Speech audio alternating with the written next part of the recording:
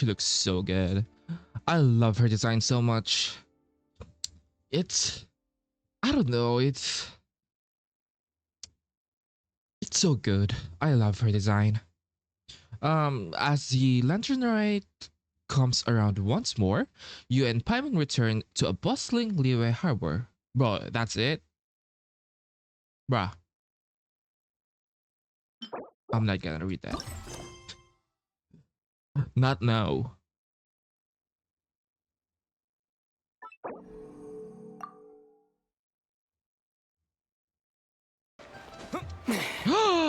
The horse! Split the bamboo in the morning, dry it till night. Shape and bend it nice and tight. Cross the strands to form a pattern, coat in silk, and you have a lantern. Okay. Bars? That's how you remember how to make a show lantern. Did you get all that, Chi-Chi? Morning, split bamboo, traveler. Hey, oh. Then get silk, make Paimon. What?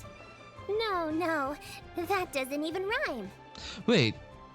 Is her VA different? I kind of don't. Is her VA I feel like her VA is different. I don't remember. Look, it's them. I think oh wait. It might be not. Hey, Yao Yao! Hey, Chi-Chi! Whoa, Traveler! Paimon, you're here! Happy Lantern, right? Happy Lantern Rite.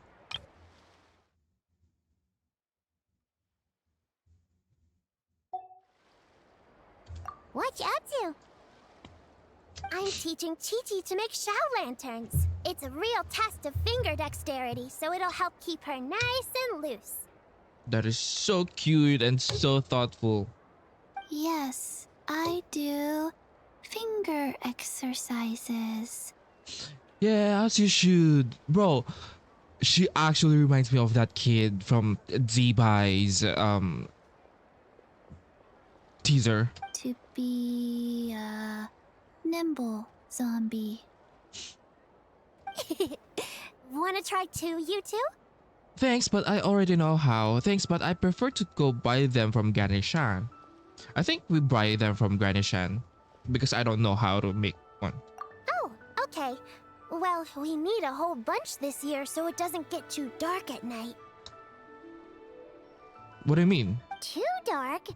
What does that mean? Dr. Baiju has patients who got hurt walking at night. The moon disappeared, so it was too dark to see. What do you mean? The moon disappeared? Like, behind the clouds? It was Jonju, the moon devourer. Janju? The who? All I know is Bakunawa though. Changshan told me about it, but now I forgot. It's an old myth from Chenyu Vale about a giant toad in the sky that eats the moon. Toad. The Bakunawa do look like a toad, but I mean,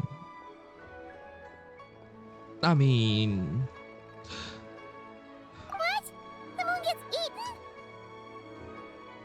It's just a story. It's not like there's actually a giant toad in the sky. I asked Master about it, and she said myths are just insights into how the people of the past understood the world. so did the moon really disappeared? I mean, yeah. Well, I didn't see it that night. But I've checked several nights since, and it's been there same as ever. According to Chi-Chi, though, the Ministry of Civil Affairs sent someone to do some kind of serious investigation. So, I don't know. Maybe something did happen. The Ministry of Civil Affairs? This is starting to sound bad. It's okay. You can fly. Even if it's too dark, you won't fall and get hurt. Yeah, exactly. So turn that frown upside Exactly. down, Paimon, or someday you'll get a whole bunch of wrinkles and wake up looking like an old granny. Oh. What? Okay. No more frowning. But the traveler can't fly. Oh, she's Hurt so himself, right? worried about Don't us. worry. That's what the shout lanterns are for. As long as we make enough, Liyue Harbor will never go dark. Yeah, and there's the giant lantern too. Oh, right! I almost forgot. Look, this year's Grand Lantern commemorates the Adeptus who guards the moon. With her watching over it, the moon will be safe for sure. A white horse? Wait, so that's the white horse Adeptus? I mean- Yeah! Legend has it she used to live on the moon. So if it were ever in danger, I'm sure she wouldn't just stand by and watch. Huh! We've heard of the White Horse Adeptus before, but we never heard the part about her living on the moon. Probably because it's a folk legend from Chenyu Vale, so not a lot of people know about it.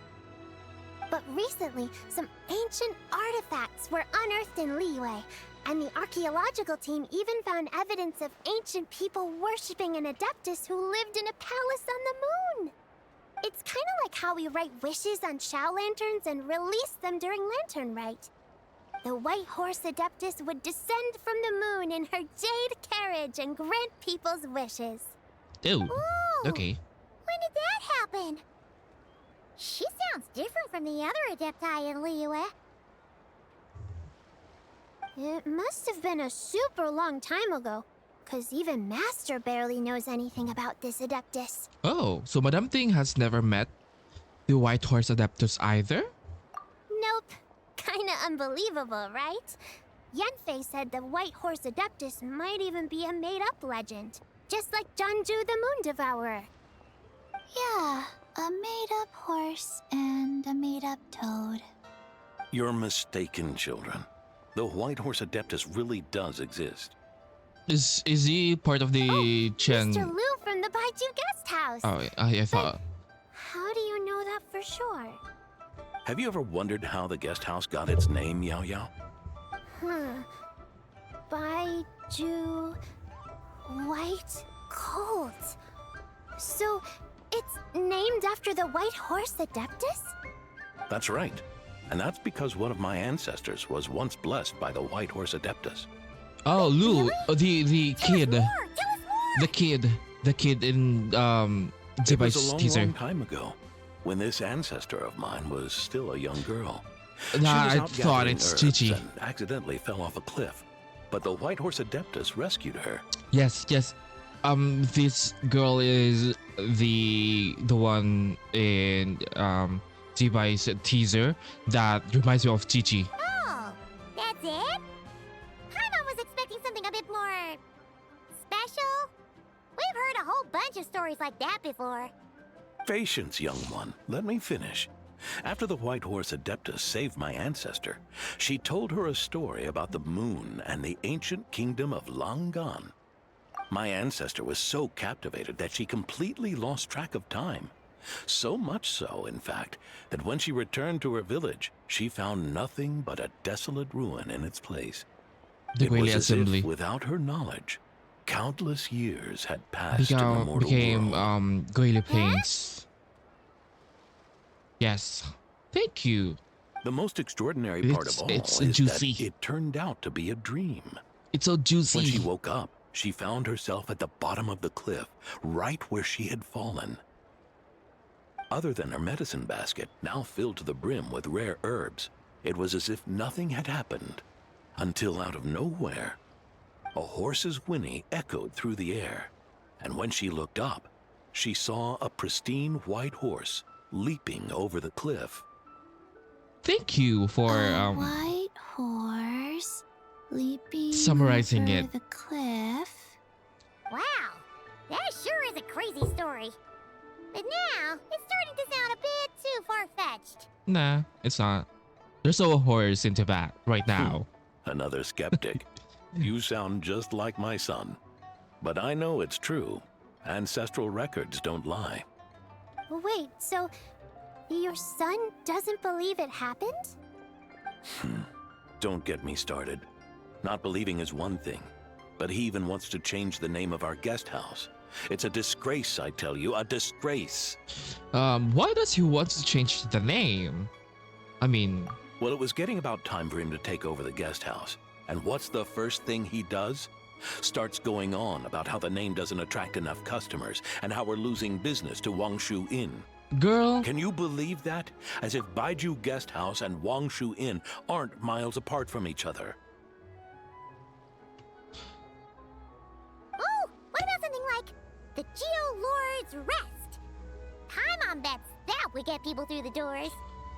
I mean, I think the guest house is literally right in front of the where they put the huge lantern whenever it's lantern night. So I guess it should, I presume it should attract a lot of customers. Geo Lord's Rest. I like that one. This isn't about getting people through the doors. This is about disrespecting our ancestors. Oh, White Horse Adeptus, my wish is this. Let your divine power be known. Teach my foolish son the error of his ways. Paimon wants to learn more about this Adeptus. Hey, maybe we should ask Zhongli. Good idea. Mr. Zhongli is super knowledgeable. He can answer questions even Master has no clue about. Anywhere we can find him? Yeah, we just saw him having tea at third round knockout. Alright, then that's our next stop. Chi-Chi and I are gonna keep making Shao lanterns. Careful on the road. Goodbye, Paimon. Goodbye, traveler. She's so cute. There was a time that the realm of gods.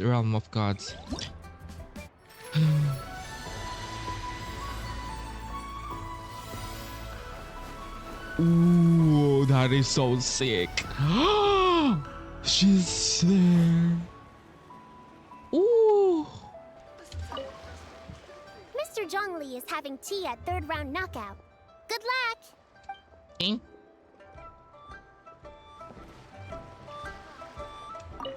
Morning. Split bamboo. Traveler. Oh no. I got it wrong again.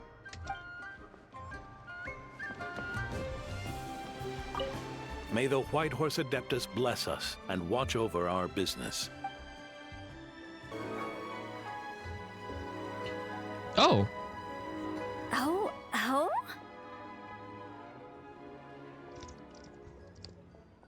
Oh.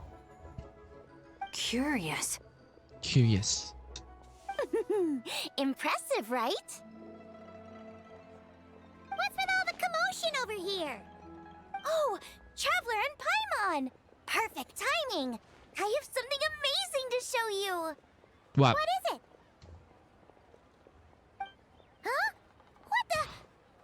Heart of the Moon is blacked out! Wait, where is that? Eaten by a giant toad? Huh. I didn't expect you to know the story of Jonju the Moon Devourer, Paimon. Don't underestimate Paimon. She learned a whole bunch of things in Sumeru. Bruh. But You just learned Genshin it. the Moon Devourer is a Liyue legend. Well, knowledge knows no borders, so there. You're right about that, Paimon. But this dark circle doesn't look anything like a toad to me. A toad's egg, maybe? But that's about it. Oh, wait, Traveler! You've been in Nodcry, right? The people there worship the moon goddess. So you should know what's going on here. This wasn't a thing in Notcry either. I don't know how. It's not everywhere. It should be everywhere. Really? Not even in a place where people worship the moon? But there's a celestial phenomenon called a lunar eclipse. Oh yeah! Master told me that the tale of Jianzhu, the moon devourer, was how ancient people explained a certain celestial phenomenon. So it's But just a what is it exactly? lunar eclipse. Some kind of omen of disaster? Wait, you guys don't know lunar eclipses? Nope, just a natural phenomenon, but this lunar eclipse seems different. Why do these people doesn't know lunar eclipses? How so?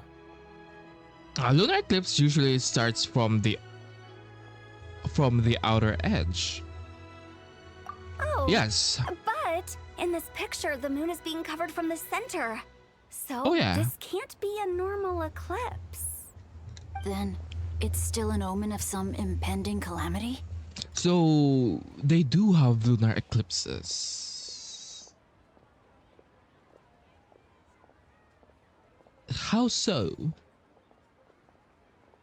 Okay. We never said that! Where did this picture come from?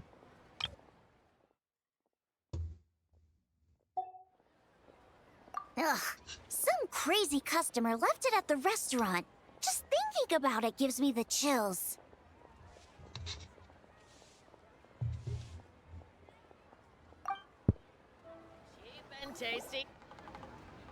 Attention, everyone! As the auspicious festival season approaches, I have an announcement to make. I, Lu Xiong, am on the verge of becoming one of the most renowned archaeologists in all of Liyue Harbor. No, scratch that, in all of Tibet.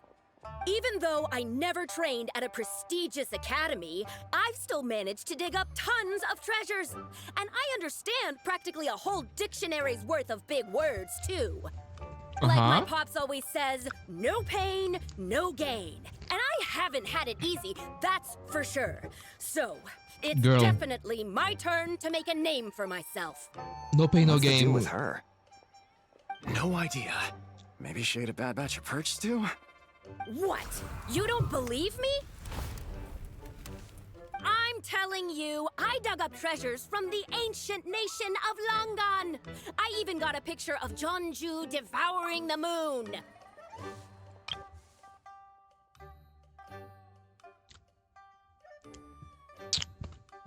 If the theory is correct that Langan is in the chasm, is it the ruins inside the chasm? Underground? I think they might be.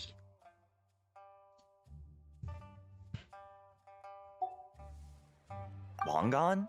Jeonju?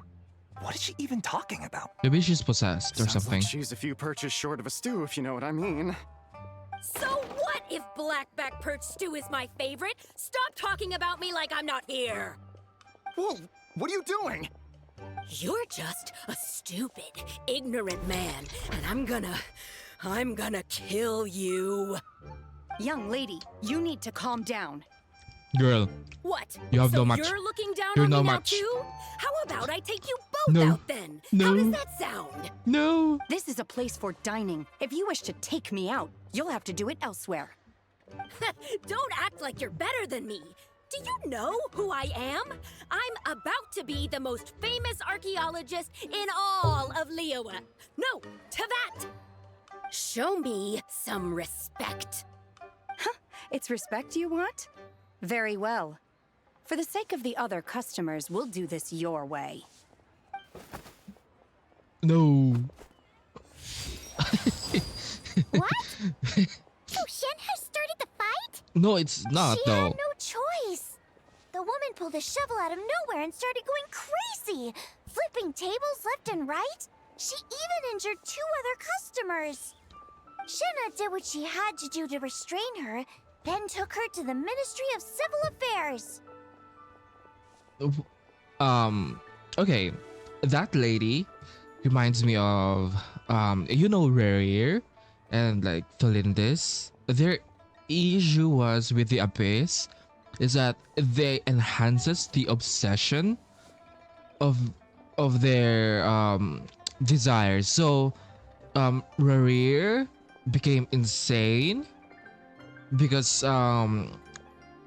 he wants to hunt the moon, and because Crimson Moon Dynasty, and to find Tholindis. While Tholindis kind of like had a misjudgment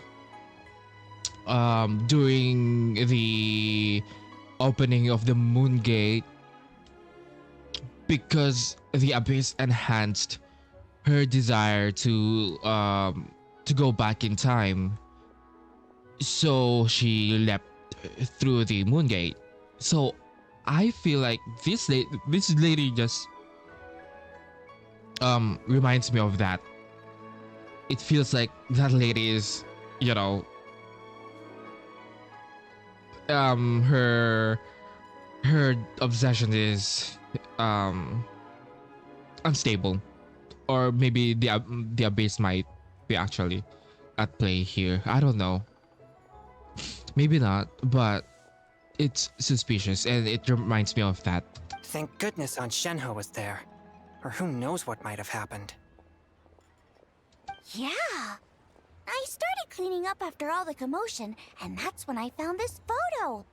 I thought it might be the one she dropped, so I rushed over to show someone. She said she took a photo of Jonju the Moon Devourer. This must be it. Can we really trust what she said, though? Clearly, something is going on with her. Paimon's got a point. It sounds like she wasn't acting right at all. How do we know she wasn't possessed by some kind of evil spirit? Aunt Shenhe would have noticed if she was possessed. All right. But what about the part about Long Gone and the treasure she found? What about it? What if she raided a tomb and dug up some super special relic, then got herself haunted by an ancient ghost? Yeah, for me, it feels like One the so abyss powerful obsession. that even Miss Shenhe couldn't sense its presence. Your imagination is something else, Hu Tao. Why would an ancient ghost come to Wanmin restaurant, huh? To eat my blackback perch stew? Hey, it could happen. I'd want to eat your food if I was a ghost. Oh, Wait a second. okay. She mentioned the ancient nation of Longan, right?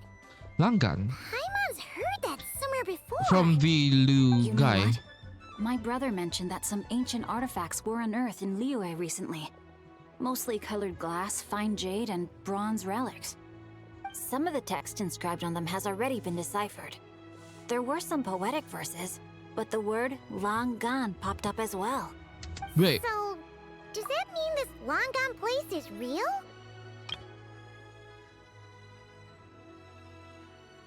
so is it? Some of the text inscribed on them has already been deciphered. There were some poetic verses, but the word Langan popped up as well. It's jade. Oh, so it might be a typo, or the meaning of Langan is jade.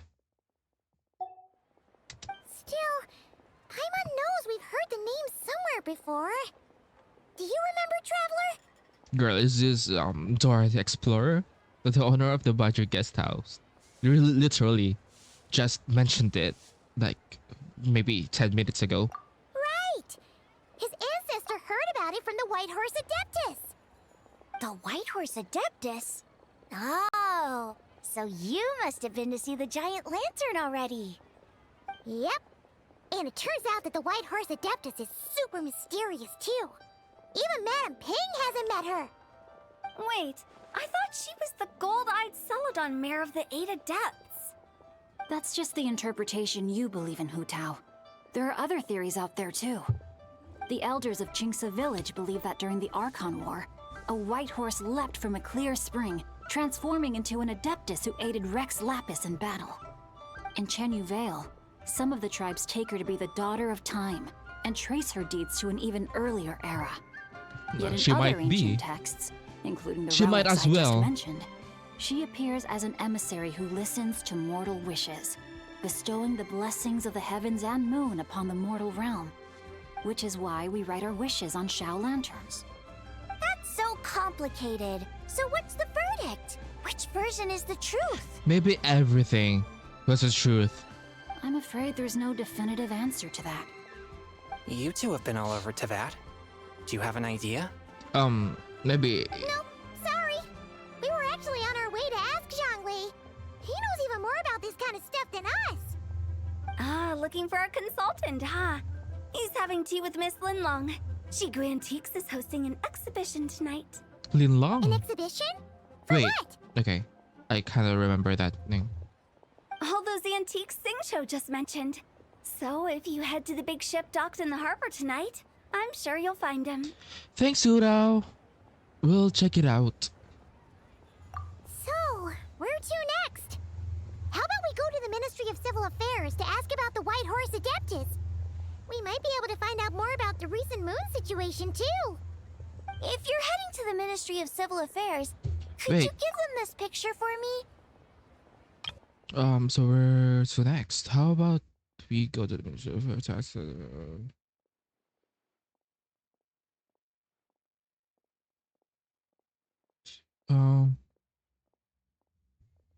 Okay. Since it belongs to that customer, she deserves to get it back at least. It might even help the Ministry with their investigation. Of course. Let's go. Alright, we're off! Oh, wait! I almost forgot! Happy Lanternlit! Come have a meal with us when you're free.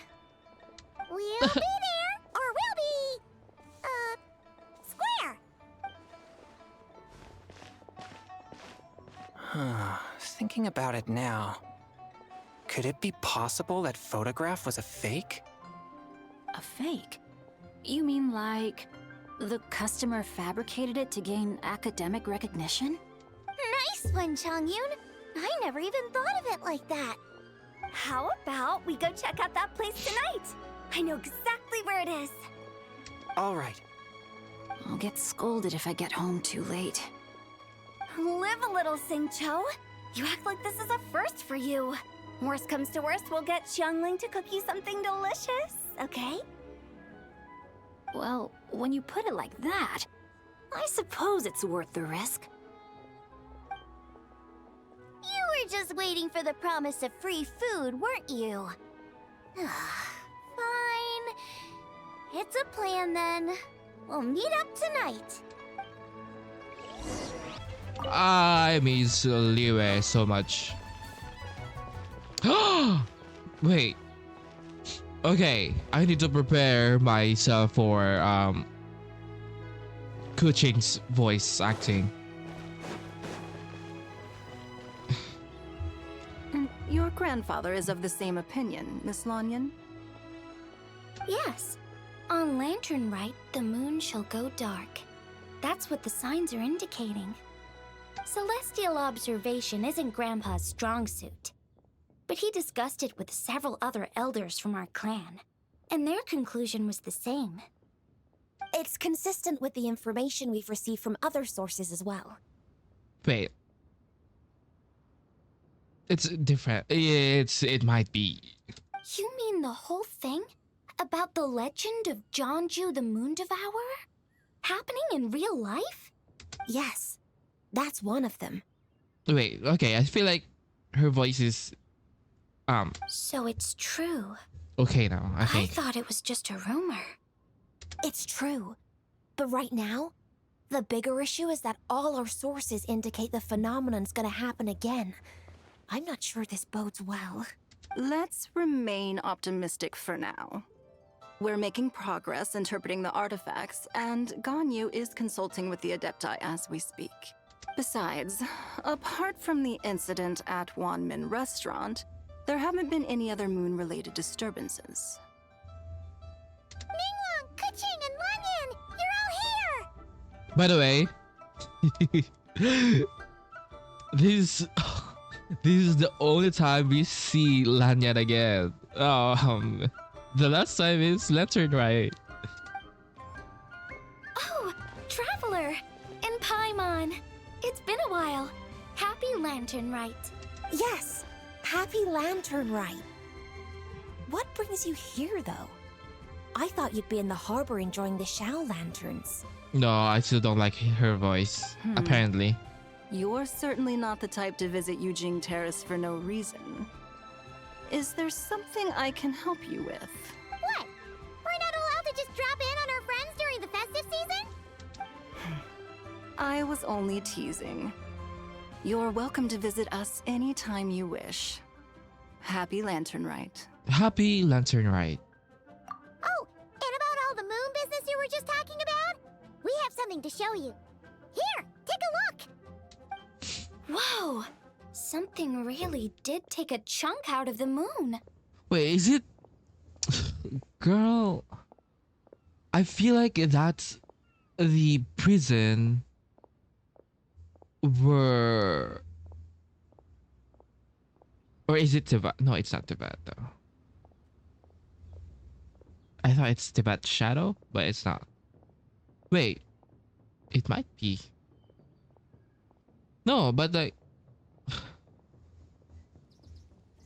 I don't fucking know, man. Someone managed to capture a picture of it. Is this Zhanju, the Moon Devourer, then? Even though we confirmed this event took place, I still can't quite believe what I'm seeing. Where did you get this picture? From Xiangling! She found it when she was cleaning up after that customer caused a scene. She thinks they must have dropped it. Wait, is this Chawang Terrace? Is it in Vale? Yeah, is something wrong? No, it's just where I'm from. It said that Chawang Terrace was where the ancient people of Chenyu Vale communicated with the heavens. And in this picture, the moon happens to be right above Chawang Terrace. I was just surprised, that's all. It's probably just a coincidence. That's interesting because the ancient people of Chenyu Vale migrated there from the chasm area.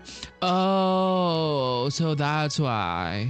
So chasm, Langan, Langan, chasm, then Chenyu Vale. The chasm? So, that place is involved too?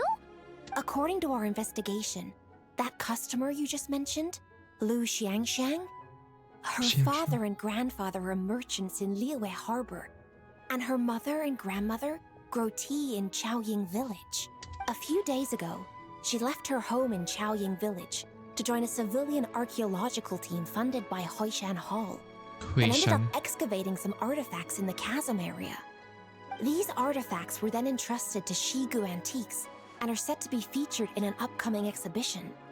Then, of course, the incident at Wanmin Restaurant occurred. So, okay, let me get this straight. That photo was not from the chasm area because it was that location in the photo was in Chenyu Vale. So I guess it was a separate thing. We suspect something happened during the excavation that left her with quite the shock. Might be the abyss, apparently. And now, it seems like she also went to Chawang Terrace and took that picture of the moon disappearing. Wait, but it's only in a certain angle? The chasm? Chawang Terrace? Things are getting pretty complicated. How's Lu Xiangxiang doing now? She's not in a good mental state, so we took her to Boo Boo Pharmacy to get some help. Why don't you come with me to check up on her? At this point, you seem invested in this case too. Gladly. Then let's head there now. So if the phenomenon is not as a whole, then it's only in a certain area with a certain angle. So it might be closer than it is. Now that I see this picture, it looks less like a piece of the moon was eaten, and more like something is obscuring it. But what sort of thing could block out the moon?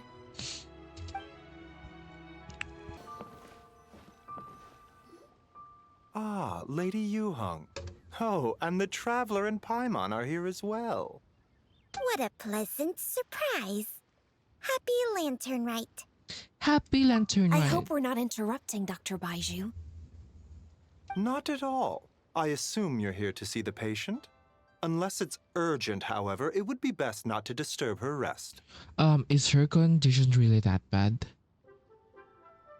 It's quite unstable. She's even more agitated than when she first arrived. And she refused to cooperate when we tried to check her over. Actually, it actually reminds me of that abyssal obsession. I had no choice but to prescribe a calming draught and to have her rest for 2 days.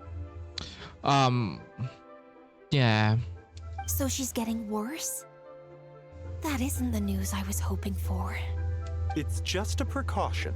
Based on an earlier conversation with her, it seemed more like a fixation than anything else. She hasn't lost her mind. See? I was right. That's right. When we asked about it, she kept insisting she was going to be famous far and wide. I was right. I was right. Well, it might not be far and wide, but she certainly made a name for herself around Yujing Terrace. Even some of the Qixing know who she is. Have you ever seen something like this, Baiju? Not often, that's for certain. From my initial assessment, the patient appears to have experienced some sort of shock, and whatever it was seems to still be haunting her. But what could have caused such a thing? The relics from the chasm? Or the moon above Chuang Terrace that night?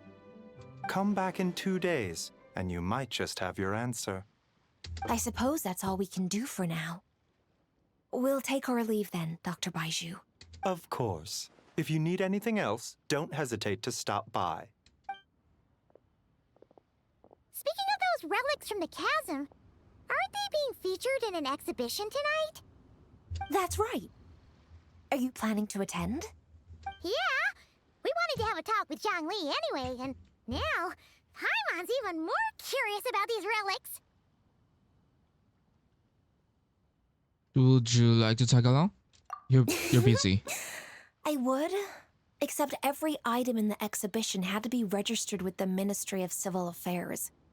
So I'm afraid it's been spoiled for me. I reviewed them all myself. There are some rather peculiar artifacts, that's for certain.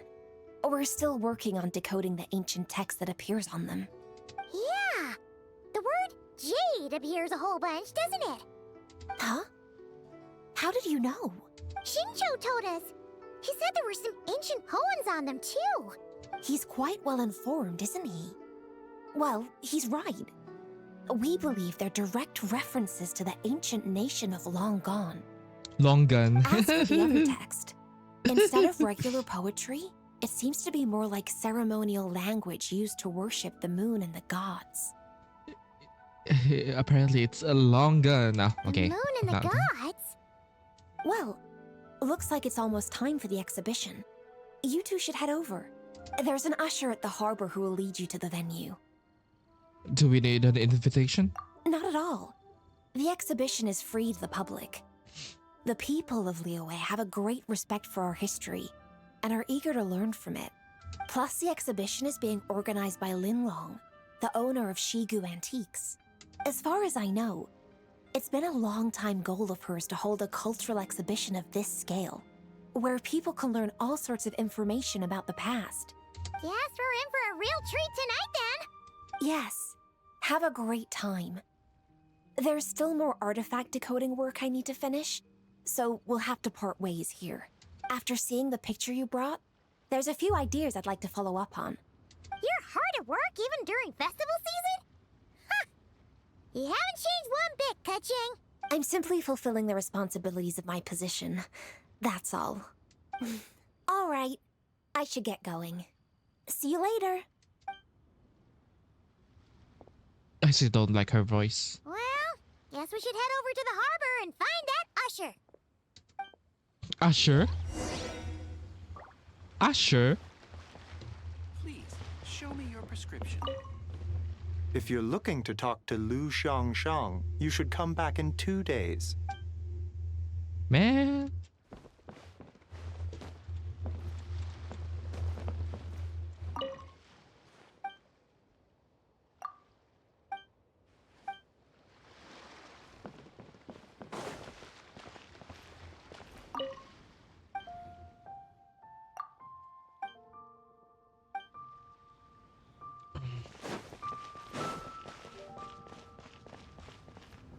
The patient is resting. No disturbances, please. Fine. The patient is resting. No disturbances, please. Oh, your voice. Your voice is just something. Is this exhibition?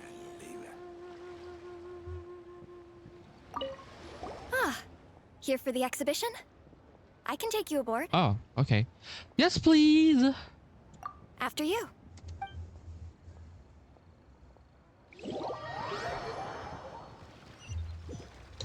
Zhongli is here though. Whoa! Look at all the antiques on this ship! It's almost too much to take in! Keep an eye out for a Zhongli. Greetings. A I Zhongli. trust you've been well since last we met? You know, before the Torre, Sunrode died, but we got the Trilunar Authority. Is it Trilunar Authority? I don't know, but you know, we brought back the Moon Goddess, but Sunrode died, and I don't know. We're kind of stuck in the thing, in the moon's reflection, but Sandrone died. I don't know if the Torrid is still alive, but you know, Sandrone died. Aha! Speak of the devil! You're right where Hu Tao said you'd be! Ah, so Director Hu gave me away, did she? Don't act like you're up to some super secret business. We know you just do whatever you feel like. Yeah, as he should. Yo, Traveler, Paimon, what's up? Beidou. It's been a while, you two. Happy Lanternlit. Beidou! Yunchin! It's great to see you! You're here for the exhibition too? Yes. When I heard these artifacts were from ancient times, I just knew I had to come learn more about them. I mean, what a discovery, right? Yeah, Ningguang pretty much said the same thing. She thought coming here might help culture me up or something. Oh, of But course. as you know, I'm more of a fists and punches type of person. I Of doubt one course. exhibition is gonna change that. You're too modest, Captain. You're the leader of the Crux fleet. That takes far more skill than just fists and punches. Plus, at the end of the day, you still decided to come, even though you didn't have to listen to Ningguang. I mean, Well, she's the Tianquan. If she can't even get an average ship captain like me to do her bidding, how's that gonna look? You sure know how to think from her perspective, huh?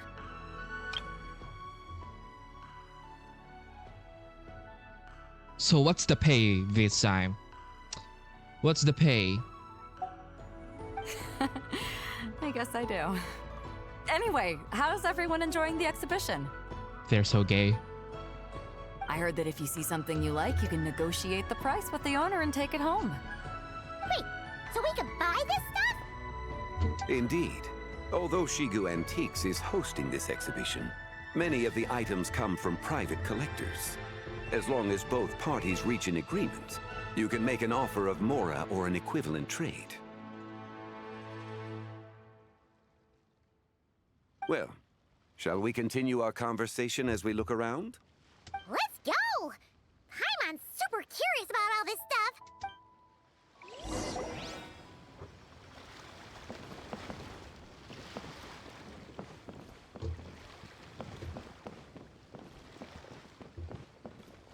Bro, I can't even Ooh, is this it? This is a carriage, though.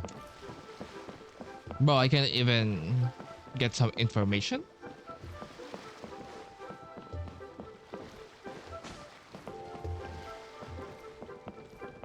Chop, chop, chop, but oh, this one. Oh, Whoa, look at this painting! There's a huge toad on it!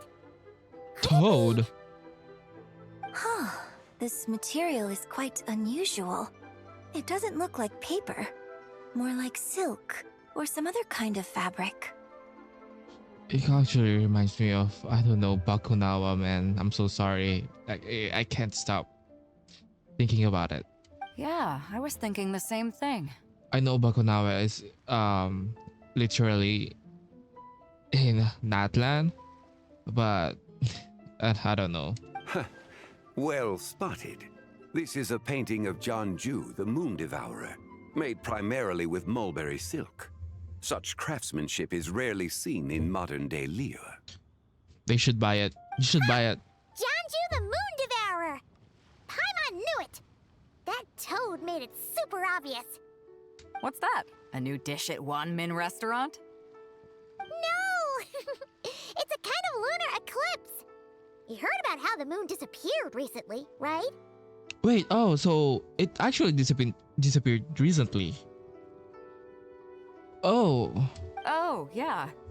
You're saying a toad did that? It's what the legend says. So, nothing to do with food then. Noted. Oh, she just want food. And the figure next to the toad. Is that the white horse Adeptus? From the stories I've heard, her palace lies on the moon. That would seem to be a logical assumption. Was this excavated from the chasm? No. In fact, this item was discovered in Chenyu Vale, and many years ago at that. This is so confusing. Oh, so it's from Chenyu Vale? Actually, that's not quite right.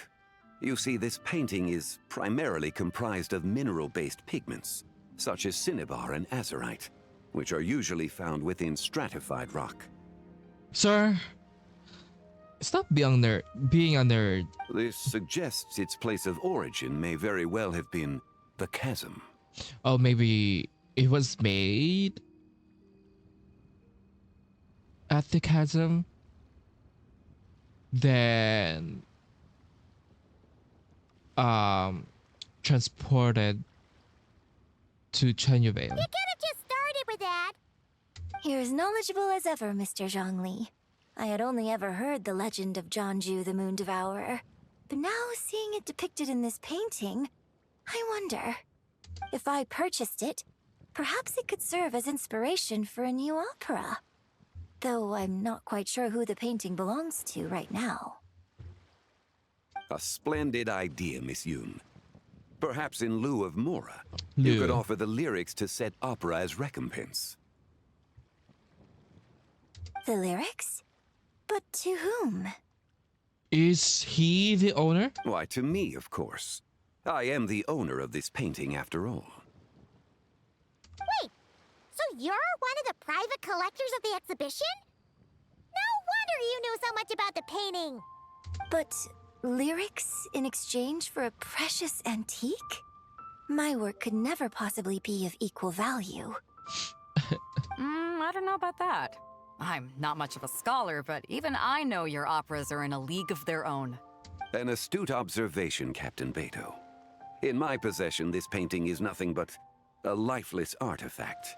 In your hands, however, it could be transformed into a new piece of art entirely. Quite the worthy exchange, no? But I'm not sure when I'll be able to finish writing it. It certainly won't be ready this year. Allow me to be equally forthright, Miss Yoon. This silk painting is merely a copy I made of the original work. There is no need for such concern over its value. Oh, so it's not the real thing. Huh? So it's a fake? I had no idea you were such a skilled artist, Mr. Zhongli. I pride myself on having some knowledge of antiques, but I didn't notice anything that would point to it being a replica. I guess it's maybe from memory. You never cease to amaze me, Mr. Zhongli. You flatter me. All that said, Miss Yoon, you must accept. Truly, I insist. Huh. He's gone from handing out fake Mora to fake paintings now, huh? He's a cunning. Shh. Your kindness is impossible to refuse, Mr. Zhongli. Rest assured, I'll be sure to return the favor. Maybe he lied. It's the real thing. I shall look forward to it. Man, that was quite the find. Huh, I should buy something too, if only so I can show it off to Ningguang. Let's keep going and see what we can find. Maybe it's the real deal. Honestly. Wow. This bronze war chariot is really something. It must have quite the story behind it. I've never seen anything like it before. Do you know what this is, Zhongli? Ah. I heard from Miss Linlong that a carriage made of Celadon jade was unearthed in the chasm. A copper canopy, a body adorned with flowing clouds and geometric patterns. Yes, this must be the one. A precious piece indeed. This thing's gotta be thousands of years old, right? Crazy to think people back then were capable of such intricate metalwork. Too often, we view the past and future through the lens of the present. Objects that fascinated us as children seem crude later in life. And that's only after a few decades or so of separation. If one were to stretch time across hundreds or thousands of years, one might discover that time is not always a force that pushes things forward. Oh my god. Am I crazy to be thinking about Dotare right now? He literally said something about time, hundreds or thousands or billions of years into our conquest. The time is not always a force that pushes things forward. It would seem the people of that era managed to create a remarkable civilization in their own right. Makes me want to get my hands on this even more. Ningguang's gonna be so jealous, don't you think? Has this war chariot caught your eye, Captain Beidou? Oh, you must be Linlong from Shigu Antiques. Nice to meet you. This exhibition has been amazing so far. Well, that's all thanks to supportive patrons like you and Mr. Zhongli, of course. I didn't expect that her voice is like that. As for this war chariot, it was discovered by an archaeological team sponsored by Hoishan Hall. The price comes in at 90 million Mora. I don't even have that. How much? I think Beidou can afford. 90 million? Woo, looks like my eyes were a bit too big for my wallet. Quite a bargain. Sir? A bargain? 90 million Mora could feed Paimon for like 1,000 years! And if you actually went on an eating spree that long, perhaps you'd be considered an antique worth that kind of Mora too. Yeah. What, 90 million? Nuh-uh! Paimon's worth way more than that! That's true. Well, if Mr. Zhongli thinks it's a good deal, I'm sure it's worth it. So you're gonna buy it? Beidou's putting way too much faith in Zhongli. What if he's only here to drive up sales? Shh. I'll take the chariot, Miss Linlong. Someone will come by with the payment. She's wealthy. She's wealthy. Oh my god. Beidou and Ningguang. Oh my god. We love rich couples. Quite the discerning eye you have, Captain. After the exhibition ends, I'll have someone deliver it to the Alcor. Actually, could you send it straight to Yujing Terrace? I'd like for the Tianquan to see the proof of my discerning eye for herself. Stop. Stop. Stop. I love this. So, but stop. Understood. Great. Yunjin and I both found something. What about you three? Want to keep perusing? And don't worry about the Mora. It's all on me. Nobody's going home empty-handed tonight. I appreciate your kindness, Captain. But I'm afraid I have some private matters to discuss with Miss Linlang. Okay, they're gonna split the the payment. In that case, don't let us keep you, Mr. Zhongli. Right this way. Traveler, Paimon, perhaps you would like to accompany me. What? So you can show us another bargain antique that's so far out of our price range it's not even funny? Yeah, it's ridiculous. 90 million. Other people are always demanding Mr. Zhongli's time, but it's quite rare for him to extend an invitation himself. I wouldn't pass up this opportunity if I were you, Paimon. Yeah, just don't forget to come aboard the Alcor for a drink later. We should at least check it out. Yeah, guess you're right. Taking a quick look isn't gonna cost us anything. Let's go!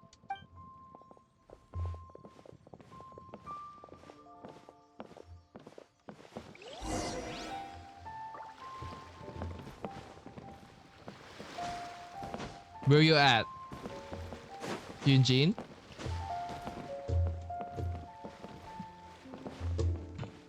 They're gone.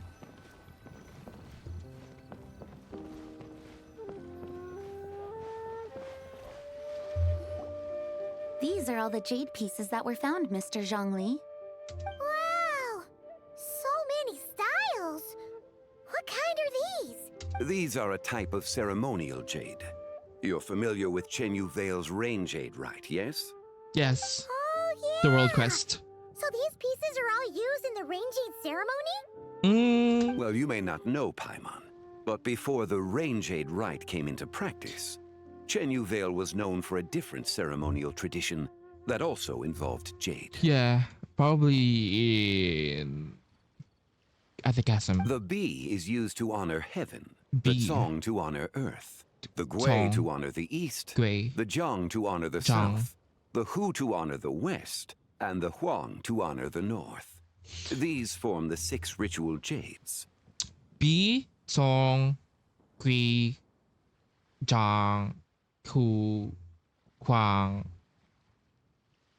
Okay. Heaven, be heaven.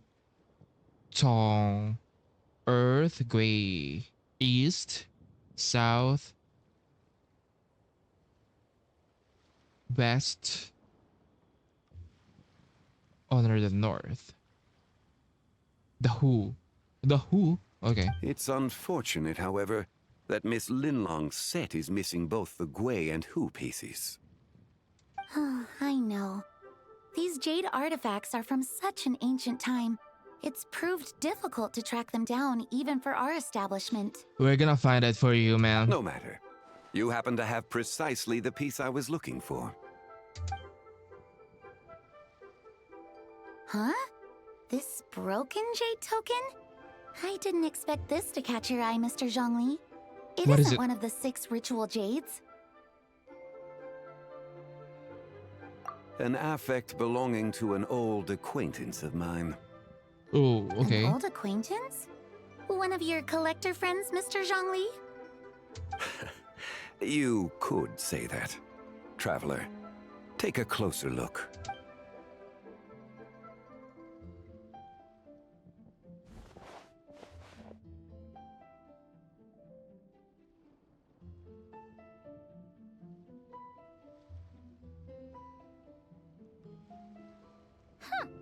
It doesn't look all that special to Paimon.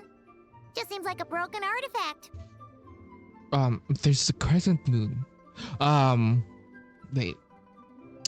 Frost moon is it? It's either iridescent or the eternal moon. But then again, it depends on which one, the right angle. Indeed. It's been thousands of years since the moon has appeared in such a form. So, in the past, the moon wasn't always full. Then, could this missing chunk be from when Jeonju devoured part of the moon? It's worth looking into. Your insight is invaluable, Mr. Zhongli.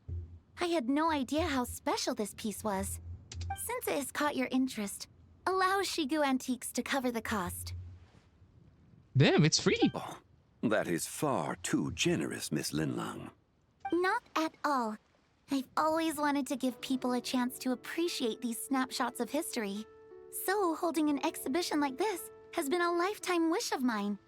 And it never would have been possible without your help, Mr. Zhongli. I merely put in a good word with a few acquaintances of mine.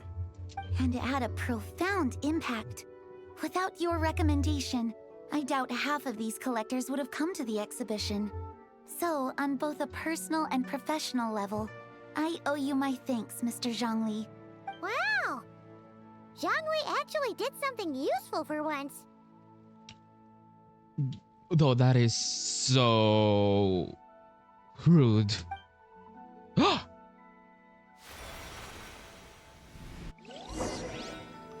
Ooh, that loading thing. Peak. I love that.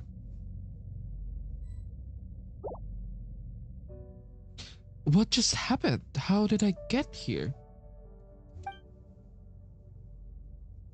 That light ahead looks like it could be an exit. I should check it out. Wait, is this really part of the teaser where the kid, you know, I feel like this is part of the teaser. The light ahead looks like it could be an exit. Maybe Zhongli knows what's up, and that's why he wants us to come along with him. Approach the distant ball of light. But what if I don't? Am I?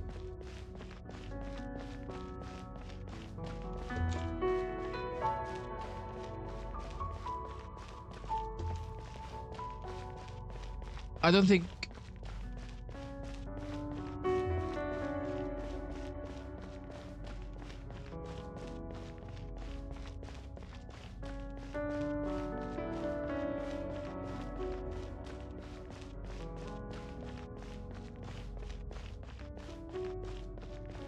Bro, I don't know if 3, 5, 7.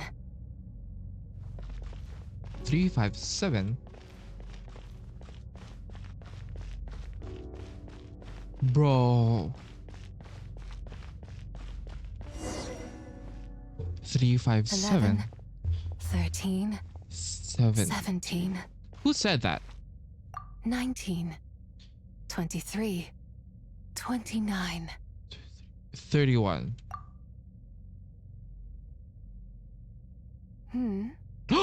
Bro, the lighting is crazy. You also enjoy counting in such a fashion, lost child? Bro, she's so pretty. Wait. Her eyes are so... Oh my god. Dude. This shot, this frame, I love it. The same loneliness as them. It seems to exist in your heart as well. As to them, the same loneliness as to them.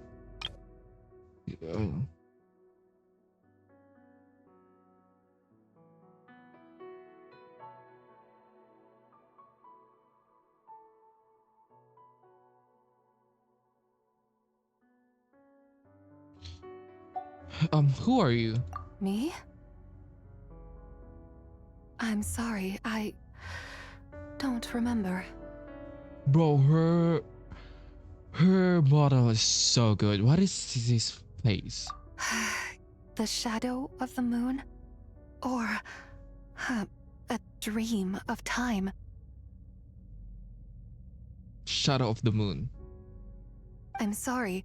No one has asked me such things before. I've been here for so long. There is much I have forgotten. Did you bring me here? I know nothing of your arrival. All I know is the longing in people's hearts.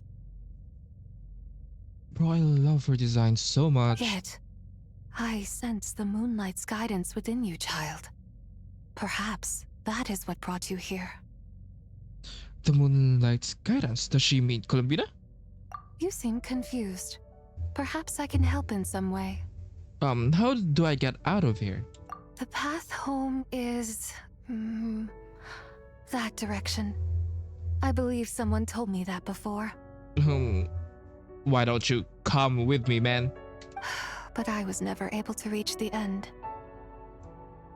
Maybe we can, man, please. You should take a look. How about we go together? No need. It would seem... my time has already run out. Please, Farewell. man. May the moonlight ever shine upon you. No.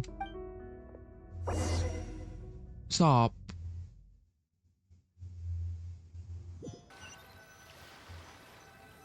I love her design so much. Wow! Zhongli actually did something useful for once. I'm back? Your complexion looks rather ashen, traveler. Are you feeling all right? Bro, did he just roasted me? Do I look ashy? Yeah, what's wrong? Does your stomach hurt? I just met the strangest person. I was just in the strangest place. Huh? What are you talking about? You were right here the whole time. Ah, I see. Bro, Zhongli knows. I'm afraid we must take our leave, Miss Linlang.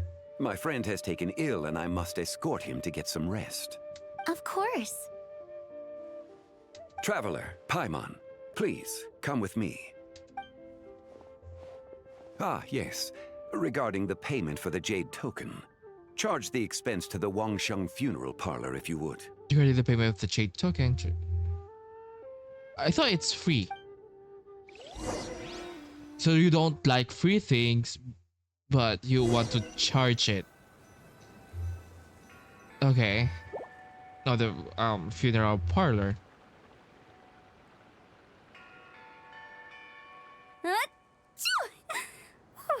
Oh, okay, yeah. Guess someone's thinking of me. Huh, but this late at night? Yeah, about that. He probably wants you to shoulder the bill. Must be that consultant of yours. I bet he's out there spending all year more at the exhibition. Yeah, he'd be the perfect employee if he just knew how to rein in the spending. But never mind him. Let's focus on the moon. We gotta see if it gets eaten tonight. Bro, this 4 is so... I love them. I don't think it's going to happen. We've been out here all night and the moon's the same as ever. It is quite late, and Chongyun's getting tired. Okay. How about we head back? We can come back another time. Head back? Already? Actually, I do have a new dish I'm testing out tomorrow. And as part of my New Year's resolution, I'm trying not to oversleep. All right. Guess it just wasn't meant to be. Let's go.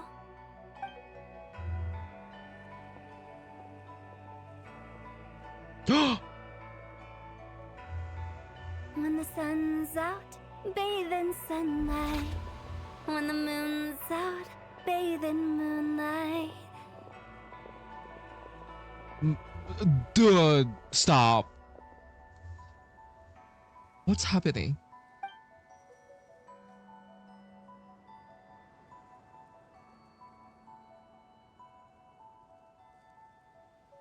I'm gagged.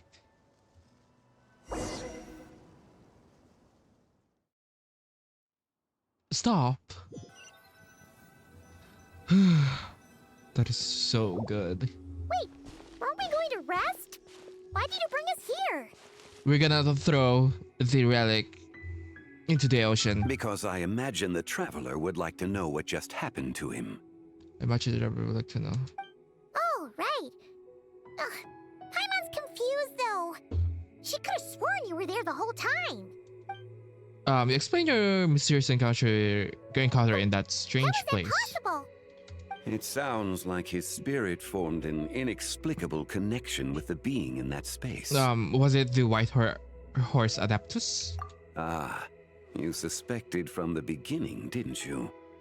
Indeed, the being you met is the fabled white horse Adeptus, and the original owner of this jade token.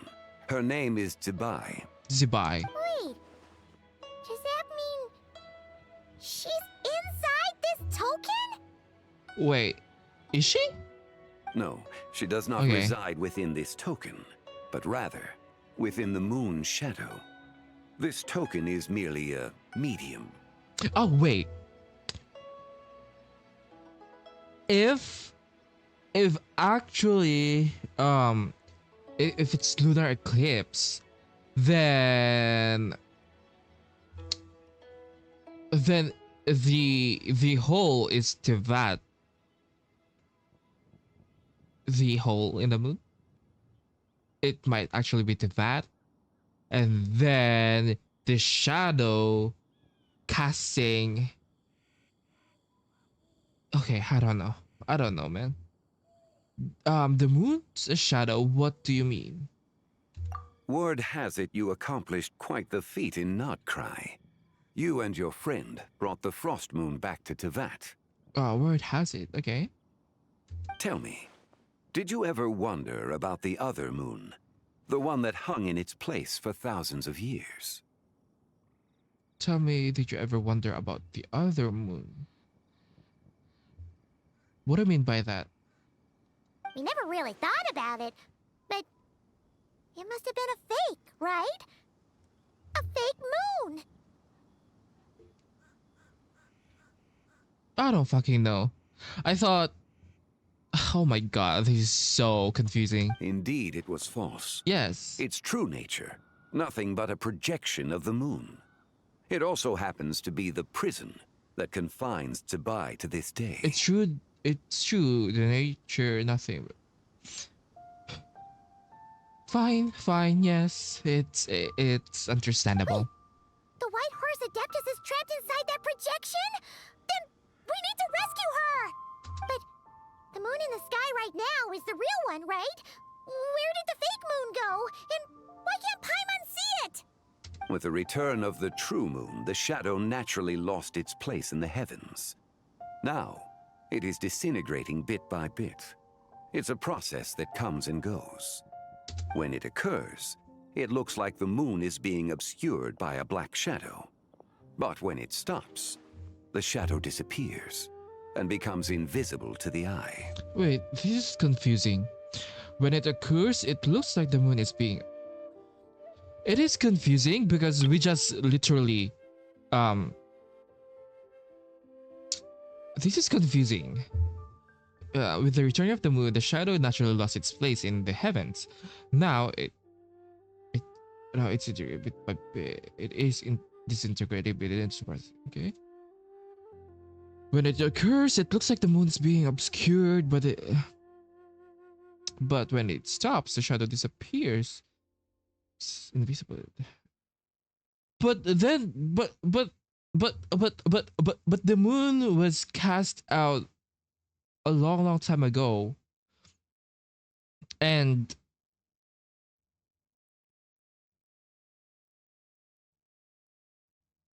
I'm confused. Because okay, tell me the other moon, the one that hung in its place for thousands of years. The fake moon. Indeed, it was false. It's true that nothing but okay of the moon. Okay, so Zibai is inside that fake moon, and that fake moon is like a projection of the frost moon. Okay, now that the real one is in the heavens now. Okay, yeah, it kind of it because I think because they said that the phenomenon is um, you know, the phenomenon has been there like since forever, but but it's oh my god, I'm confused. But the return of the true moon just happened now. So what's with this? So, you're saying there's an invisible fake moon blocking the real moon right now? Okay. So the recent lunar eclipse, it was a fake moon, wasn't it? Oh, okay. Oh, okay. It kind of makes sense. Oh. Wait.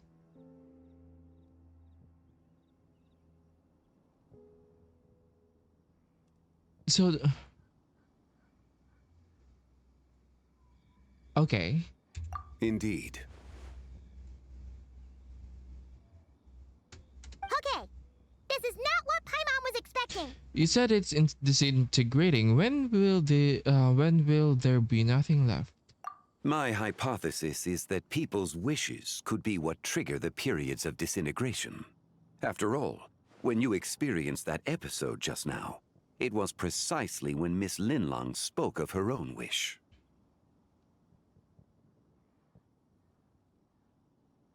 Wait, is that because the White Horse Adeptus answers people's wishes?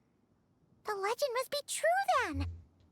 So, that means the more wishes we make, the faster the fake moon will disintegrate, right? Then it won't be long before the White Horse Adeptus is free! Quite the contrary. After countless years trapped inside, the two have merged into one. When the moon shadow is gone, Zibai will cease to exist in this world.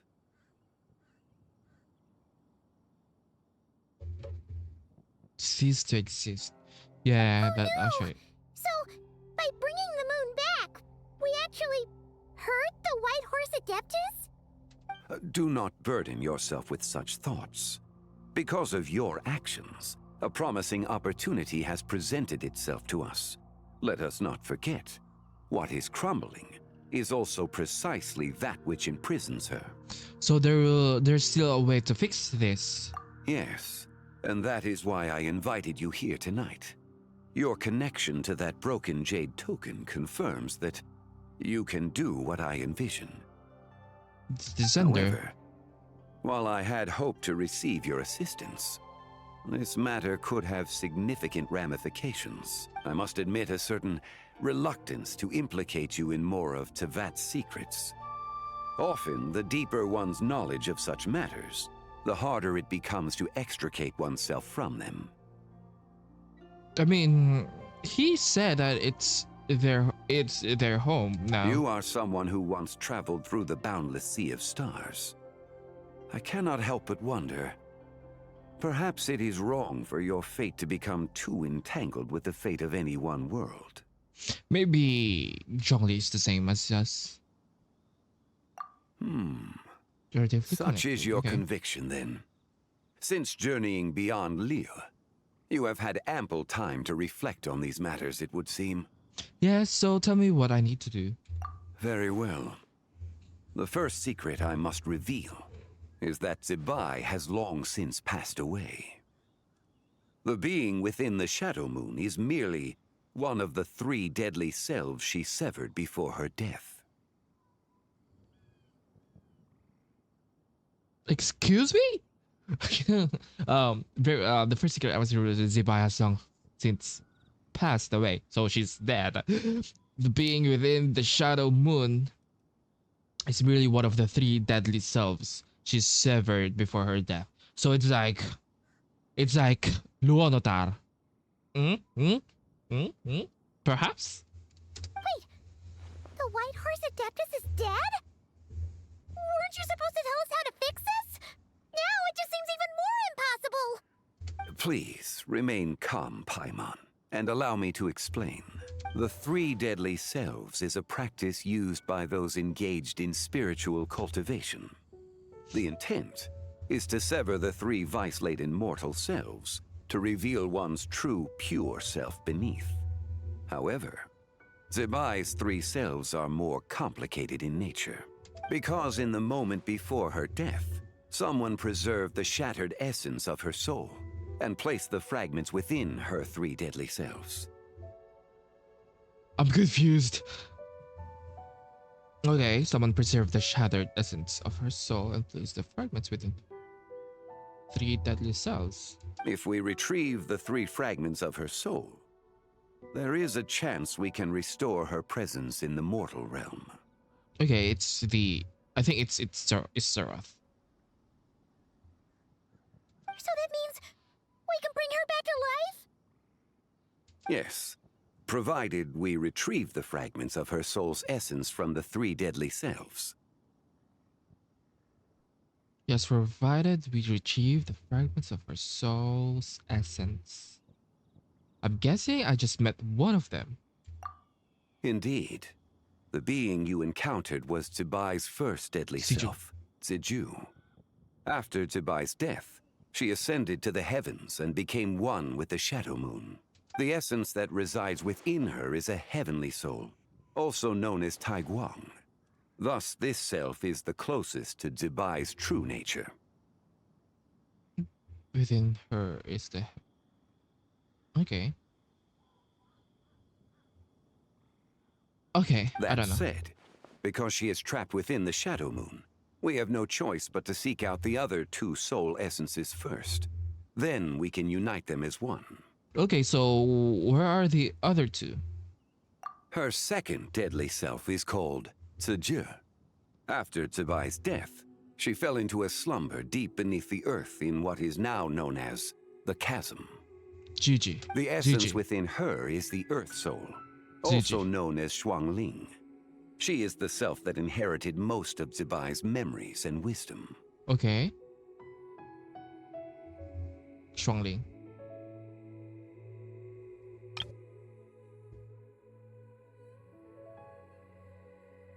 The chasm? So, do we have to go there to find her? That won't be necessary. I sensed her presence on the jade carriage from earlier, the one at the exhibition. Oh, okay. It's possible.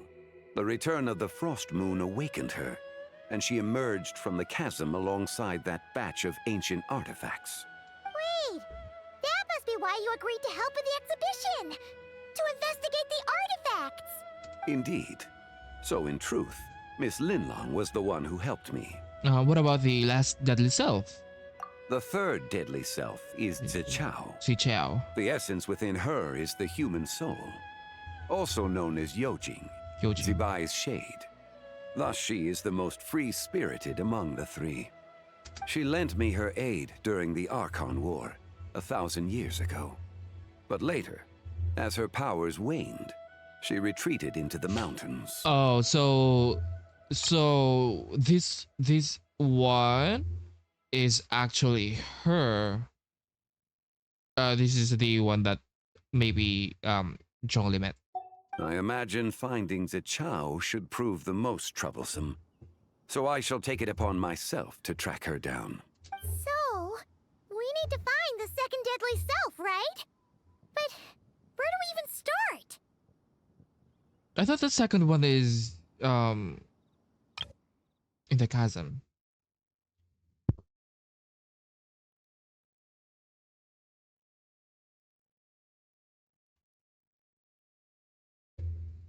Yeah.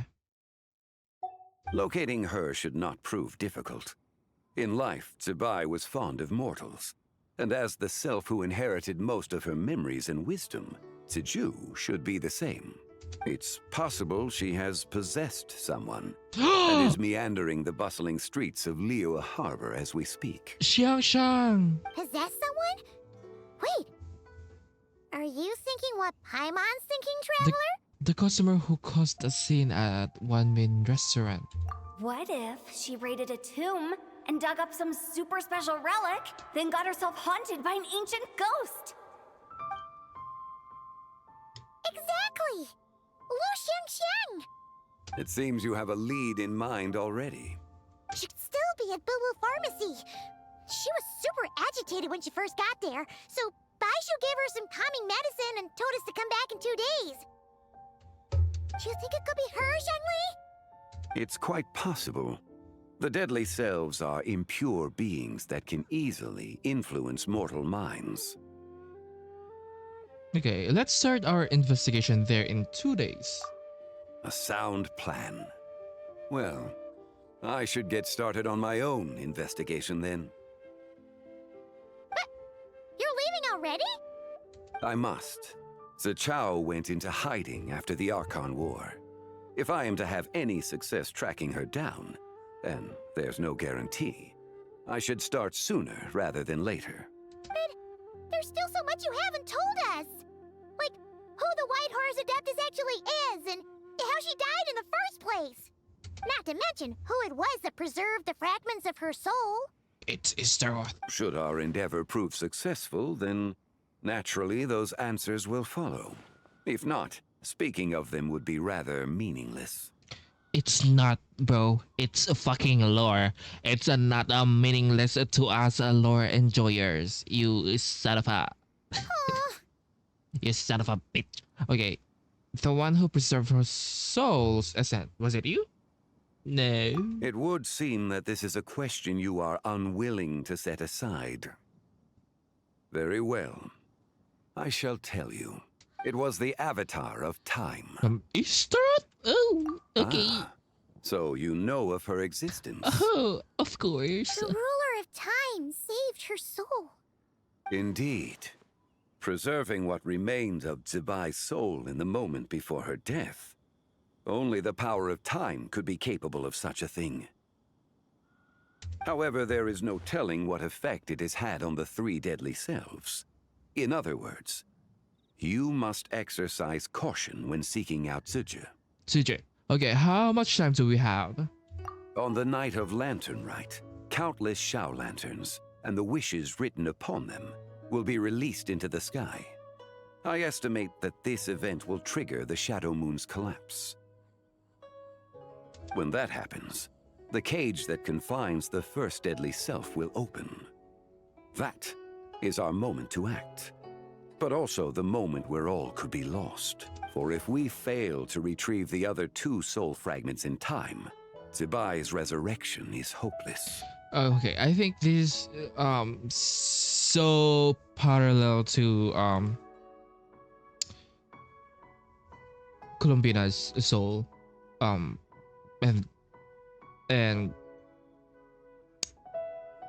Luonotar. As I Understood. mentioned before, the answers to your remaining questions should come in time, providing our efforts bear fruit. Let us hope that all proceeds smoothly in the days to come.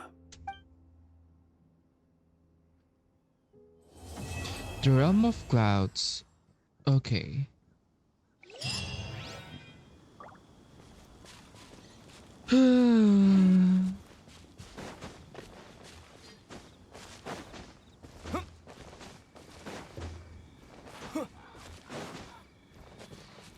I'm just gonna say, okay,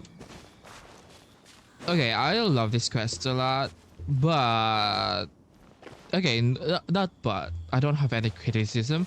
I actually thought we are gonna meet Zibai at the very beginning. I mean, in this first phase, but I guess I was wrong.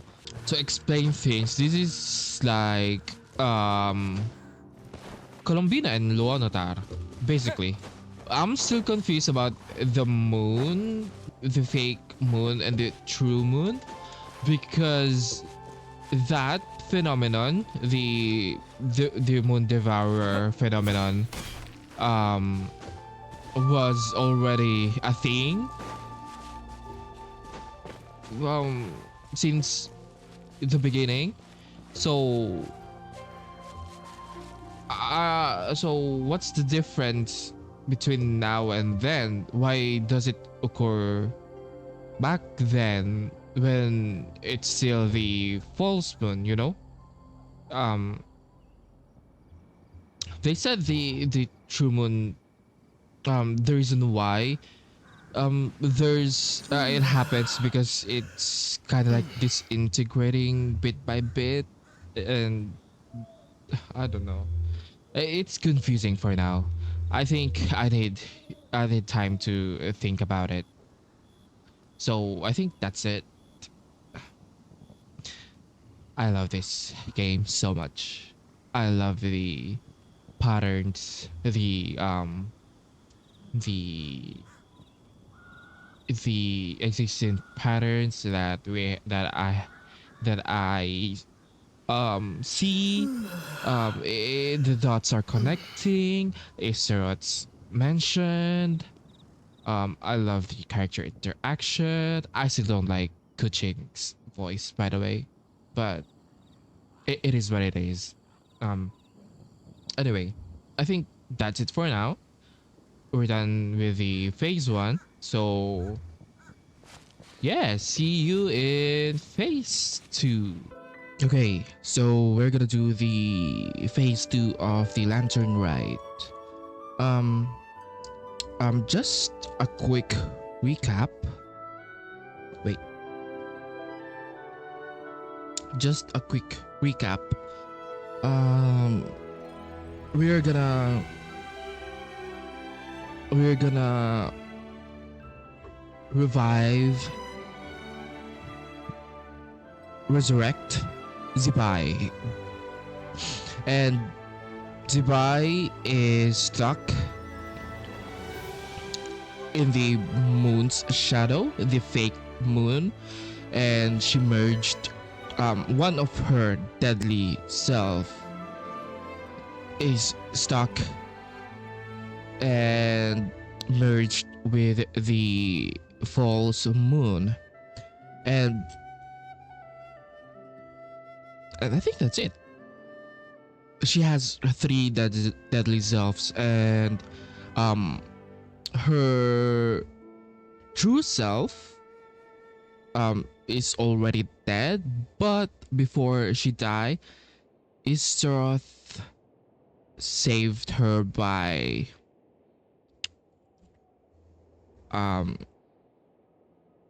something like that. Istaroth saved her. I forgot what happened, but that's what happened. What I'm confused about is the Janju Moon Devourer phenomenon, because they said it happened. It happens like thousands of years ago, but at that time the moon is already outside the vat. So how does it happen if all they see is the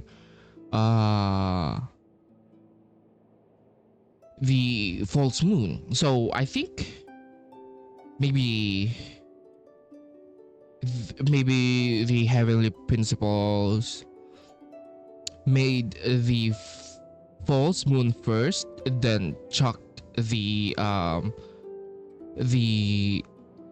real moon outside the vat. That will explain how people have this already record the phenomenon thousands of years ago. Anyway, let's just start the quest. I found out that there's a hidden quest here.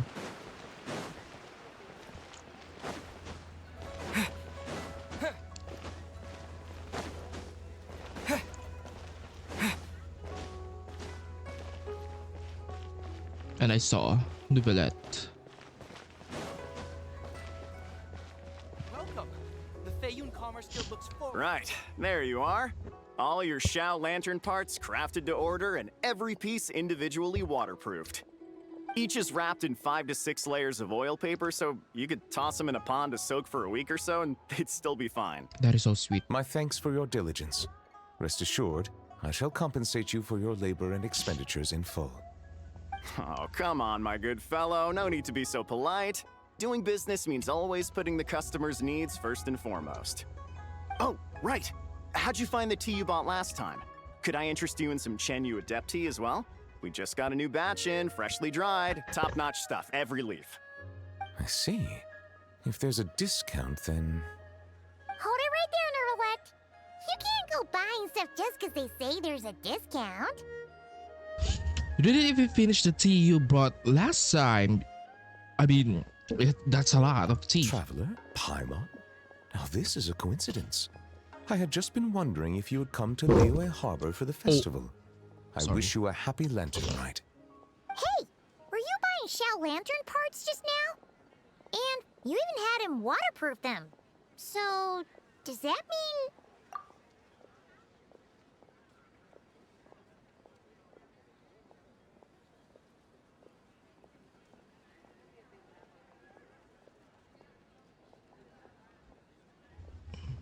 Yes, I intend to give these to the Melazines. They have never That's seen so such sweet, lanterns man. before, and I'm sure they'll enjoy them.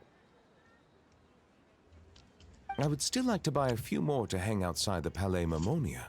However, doing so would create a dilemma. Would it not be unfair that the Palais Mammonia is the only place with Shao lanterns?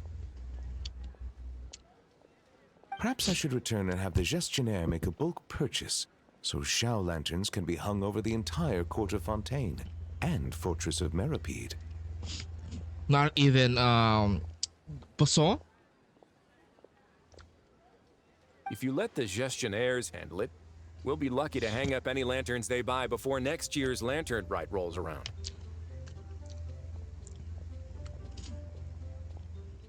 If you let the gestionnaire handle it, we'll be lucky.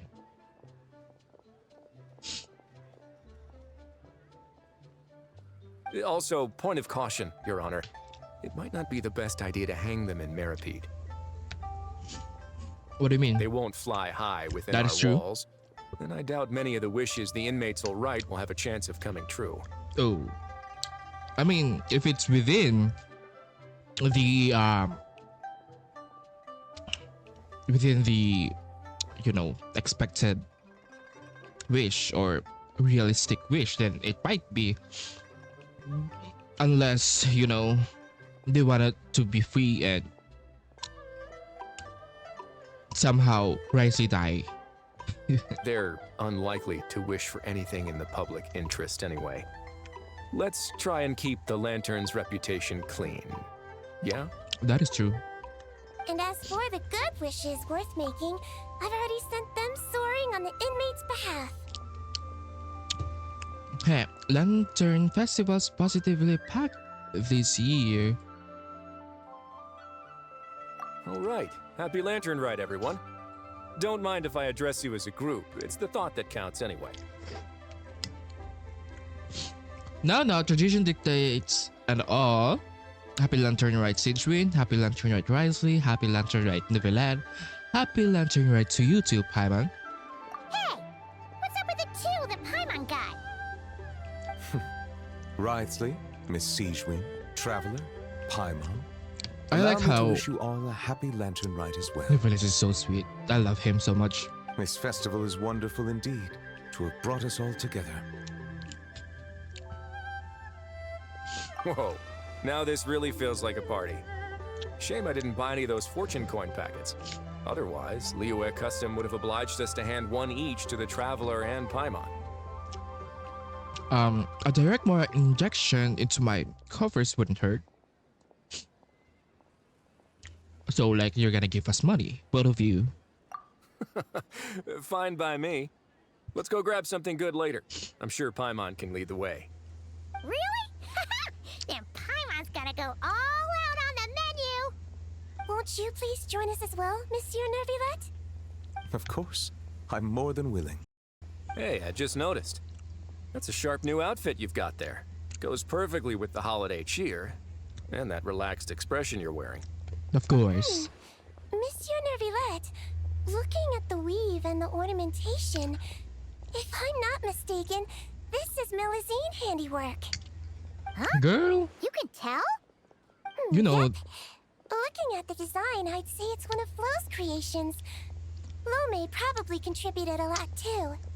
Lome. Anyway, it's dashing and elegant, and suits Monsieur Nervilette well. Indeed. This is a most precious gift the Melazines have given me. Here comes how you gave him the new outfit. So you're planning to give them Shao lanterns as a thank you? Yes, it is only polite to do so. You can expect another thank you gift from them then. Yes, I suppose they will do that. Fair enough. Gifts are gifts after all. If your office starts drowning in them, though, you can send the overflow my way. My head nurse here is excellent at taking care of Melazine gifts. Leave it to me. I'll preserve their sentiments perfectly. I don't know how she will do that though. Are you gonna put him in resin? I don't know, man. But first, why don't we find another place to stretch our legs? Liyue is a beautiful place and has a flavor completely unlike anything we're used to in Fontaine. And I'm not just talking about the tea, mind you.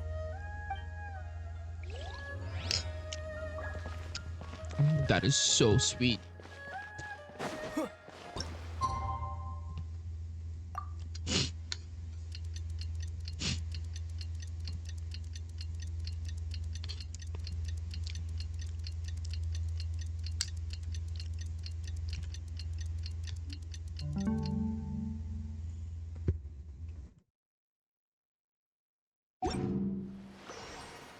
Bruh. I just did that.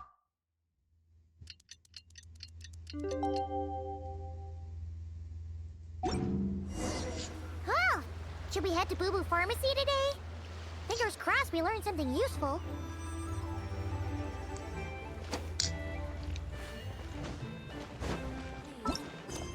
Boo Boo Pharmacy.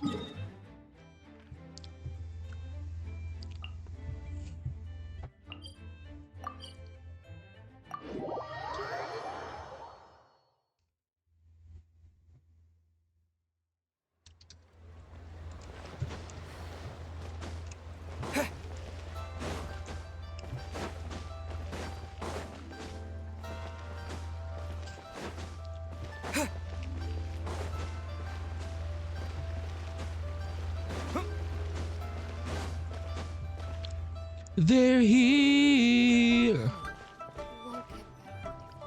So let me get this straight. The patient disappeared right as you were delivering the medicine. I know it's hard to believe, but that's exactly what happened. It's true. 1 minute she was there, and the next she was nowhere to be seen. Hey, it's Yelan! Fancy seeing you here! Oh, is this a bad time? Not at all. Just a small roadblock in the case I'm working. Mingguang asked me to investigate a patient named Lu Shangshang. If you're here to find her too, Lu then you're out of Shangshang. luck, I'm afraid. She went missing this morning. What? According to Dr. Baiju, the patient vanished right under his nose. But it just seems like that should be impossible. What do you mean? There 1 second and gone the next? Pretty sure Xiao can do something like that. Then you're suggesting this Lu Shangshang is the vigilant Yaksha in disguise? Or some other adeptus? No. Guess not. But this is so weird. How can a living person just vanish into thin air? Unless Linny decided to take his act to Liyue? Who is this Linny you speak of? He's... Oh, never mind. Paimon's just grasping at straws. Let's set aside the how for now, and focus more on the where. You mentioned this patient has a strong obsession with achieving fame and recognition? Yes. She kept talking about becoming a renowned archaeologist and making a name for herself. So, are we looking for a place where it's super easy to become famous? I'm drawing a blank. I think we should check out the Xiao Lantern crafting stalls. Because it's easy to become famous by making Xiao lanterns? Not exactly. When the people of Liyue need a solution to a problem, their first thought would be to pray to the gods and the Adepti. If her wish is to become famous, she might write it on a Xiao lantern in the hopes that the fabled White Horse Adeptus might make it come true. That certainly sounds probable. Turns out, the White Horse Adeptus might be a lot closer to home than she thinks.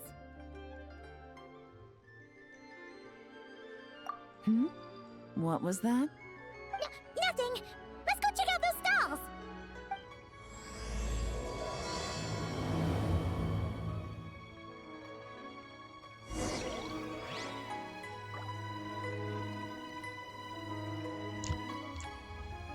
The realm of rocks. Is it possible I was just imagining things? What do you mean? I saw it too. We can't both have been imagining it. I mean, if it's a mass psychosis, then maybe.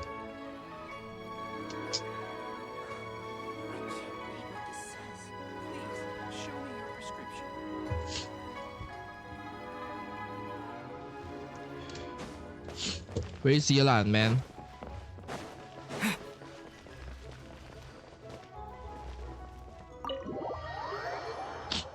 Maybe we can find clues here.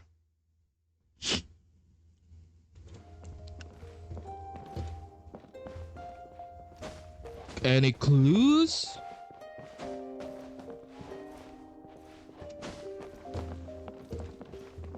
See.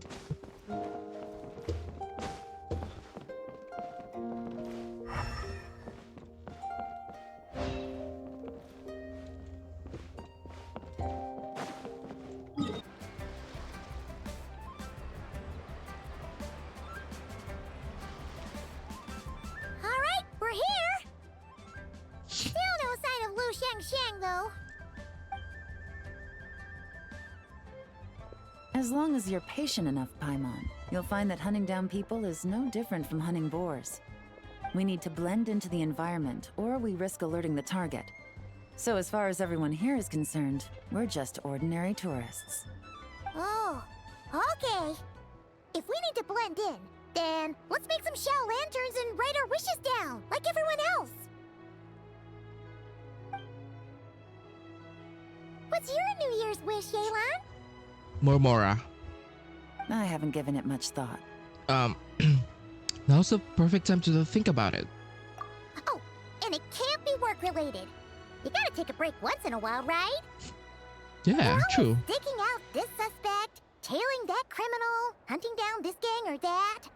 Which is super amazing and all, but it's gotta be exhausting. Yeah, you should think about yourself every once in a while. Really getting into this, huh? You said to blend in, right? Come on! It's all part of the act! So you gotta think of something! Then I suppose it'd be to go traveling the next time I get the chance. Traveling? That's our bread and butter! Wanna join us? Thanks for the offer, but my desk is piled high with reports on your exploits. And that's not quite the kind of traveling I had in mind. Oh. I was thinking more the lie down and do absolutely nothing kind of travel. Ah, something a bit more easy and breezy, right? Hey, wait! We know just the place! The Easy Breeze Holiday Resort in Damn, we're It's advertising. super relaxing and full of fun activities. They've got the beautiful ocean and tons of cute little creatures called Asha. Seriously, you gotta go! I suppose I'll have to check it out. I bet we're gonna go back there. Hey guys, happy Lanternlit! He's here! Happy Lanternlit, Gummy. What a coincidence! You here to make shell lanterns too? Well, it's that time of year, am I right? Thought I'd join in on the fun. You can't have Lanternlit without making one of these. What you gonna wish for? Oh, man, it's kind of embarrassing, but whatever. The truth is, the mighty mythical beasts are seriously struggling with recruitment. So I'm hoping to find a few apprentices and teach them the art of wushu dancing. New character. No, I'm kidding. Shurfugami, here we Shifu. come! Whoa there, Paimon. One step at a time. I actually need to find people first. Yeah, but Paimon best from you. Well, I wouldn't be so sure. Wushu dancing is super physical and takes a lot of hard work to master, so it's not easy to find people. At this point, if the Adepti can't help me, no one can. I'll do it. Damn. Huh? You just said you wanted an apprentice, right? Well, I'm offering. What do you think? We're so Whoa, aggressive, the man. White Horse Adeptus works faster than I thought. Traveler, it's her. Lu Shangshang. Our target! Man, why are you shouting? Hey, didn't you hear me? I said I wanted to be your apprentice. Why are you so aggressive? No need to shout. I heard you the first time. What's your name? Step back a bit, Gaming. This person could be dangerous. What? Hey, what are you trying to do? Do you know who I am? Get back! Lu Shangshang, we have no intention of harming you. We just need to ask you a few questions. Get back, I said! Try to remain calm. If you come any closer, I'll...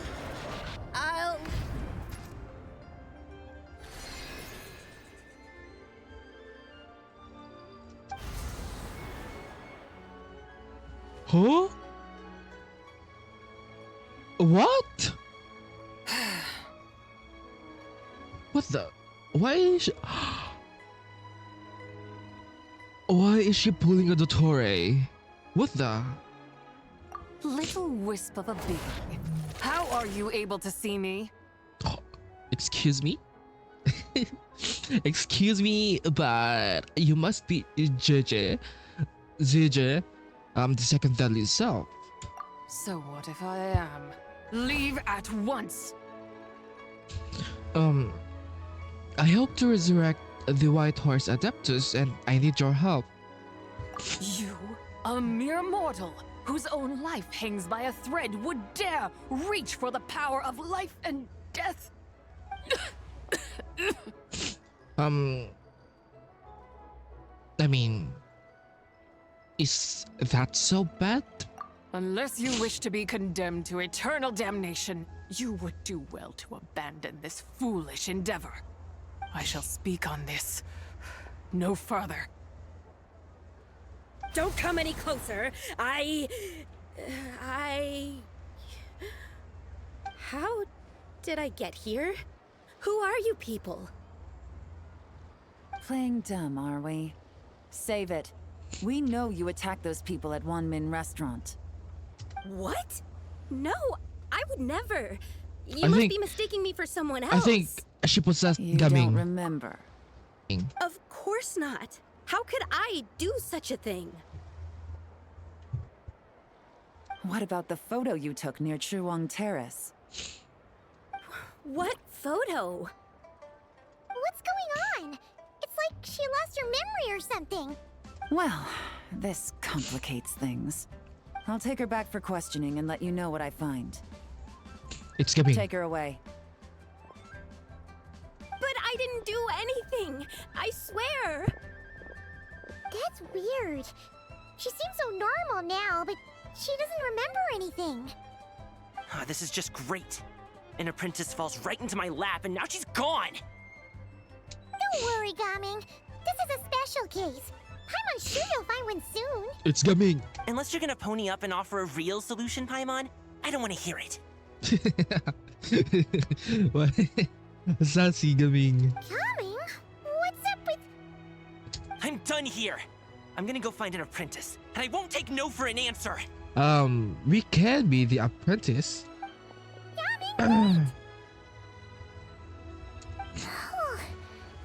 Is it just Paimon, or is Gaming acting super weird just now? He might have been possessed. What? How do you know? You told Paimon about your encounter just now. Whoa! So you saw the second deadly self? And you think she moved from Lu Shangxiang to Gaming? Yeah, it is possible. Uh-oh. Then we better find him before something bad happens. Let's go!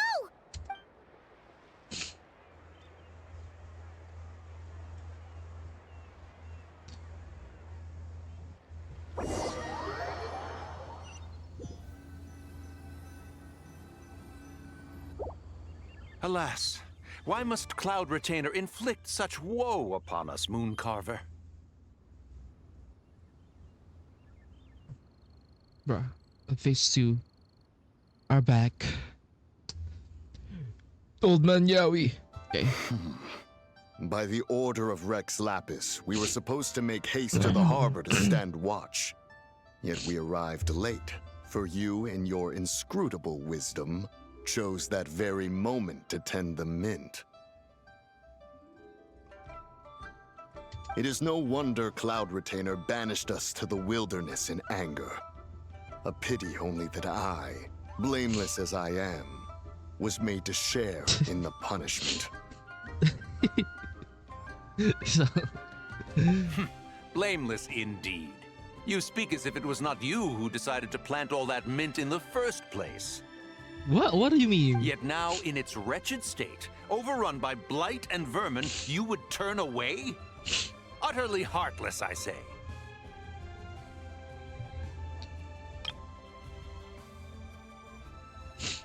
It is no wonder Cloud Retainer banished us to the wilderness in anger. A pity only that I, blameless as I am, was made to share in the punishment.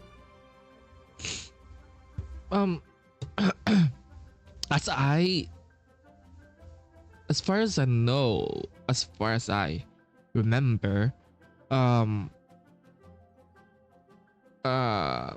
of these is Traveler's Ether's English VA. I don't remember. I don't know if it still is.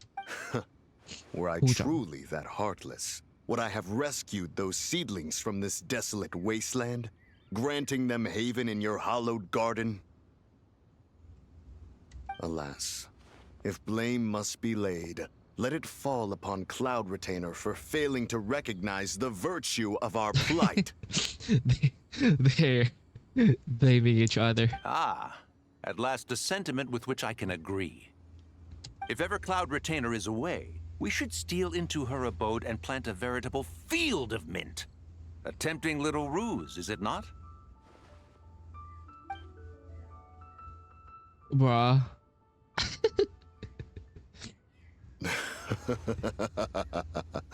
Positively ingenious. Bro. Gaze. Please stop chasing us. Just let us go. Get back here! If you keep running, I'll kill you! Please, we don't know anything about wushu dancing. Just leave us alone. What? You think I'm not good enough to teach you? Just agree to be my apprentices, and then we can talk. That child looks somewhat familiar. Ah, it appears to be the wushu dancer from Liyue Harbor. I have seen him perform on occasion. Come, let us take a closer look. Has trouble befallen you, young one? Perhaps we can offer aid. Oh, thank the gods. Please, sir, you have to help us. This guy's trying to force us to become his wushu dancing apprentices, and he won't take no for an answer. This is so fucking funny. Oh, so it is you who require aid, not the other way around. Get out of the way, old man! This is between us.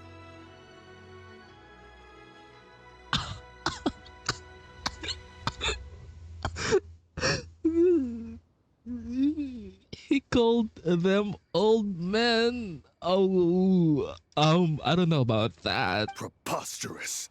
You dare to presume we are of a mature age?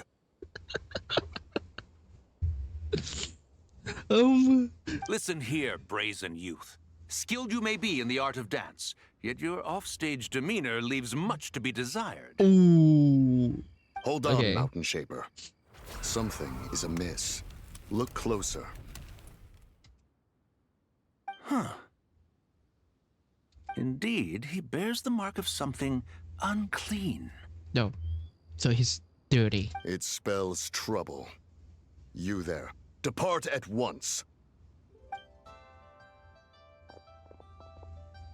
Hey! You drove off my recruits, old man! Ooh. You'll just have to take their place, even if you're a bit on the decrepit side.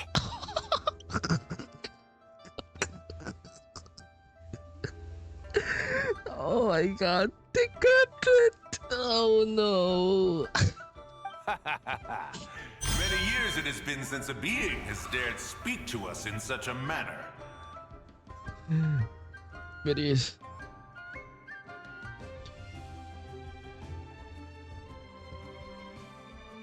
Now let us see what evildoer has sought to use you as its puppet, young one.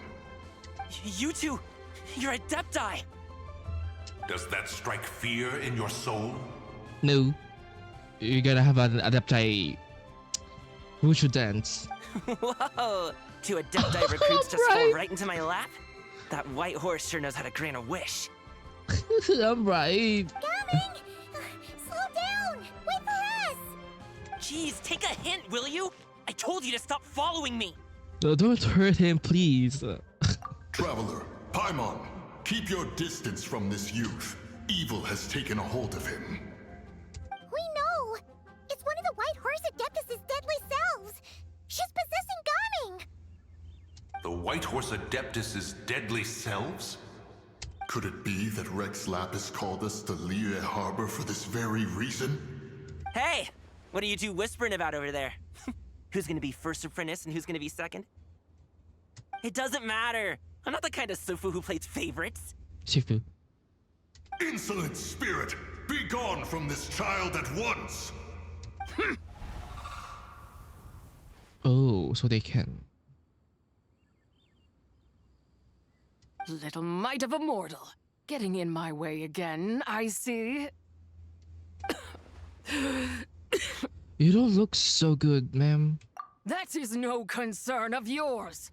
You can fulfill people's wishes. I can help. You want to fulfill people's wishes? Oh, okay.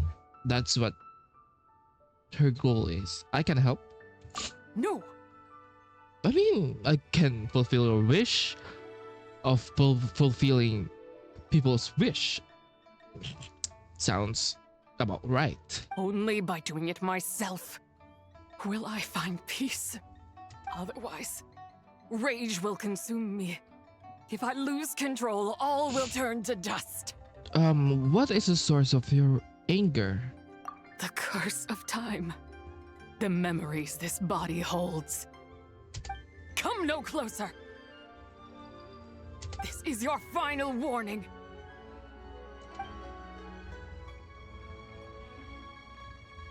Insolent spirit! Be gone from this child at once! Not again. She's gone, I think. Traveler and Paimon? And two Adepti? Maybe... I don't know if she can possess an Adeptus, but maybe... Or maybe it's Paimon, I don't know. Where are we? Weren't we just making Xiao lanterns in the harbor? Gaming! You're back! No, it's the other one. The sun is most scorching. Mountain Chamber. Vegetation stirs within me. I require cooling mint to beat this heat. Stop. And speaking of, Cloud Retainer has scorned this verdant wonder long enough. It is time for her to feel its wrath.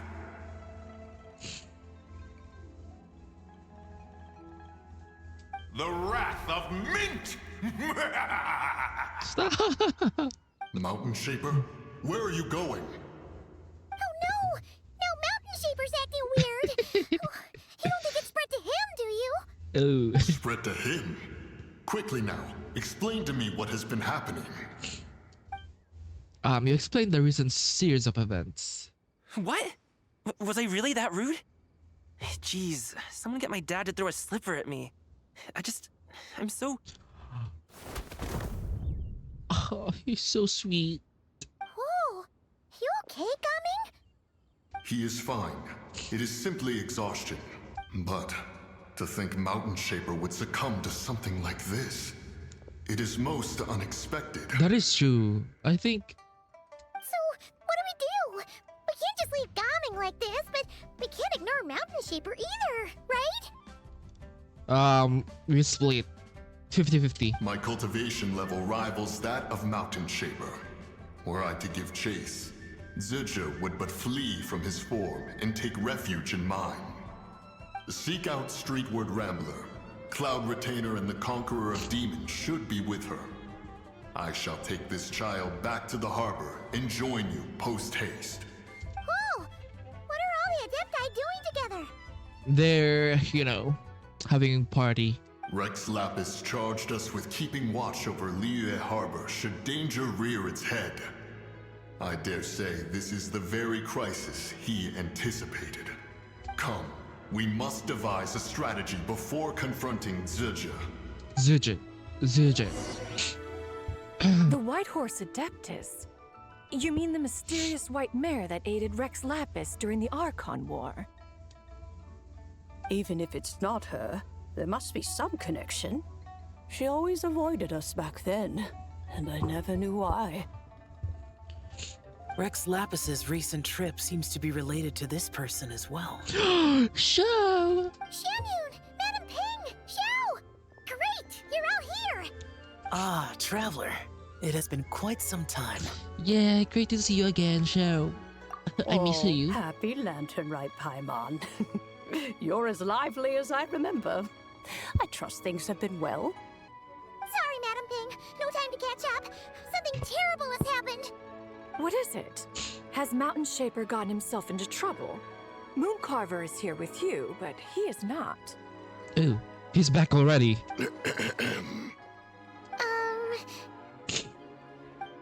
You explained the situation to the Adepti. I think... The Wrath of Mint? That old fool dares to utter such nonsense behind one's back. Yeah, that's not really our biggest concern here. So, even a mere deadly self of the White Horse Adeptus was able to possess Mountain Shaper and affect his mind. No wonder Rex Lapis told us to gather here and await his orders. Mountain Shaper's cultivation is inadequate. He was caught unprepared. Were it one of us, Zurja would hardly have found a vessel quite so ready for the taking. Stop. Bro. Bro, this dude in front when it's in front of the other Adepti, he's like this, boasting. Then when they're alone, she's like, "Oh, we're the same cultivation, bro. Stop." Hey, that's not what you said earlier. Where is Mountain Shaper now? A question that hardly bears pondering. Obviously, he intends to plant mint in the vicinity of one's abode. Ah, then he poses no great threat. We might as well let him be. Once he fulfills his wish, it's possible that Zurja will relinquish him of her own volition. Your ulterior motive is most obvious, Mountain Shaper. You two hope for Mount Eltsong to be covered in mint. One can see it clear as day. Not to mention, deadly selves are born of malevolent human desires, and naturally pose a great risk to the form and mind of all living beings. We cannot let this go unchecked. Let me handle it. I have relevant experience and know how to deal with such situations. One has no doubt of that. Yet your involvement would likely end in armed confrontation. In one's own estimation, the time for such measures has not yet come.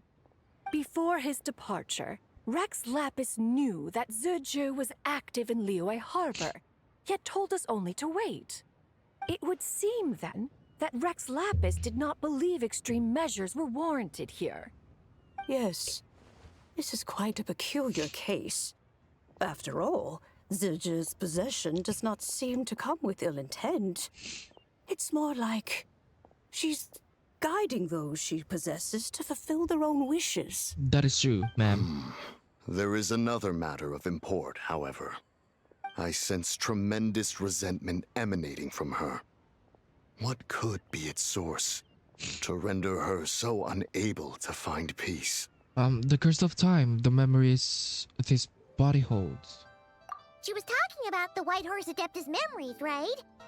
From what the traveler said, it seemed like she was about to explode with rage. But why? With Rex Lapis away, if we wish to understand that which occurred in the past, we shall have to ask her directly. She also mentioned the curse of time. What could Is that there- be about? Perhaps erosion. Indeed. We are of the same mind. I heard that ancient clans in the mountains once regarded the White Horse Adeptus as the daughter of time. It seems there was some truth to that, after all. The daughter of time. Cursed by time? Time does not treat everyone equally. The longer you dwell in this world, the more it takes from you. Ooh, that. What do we do? One has devised a solution. Time does not treat everyone equally. The longer you dwell in this world, the more it takes from you. It's so yummy. What is it? Based on what you have told us, it seems that Zuje is in the habit of leaping to a different host when provoked. One's plan is for us to block all escape routes while you confront Mountain Shaper, forcing Zuje to reveal herself. Then, if prior experience stands, she will have no choice but to possess you. However, not only are you able to sense it, you are also unaffected by the peculiar state of stasis. Yes. In other words, in that moment, you would have the chance to either subdue or persuade her. That is akin to walking straight into the lion's den. Allow me Stop. to go instead. Stop. Shao, stop. I can handle it. Yeah! Isn't this plan a bit too It's risky? not. It's not. It's not really because, she's a friend. Why doesn't Paimon try first? After all, even if she got possessed, it's not like she would pose a danger to anyone. Yeah, but you might eat so much you become a literal ball. Paimon's wishes aren't all food related, you know. Imagine, CJ, possess Paimon and she reveals her true self. One would not suggest this course of action if one had any such reservation. Time and again, the traveler has proved immune to Suje's influence. Consider for a moment why that might be. Because I bear the moonlight's guidance. Oh yeah! That's what the first deadly self told you, right? Yeah. Perhaps your time in Nodcry left you with the blessing of the newborn moon goddess, traveler. And this White Horse Adeptus clearly has a profound connection to the moon. Indeed. Indeed. I see. Have you other concerns, Conqueror of Demons? I was just trying to fathom why Rex Lapis left without explaining the situation in detail. But now I think I understand. Rex Lapis entrusted this matter to the Traveler, which means in his estimation, the Traveler must be the key to its resolution. So I have no other concern. I trust Rex Lapis, and I trust you. Leave it to me. Then we are all in agreement on proceeding with this plan? Very well. We should depart at once, lest we lose our chance. Let us see whether that old fool truly dares to face one's abode with mint. The face. 1 mint, 2 mint. Let us plant a whole slew of mint. Stop. Once I reach 10,000, Cloud Retainer's abode shall be Mount Outsong no more, but rather Mount Mint Song. Stop. Oh, to behold the look on her face when she is confronted with such verdant splendor.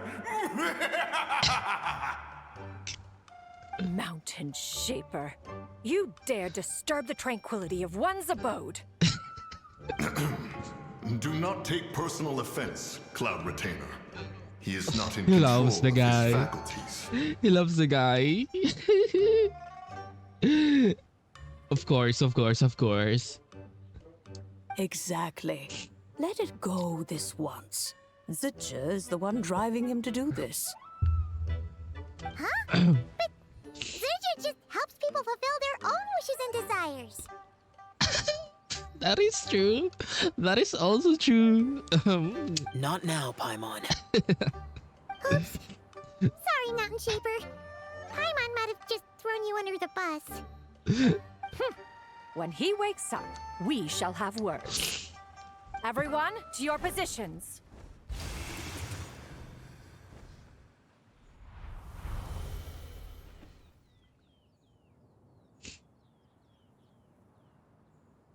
Be careful. I've got this. A pest? I must catch it. Again!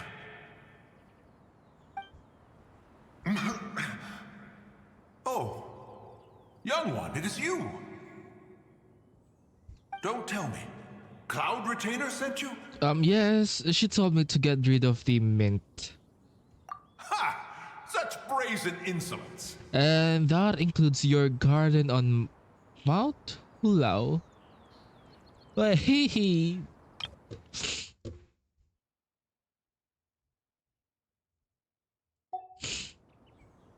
Includes your garden, okay. Such presumption. Such boundless avarice. That wretched adept's impudence knows no end. Stop. If she dares lay a finger on my garden, I shall smash her cuisine machine to pieces. Stop. Stop. You sure about that? You think I am one to fold so easily?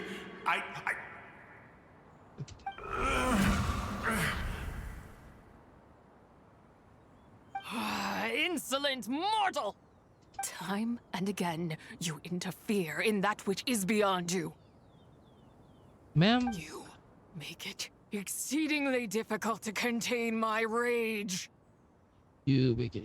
Okay, we need your help. I mean, I think she can possess you if you want to, wish on something. You have no conception of that which you seek. It is forbidden! Conception of that which you seek. You have no conception of. So he don't know what he wants? Is that what it means?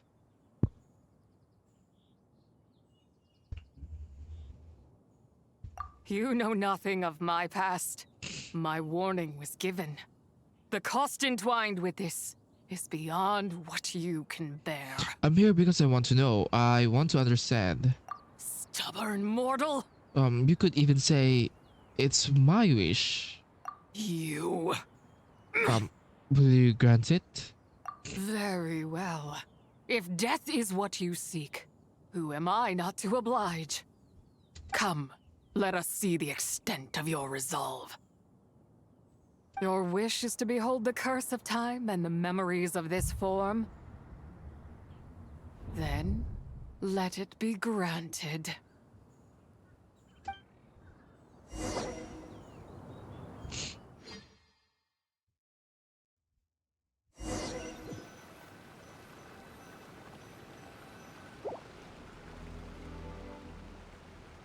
Damn!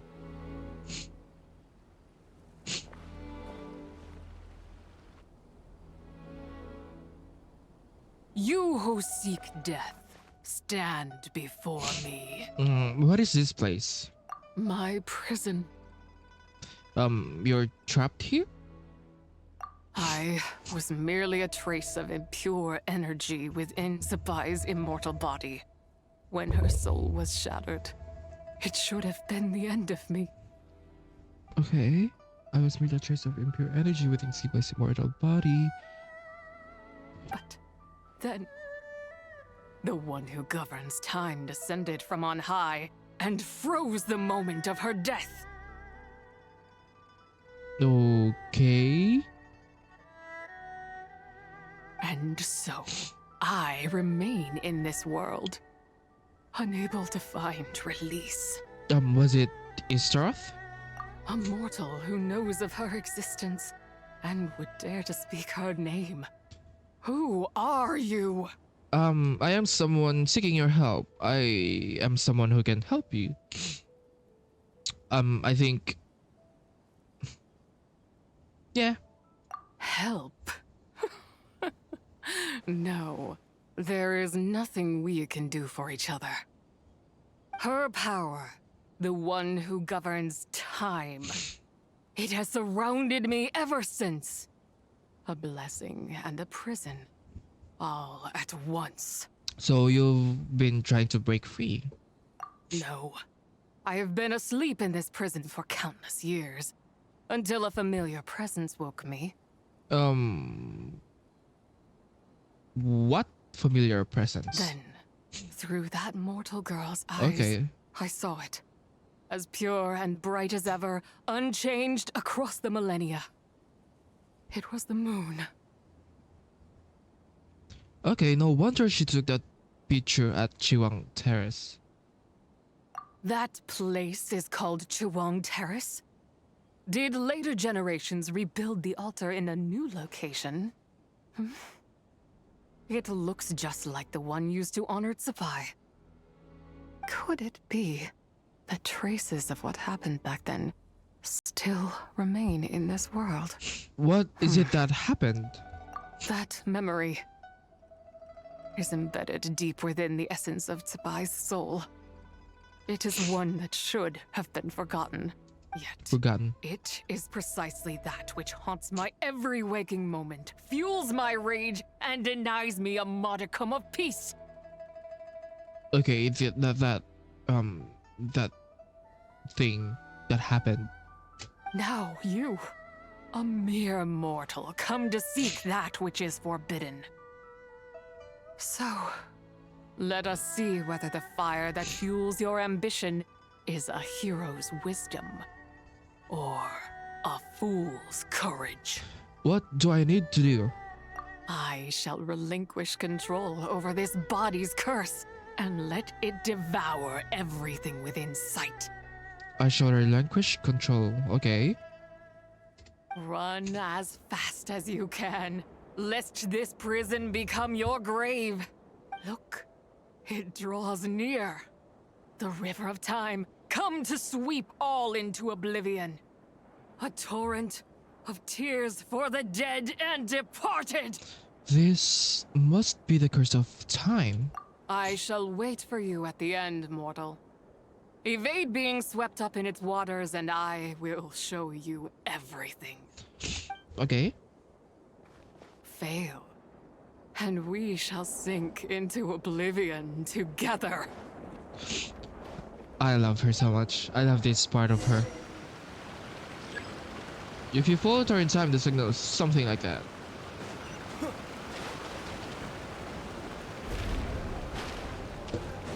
What if I die? Call it tutorial down, you carry it down.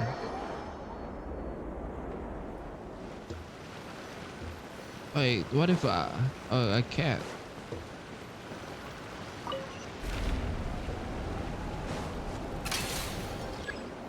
You carry down into this land? Wait, what? You carry down into this land. Okay.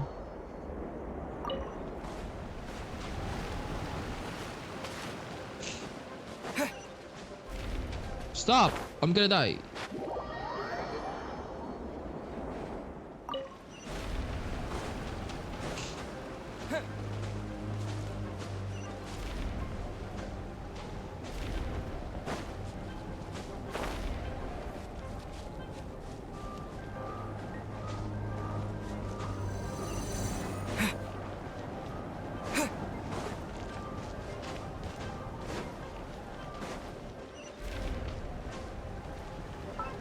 Are there bro, I'm thinking like at the back of my head I'm thinking, are there chests in here? Any chests? Any chests here?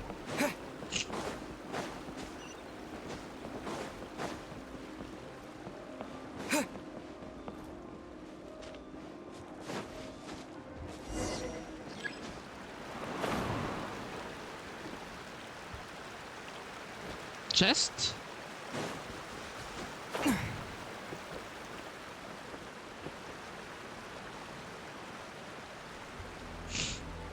Damn.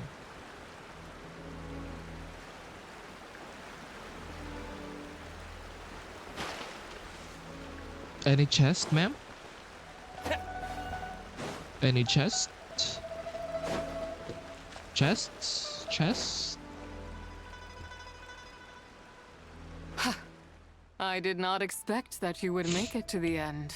Well, I did it. It's easy, ma'am. Yes, it would seem even time cannot hold you back. In that case, perhaps this truth is one you can bear. Come, let your wish be granted.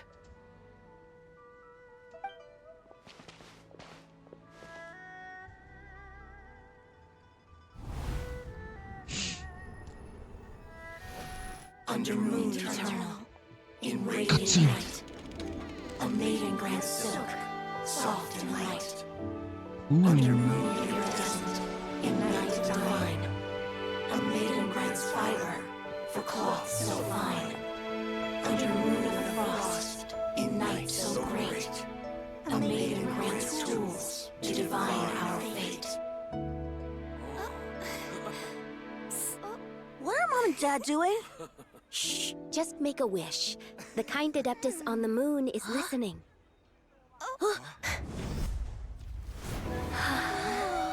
Look, it's Lady Zibai. Wow, Lady Zibai? Is she powerful? Of course. She's she an taught angel. us how to grow grain and beans, millet and rice, how to peel hemp and reel silk, She's so spin thread beautiful. and weave cloth, how to cut stone and build houses, cast bronze and forge tools. According to Mom and Dad, the Adeptus Zibai is the god of soil and grain, who blesses our land and its crops. Huh? Lady Zibai's leaving. It's all right. We just have to wait till next year. She'll be back. Stop.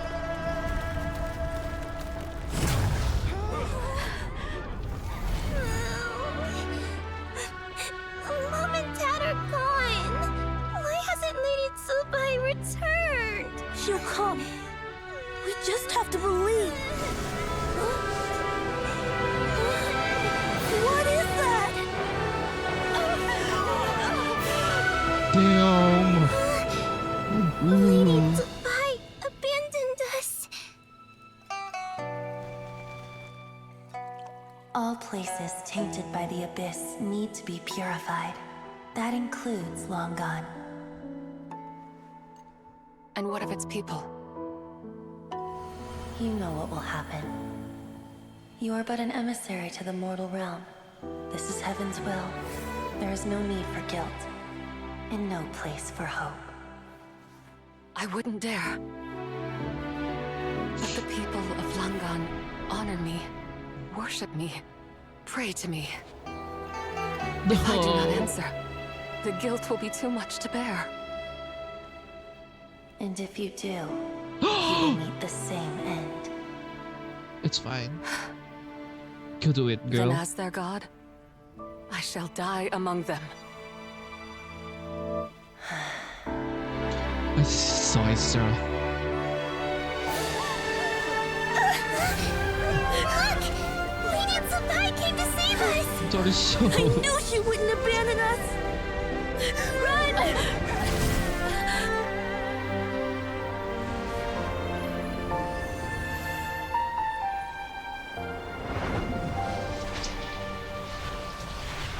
You have done enough.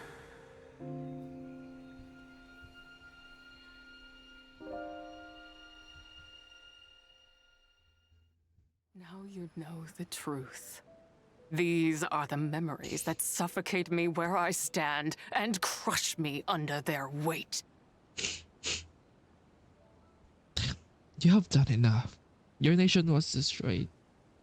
Not just my nation, but the people I loved. Were it within my power, I would ignite a blaze fierce enough to burn a hole through the heavens themselves!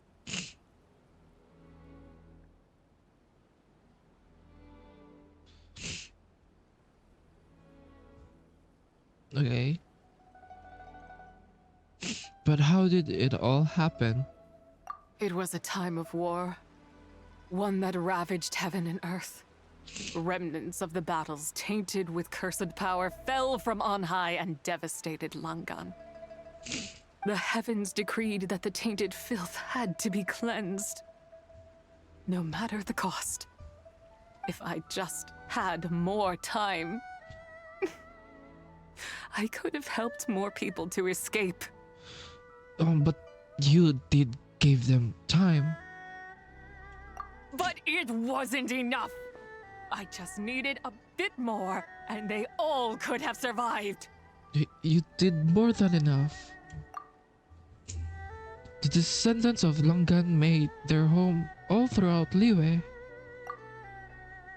Their legacy lives on because of you. I never imagined there would come a day where I found peace. So long this rage has been within me. Yet here in this moment, it has stilled at last. Bro, the quality is so good. Thank you. If you wish to bring Zibai back to life, mortal, then you may take the part of her soul that lives in me. Just remember, from this moment onward, the fate of Langan's fallen rests on your shoulders. And that cannot now be changed. What will become of you? As I said before, I am but a remnant of Zibai's adeptal form. A manifestation of her wrath that was not meant to linger in this world. By taking away this fragment of her soul, you take away my shackles as well. So, let it be done. Any final wishes then? Ah, it's your turn to grant one of my wishes, is it? Very well. In regard to my fate, and that of Langan's fallen, I know there is little I can demand of you.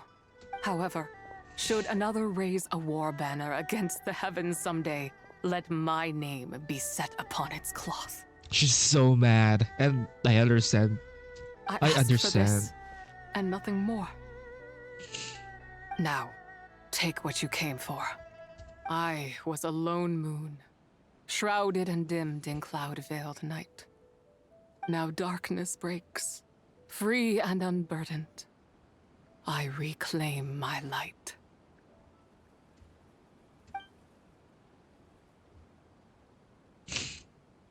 She's so mad, and I love her for that.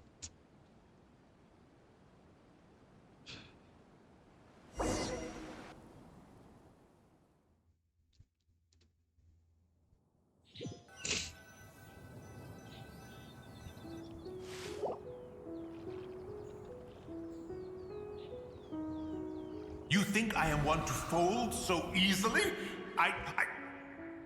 I'm back. Ah, young one. What brings you here? My, what exquisite mint seedlings. Was it you who planted them? I had not taken you for one so versed in the horticultural arts. I must insist that you visit Mount Hulao. There is much we could learn from one another. Ah, but this is Cloud Retainer's abode.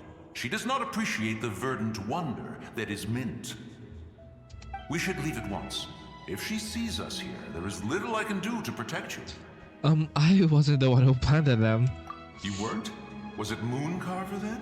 My, what nerve he has. It was you. What? Looks like Mountain Shaper is back to normal.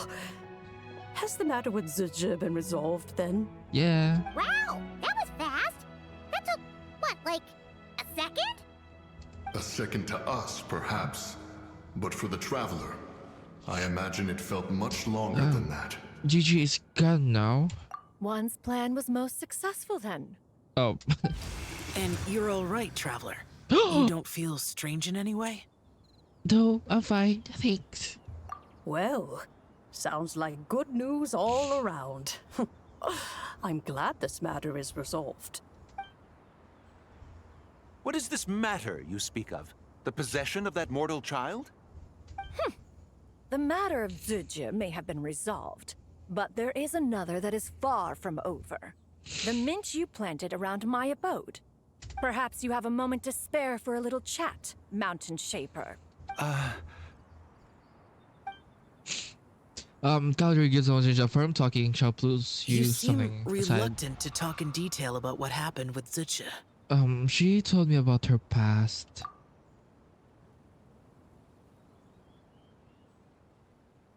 Don't worry. I won't ask you to reveal her secrets to me. And I doubt the other Adepti will either. Huh? You don't want to know what happened? The expression on your face. I know it well, Traveler. It's one I've seen Rex Lapis wear on many occasions.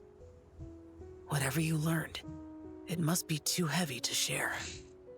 But you're okay, right, Traveler?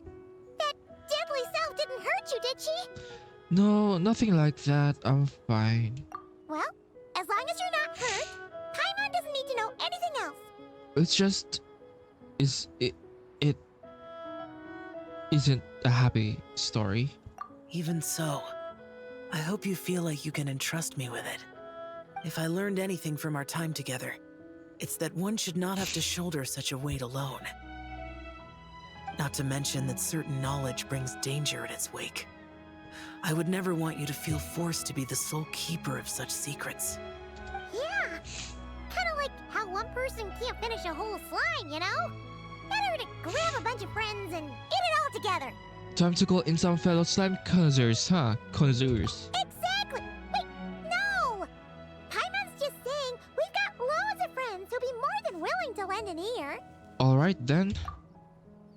After going, you shared what you learned about Langan. I never knew there was such a tragic chapter in the ancient past of this land. So, the people of that nation worship the White Horse Adeptus as the god of soil and grain. It would seem then that Rex Lapis had a similar reason for withholding the details of his recent trip. I've often wondered if he had companions to stand by him before we met, or if he was forced to face things alone. Regardless, Lanternlit takes place in 2 days. Let's meet back up again there. If there's no news of Rex Lapis by then, we'll have to come up with a plan. Alright, see you in 2 days. Fingers crossed it all goes well. The Realm of Rocks.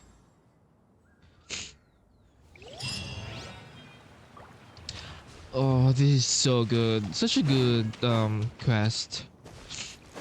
Such a good quest. I love this quest so much.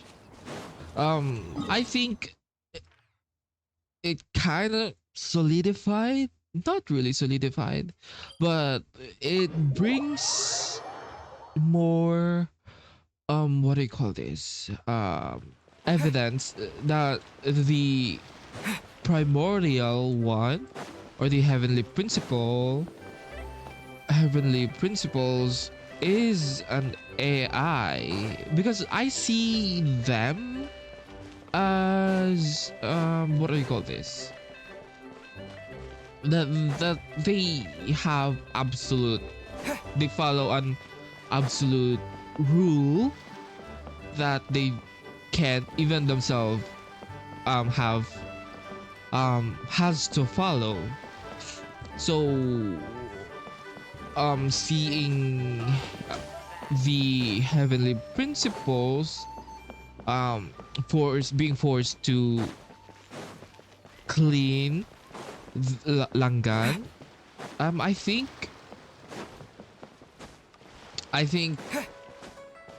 it's just in their system, honestly.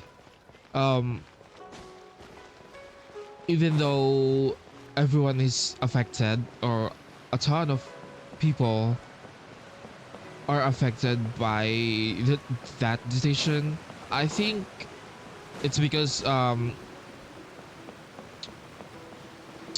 it's in the system of the heavenly principles.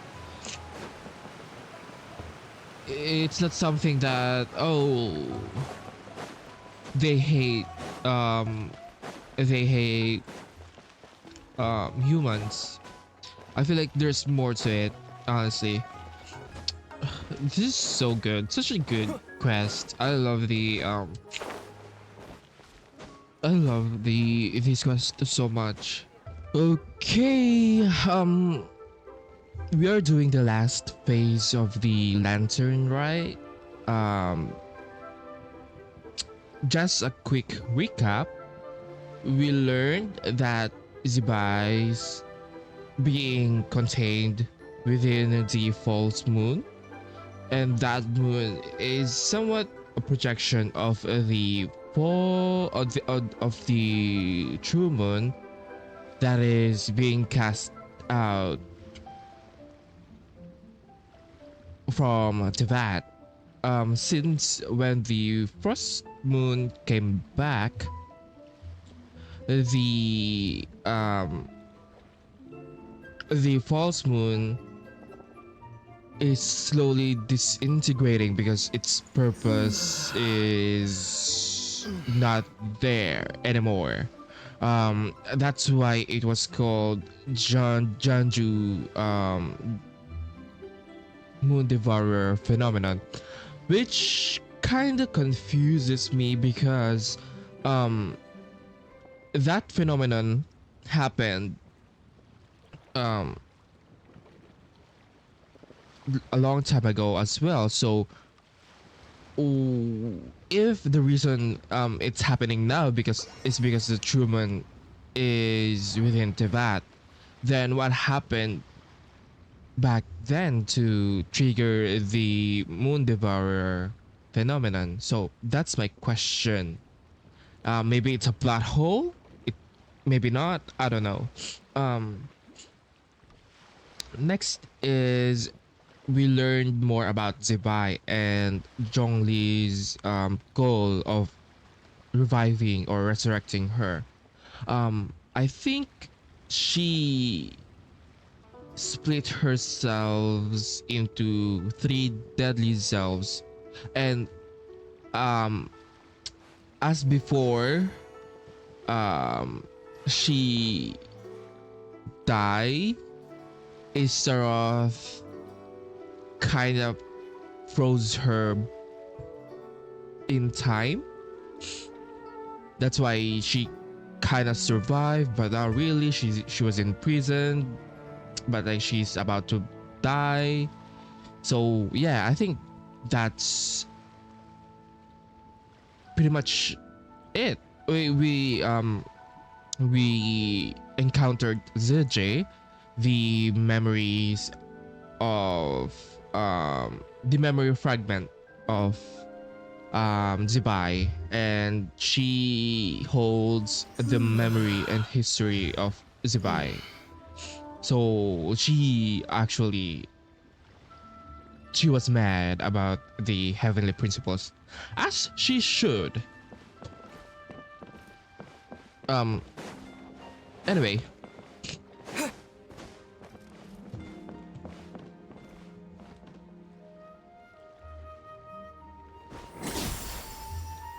Let's just start it.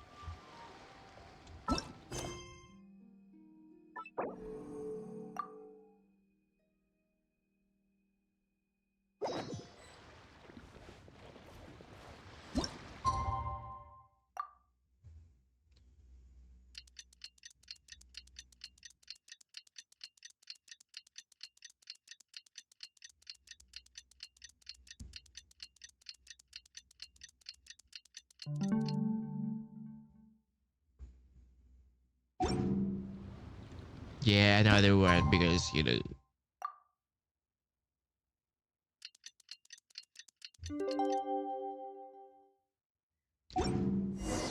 It's time to meet back up with Xiao. Let's head to Mount Outsong. Yeah. Xiao, Cloud Retainer, Madam Ping, we're here. Any news on Zhongli? No, Wait, are we missing two Adepti? they died. Well, Shenyun banned Mountain Shaper from Mount Outsong for 3 days. Damn. Oh, then what about Mooncarver? Of course. The scheme to plant mint in one's abode was one those two fools devised together? And when it comes to punishment, one does not discriminate.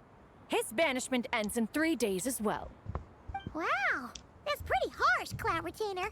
No. Let's get down to business. We have news of Rex Lapis. Bruh. Huh? Isn't that... He became a pillar. Rex Lapis's Geo-Pillar. It descended from on high this morning. He must have sent it for a reason, but it does not respond to our touch. So, what does it mean? Oh, Is he the in trouble? traveler. And Not necessarily. You know. It could be a message only a specific person is meant to receive. Traveler, you alone spoke to Rex Lapis before he left. Oh, so it must be for the Traveler. But why send it here? Why send it here and not, I don't know, anywhere else?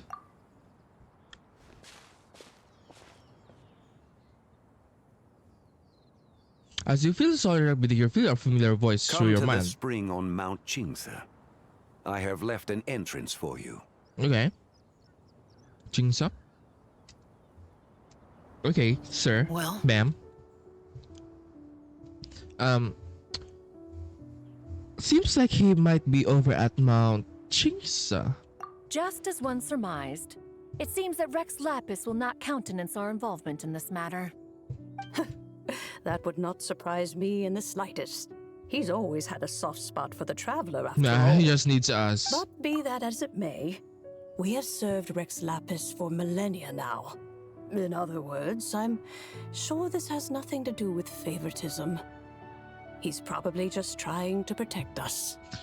Or maybe he's using us. Have you guys ever thought of that? He's using us because we have the blessing of the moon. that's right. So you mustn't let your guard down, even if Rex Lapis is by your side. Don't worry, I won't. All right, let's get going. We'll try not to keep you all waiting. The realm of people. Realm. Okay. Okay. No people? No one to talk to? Okay.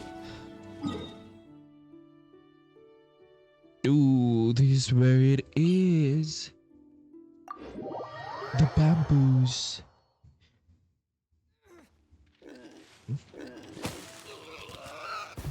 God damn it.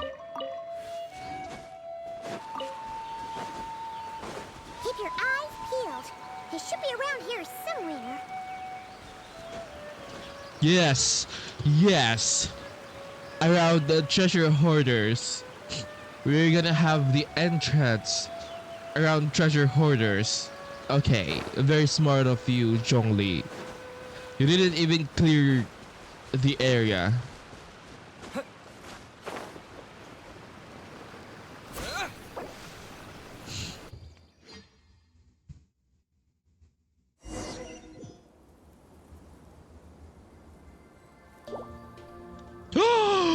The new area as well, bro. They've been feeding us with new areas.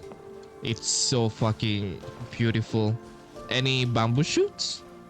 Any chest? Bro. Oh my god. This is so beautiful. Oh my god. I think it's the filter. The ambience is so... It's like I can taste the air. Who could have imagined that the once mighty Geo Archon might end up so? Sitting on a humble stool in the woods, quietly weaving moon lanterns? Once a mighty. Once a mighty. Bro, she's roasting him. To the humble stool in the woods. You really do look like an old man now. This is a Shao lantern, not a moon lantern. Hmm?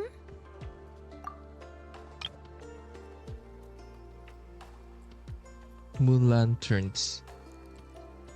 Oh, okay. In ages past, when the gods waged war and the world was in turmoil, these lanterns were lit to guide fallen warriors back to their homes. Had you tarried in the mortal realm for but a little while longer, you might have become quite accustomed to them. Even so, it bears such a striking resemblance to the moon lanterns they used to offer up to the heavens. Could this truly be a mere coincidence? He copied her. Perhaps in some sense it is, yet in another, it isn't. Yeah, that's true. For instance, who is to say that some of Langan's magnificent jade did not become part of the very foundations upon which Liyue Harbor now stands? It is conceivable that this ritual was transmitted in such a manner too. Now, let's not let ourselves get carried away. For all its splendor, do not forget that, in the end, even Langan could not escape its heaven-sent fate. Bro, is this the real her? I think. For all its splendor, do not. Okay. I mean, I feel like it's just a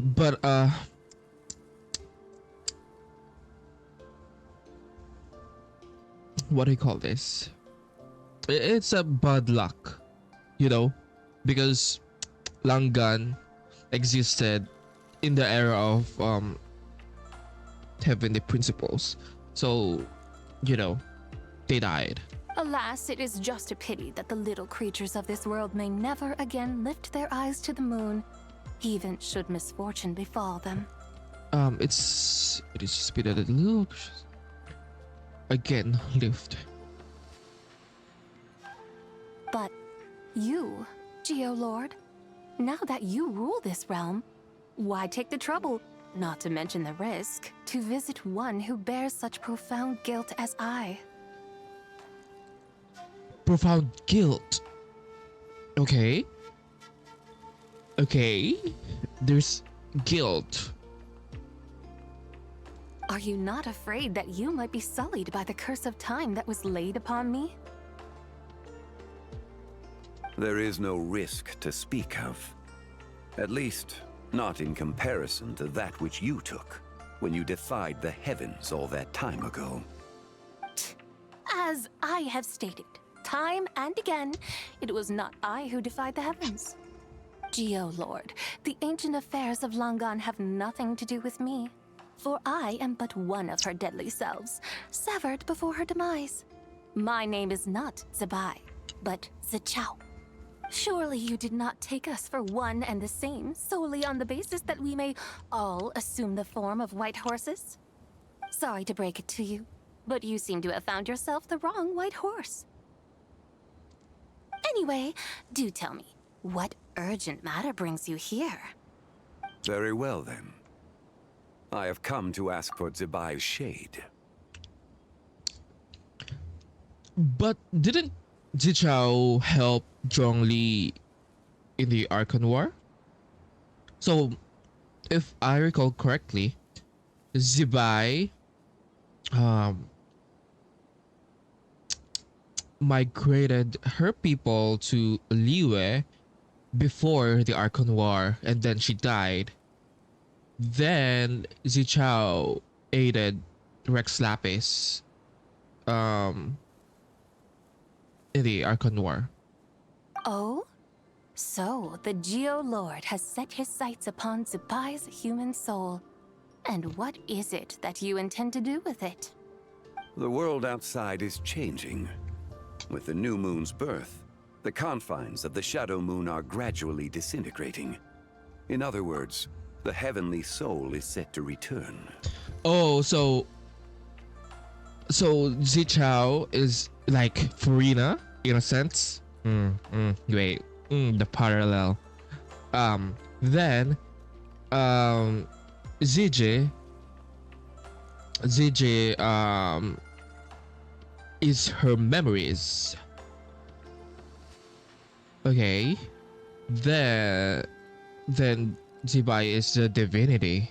Consequently, strange phenomena have manifested within Longon's former domain, leading to the earthly soul's reappearance as well.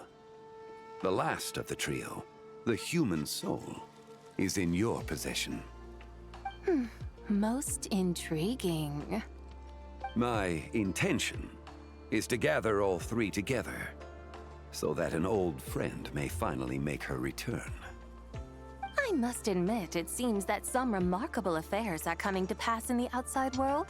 Yet there is one thing you seem to have overlooked, Lord of Geo.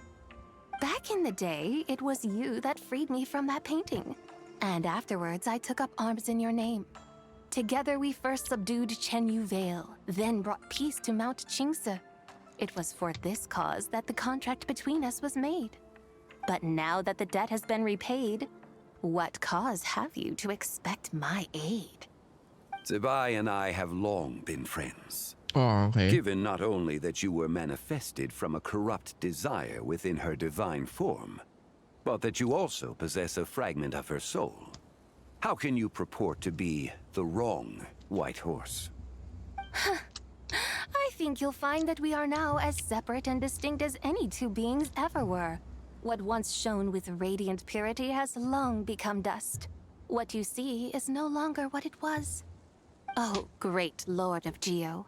Should this still be unclear to you, I bid you take your leave. It seems that the fault lies in my own lack of consideration. As you wish. I shall let this matter rest. Wait! One moment, if you will. Should this not be your opportunity to propose a new contract? The part where you make me an offer I simply couldn't refuse? But he's not the Lord of Contracts anymore. I think he's not the Lord of Contracts anymore. Even those puny mortals know how to haggle when striking their bargains. Should you, the famed god of contracts, not likewise strive for success through negotiation?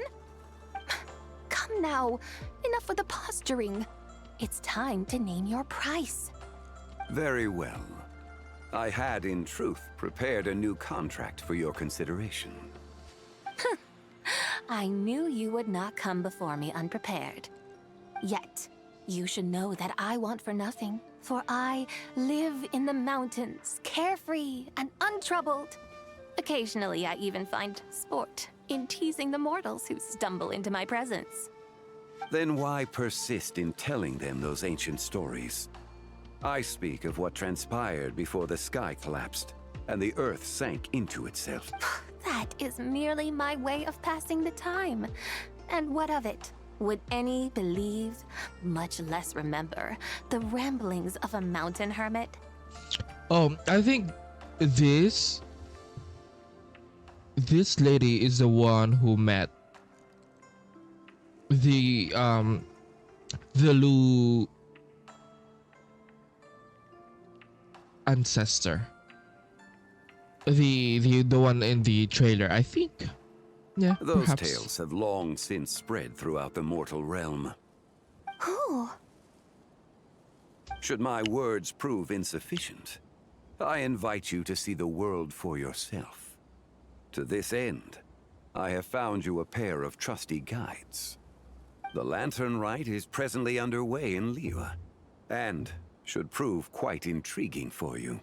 So this, then, is the contract you have prepared for me? Indeed it is. Think of it as a contract for a one-day festive excursion.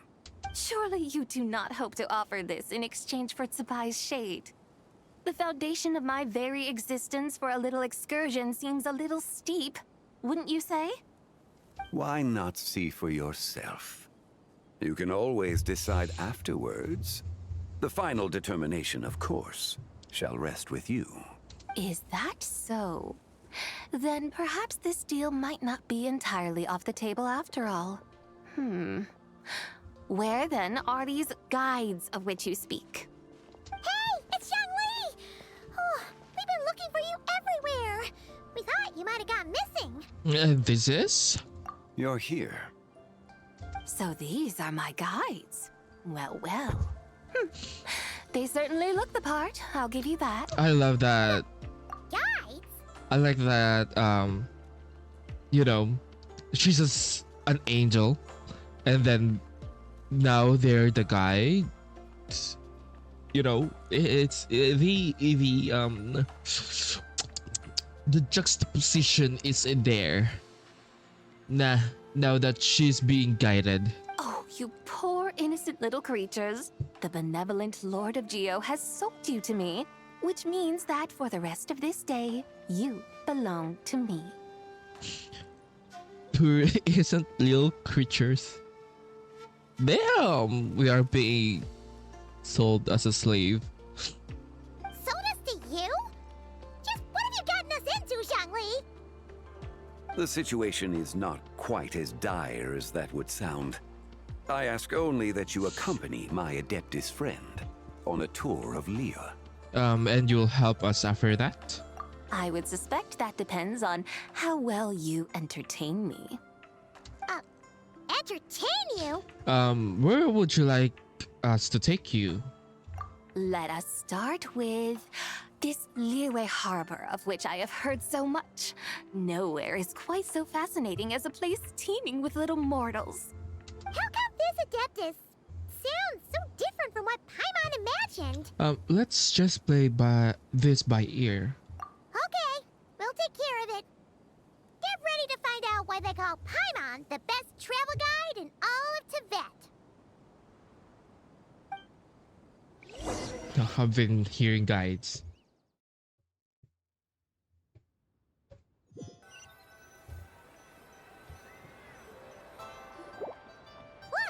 We've arrived at Liyue Harbor!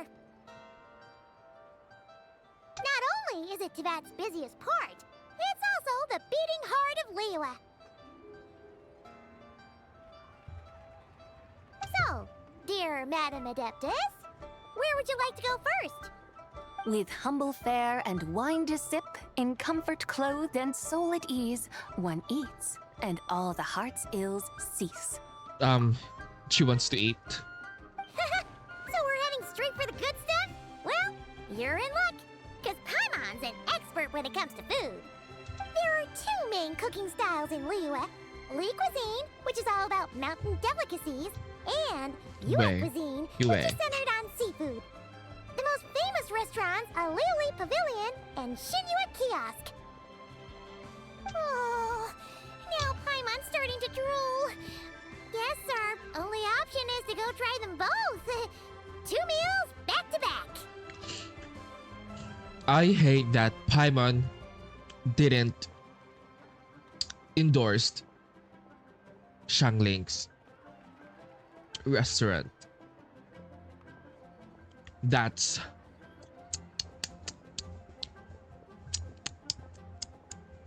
I don't like that.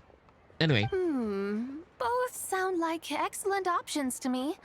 Are these the kind of establishments that most people might visit on a regular basis? No, we go for Mao, bro. Not exactly. Both Li cuisine and Yue cuisine are known for their pricey ingredients. Definitely not what you'd call the budget options. Yes, we go to Shangling, man. Don't you worry about that. Just think of it as Zhangli's little treat. Kinda putting Hu Tao in a tough spot here, Paimon. Come on! Aren't you supposed to be pals with Hu Tao? Paimon's sure we can afford to spend a little more of her mora at least. Just looking for an excuse to gorge yourself at someone else's expense, huh? Hey! All Paimon wants is to provide our Adeptus with the best possible experience here. Don't you want that too? Bro, you are talking about an Adeptus so loud in the middle of the street. Both certainly sound like worthy choices. Just now, though, I happened to see a porter pass this way. Where might individuals like him go to eat? A porter. Hungry porter, huh? Yes, One Min. Paimon knows just the place. One Min restaurant. Yep. Nothing fancy schmancy there. Just tasty dishes made with simple ingredients in a variety of different styles. Most importantly, it's great value for money too. No wonder everyone loves it, huh? Oh, and the owner happens to be a good friend of ours too. One Mean Restaurant. Yes, even the name itself feels lively and down to earth. All right, let's make it our first stop. Yippee! That's a great choice too. Alrighty, let's head over there right away. Paimon can't wait to dig in. Wamin Restaurant, here we come.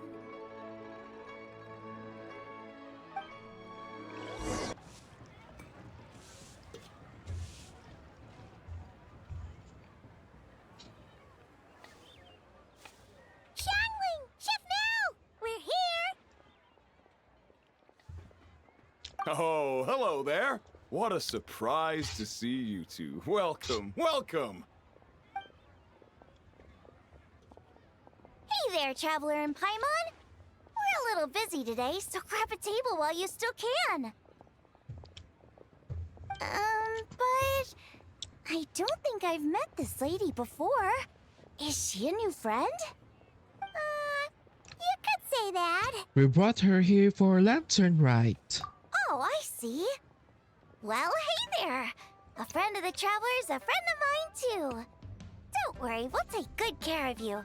Just order whatever you want. It's on free. the house. By the way, I'm Xiangling. I cook here at One Mean Restaurant. What's your name? Miss Xiangling, have you ever heard of the White Horse Adeptus? Of course. Stop. What about her? It's me. I am her, and she is me. Huh? Bro, You mean the fucking You're an Adeptus? that guy at the back is suspicious. Oh, you young'uns crack me up. Come on, Xiangling. You've got to keep up with the times. Haven't you heard of cosplay? It's like a role-playing game where you dress up as famous characters and pretend to be them. Seriously, it's all the rage, and it looks like this young lady is quite the expert. Yeah. Yep. It is. Cosplay. It's like role-playing game where you dress, okay? Your friends sure keep their fingers on the pulse, huh, Traveler? Wow, Dad. Didn't know you were so tuned in. But how come I haven't heard about it? Because you are not an anime lover, I guess. You gotta listen to our customers. Didn't I tell you to spend less time chasing after wild vegetables and more time making friends? You're even more out of touch than I am. I guess that trend came from Nodcry? I don't know, but we first experienced it in Nodcry, so Hey, I like making friends too. Isn't that what I'm doing right now? Anyway, even if it is just a costume, is it alright if I still call you White Horse Adeptus? Of course it's all right, because that's exactly who I am. Okay. I can see you're really committed to the role. How about I call you the real White Horse Adeptus instead? Stop. In that case, you can call Paimon the real traveler. Guess that makes me the real Paimon. Yeah, right. You could have at least switched outfits. Puny mortals. Nevertheless, I suppose it might be amusing to indulge in your little charade for a while at least. All right, go grab yourselves a table. I'll come take your order in a bit. I love them so much. Is that the lady? Hello. Lu Xiangshang. May I ask if Miss Xiangling and Chef Mao are here? Oh my god, she's here. Yeah, they're just over there. Wait a sec. Aren't you Oh my god, I was right. Huh? You're... Hello, Miss Xiangling. It's me, Lu Xiangxiang, the one who broke some stuff here at your restaurant a few days ago.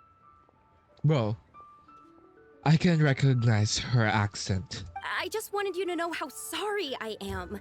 I honestly don't know what came over me. Please, please forgive me. Oh, it's you. You really gave me a fright that day, young lady. You didn't actually get food poisoning from our blackback perch stew, right? Come on, Dad. She's come to say sorry. It's all right, Miss Lou. You must have been feeling a bit off that day. You're looking so much better now, though. Why don't you grab a table, too? This one's on the house. Yep. Oh my god. It's always free. No, I couldn't possibly. Hey, it's totally okay. We all feel under the weather sometimes, especially when we're away from home. Go on, find yourself a... yikes. Looks like all the tables are taken. Bro, she can sit with us. Wanna come sit with us? We've got an extra seat over here. Must be fate, huh? Thanks, guys. So what would you like to eat today? Feel free to order anything you like. Oh my god. Bro. Her father is looking at her like, what the fuck are you saying, daughter? I should very much like to sample your renowned poisonous blackback perch stew. Ma'am? It wasn't poisoned. That was all on me. So that's one portion of blackback perch stew. How about you guys? Paimon wants... Since it's on a house, why don't you choose for us? Sure thing. Looks like Paimon's having trouble making up her mind.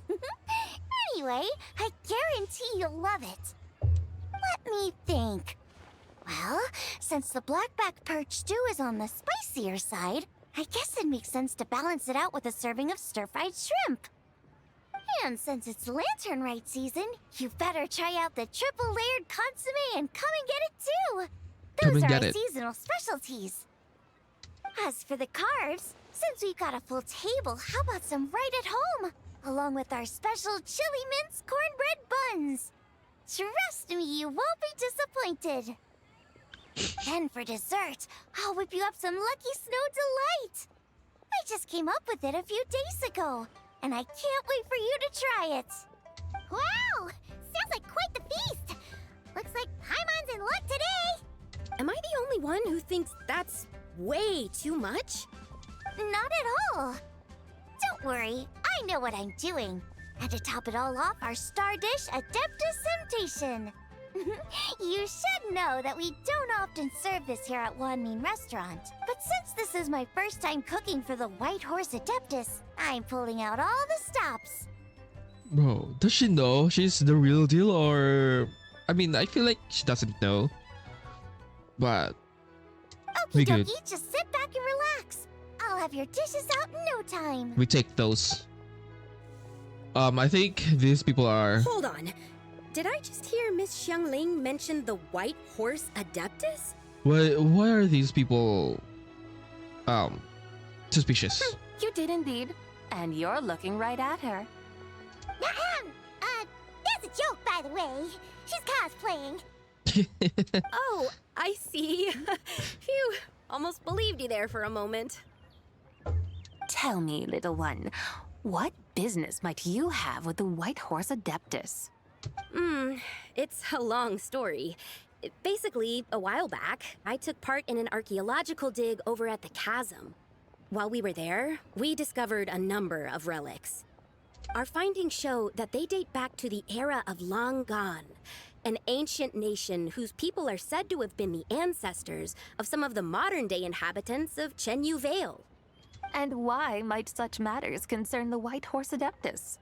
Because some of those relics not only seem to contain textual references to her, but even depictions of what she looked like. There have long been legends claiming that the White Horse Adeptus was a deity of that era, but there are plenty of other theories out there too. If I could just locate some more detailed records, I'm sure we'd be able to find out so much more. So you're into history? Well, to tell you the truth, I actually joined the archaeological team by sheer accident. But once I'd started down this path, I knew that I wanted to make something of myself. Recently, though, things seem to have taken a turn for the worse. Still can't believe I caused such a mess and even ended up hurting someone. Oh, so you're considering becoming a martial artist now instead? Damn. No, I mean, they weren't seriously hurt. It was just a few scratches, and they let it go after my mother compensated them. Now, you know it, that really wasn't your fault. Either way, my career is pretty much over. And even though both the victim and the Ministry of Civil Affairs say they won't be pursuing the matter any further, my father says he's going to punish me according to our family rules. Family rules? Yeah, he's decided to ground me. I'll have to return to Chaoying Village after Lanternlit, and goodness knows when I'll be allowed to leave again. Chaoying. Wow, that's harsh. Sounds like the kind of thing only rich, super traditional parents would do. We're not exactly rich, though. All we own are a few tea fields in Chaoying Village and a guest house in Liyue Harbor. Oh. Lou. Lou. She's... she's the, she's part of that family. A guest house? It isn't Baiju Guest House by any chance? So Boss Lou must be your... Yep, he's my grandfather. So, you've heard of the guest house before? Small world, huh? Come to think of it, didn't Boss Lou mention something about hoping that the White Horse Adeptus would show up and let her divine power be known? Well, she showed up, alright.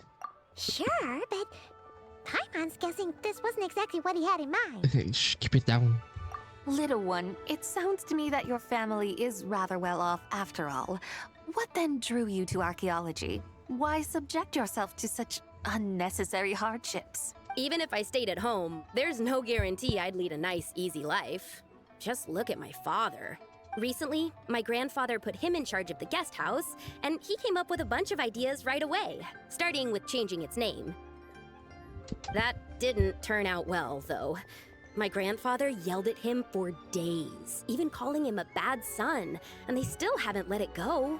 Then make you the owner. Oh!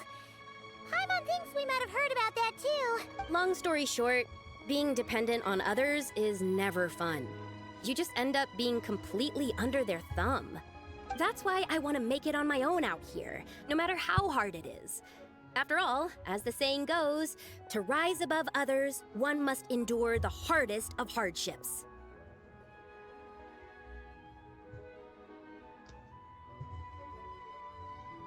Hardest of hardships.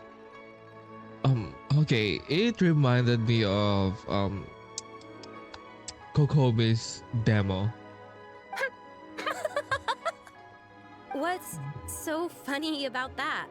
You poor, innocent little creatures never fail to amuse me. To think you would endure all manner of hardships in your brief time on this mortal plane, and all that merely to rise above others. I would have thought that the wiser path would be to simply roam this world as I do. I thought that the wiser path, okay. Huh? Tell me, what is it that you truly delight in? Archaeology? Martial arts? Tea planting? Or perhaps the keeping of a guest house? What I delight in? Yes! Surely there must be something you don't find quite so exhausting. Whatever delights you should not feel like a burden. Like a hobby. But do things like that really exist? Of course! Take Miss Xiangling, for instance. I defy you to detect even a hint of hardship on her face when she wields her walking spatula. That is true. So, since it seems you are resolved to tread the rocky path, you should strive with all your might to pursue that which brings you delight. You mean Like cosplay? I suppose you might say that. Looks like the White Horse Adeptus is really getting into her role. I think I get what you mean then. Maybe I should have a chat with Miss Xiongling before I head home. Okay, everyone. Sorry to keep you waiting. Here's your food. Wow. It all smells so good. Oh, finally! I get to try that famous poisonous stew. Hey! Didn't you hear what Shang said? It wasn't the stew. If anyone's to blame, it's that other you.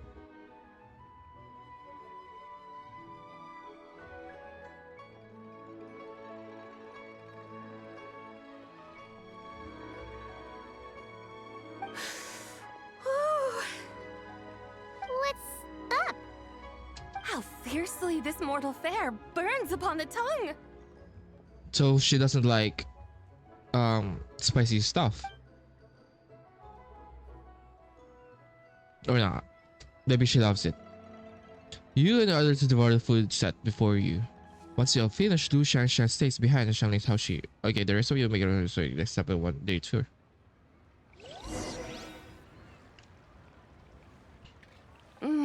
Most satisfying as poisonous stews go. So, where to now? Time, I think, to seek out some diversion? Oh, there's plenty of entertainment options in Liyue. Paimon will tell you that. The locals like to drink tea, walk their pets, play chess, watch operas, attend storytelling performances. Honestly, this reminds me of a lot of things. Pocelors to Novelette. When she kind of tricked him to like Fontanian people. Reminds me of Paimon and Traveler. Paimon teaching the Traveler to love Tevat. You know what I mean? It reminds me of A learning how to go outside. You know what I mean? Touch grass. Storytelling performances? You know, like listening to people telling stories. They're usually based on old Liyue legends, just like their operas. Stuff like the Divine Damsel of Devastation, Through the Eyes of a Dragon, or the Sanctification of Tao Do. What about the story of the bright moon that sits in the sky above us? Paimon doesn't think she's heard that one. Still, the moon does come up quite a lot. It's even in the name itself. The Yue in Liyue actually means moon. And the moon in Mondstadt is moon. Mon City? Okay. Since we're on the subject, you like telling stories yourself, right? Why don't we go check it out? In that case, I'll have to trouble the two of you to lead the way. Awesome! Let's go! Third round knockout, here we come! Bro, it's just like the next block.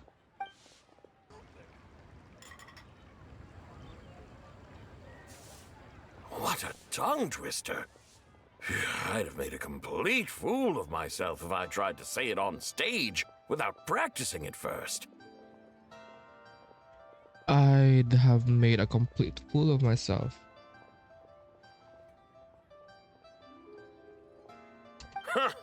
Call yourself Iron Tongue Tien. Wobbly Tongue Tien, more like. I used to have that problem a lot. But if you just take your time to grasp the meaning and commit it to memory, you'll be able to say it smoothly in no time. You're right, Miss Yoon. I'll give it another try. Hey, Yunjin! Fancy seeing you here! What are you two talking about? Ah, Traveler and Paimon, we meet again. And who, may I ask, is this? The White Horse Adeptus. You may call me the White Horse Adeptus. The White Horse Adeptus? She's not really an Adeptus. She's just cosplaying as one. I see. Well, it certainly looks like a lot of fun. Oh, funny you mention it. This type of thing is actually something I'm quite familiar with. Once, to perform Through the Eyes of a Dragon, I decided to imagine that I was Rex Lapis himself. It was the only way to truly inhabit his mindset and understand his resolve to quell those demons. Sounds like you just wanted an excuse to feel all big and powerful. Stop. Don't. Hey, that's... You just don't understand how inspiration works. You're one to talk. Paimon's traveled all over with the Traveler, and she's seen things that would make your jaw drop. All right, then. Since you claim to be so knowledgeable, why don't you prove it by reciting an ancient poem? An ancient poem? Which one? Ha! See? You mean to tell me you've never even heard of the ancient poem called An Ancient Poem?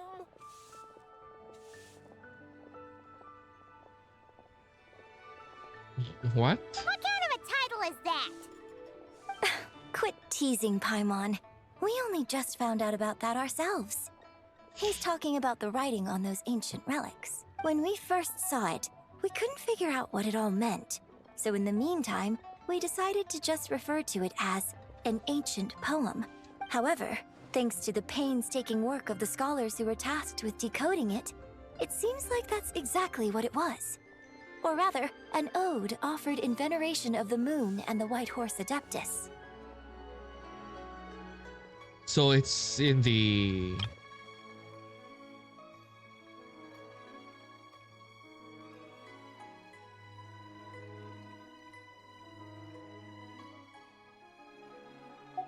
Oh yeah! Didn't Kuching mention that before? It's got something to do with Longon, right? That is correct. The Ministry of Civil Affairs has issued a notice stating that, although it is true that the moon may disappear tonight, we should be in no danger. In other words, there's nothing to fear. But if you're worried, we can always take a leaf from the Book of the Ancients. By reciting this poem, I mean, and calling for the White Horse Adeptus' aid. If we do that, I'm certain she'll protect our moon and keep us safe. Oh, seriously? Paimon has to get a look at this. Under Moon Eternal, in Radiant Night, a maiden grants silk soft and light. Under Moon Iridescent, okay.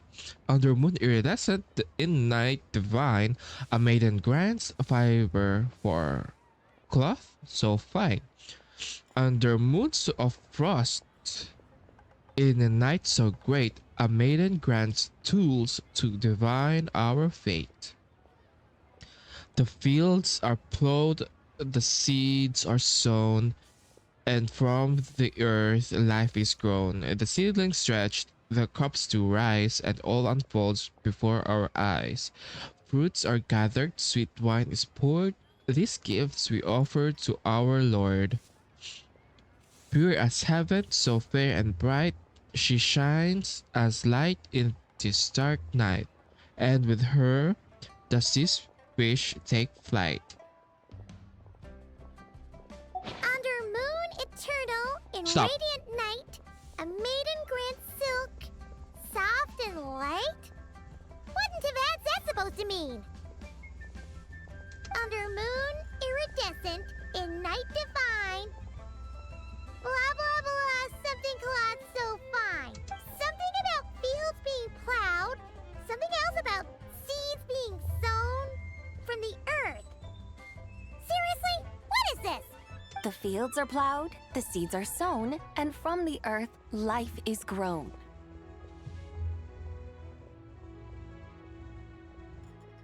Whoa! You did that without even looking! Bravo! Bravo! We have an expert in our midst. Because she is cosplaying. Looks like this young lady really does know her role inside out. If I didn't know any better, I'd have taken her for the real deal. That's because I am the real deal. That's the spirit. This is Thumbs up. exactly the kind of mindset I was talking about. Behold, mortals, I am none other than the indomitable Rex Lapis himself. Kneel before my godly splendor. Bro, I wonder if if Zhongli watches him being all like that. Bro, it's so fucking funny. Believe me, young lady, I know exactly why you do it.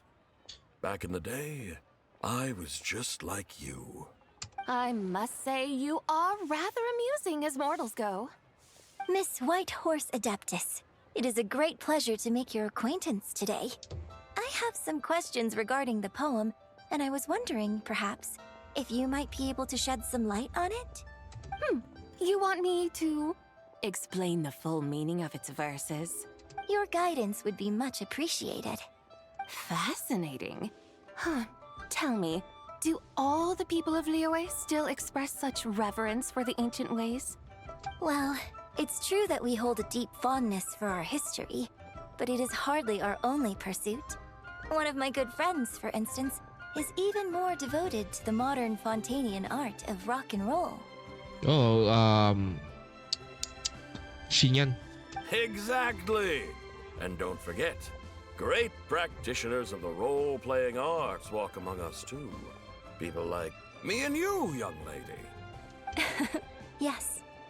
So rather than placing too much emphasis on our reverence for the ancient ways, it might be better to say that here in Liyue, 100 passions bloom, each with a voice of its own. I see. Then, I suppose it wouldn't do any harm for me to enlighten you.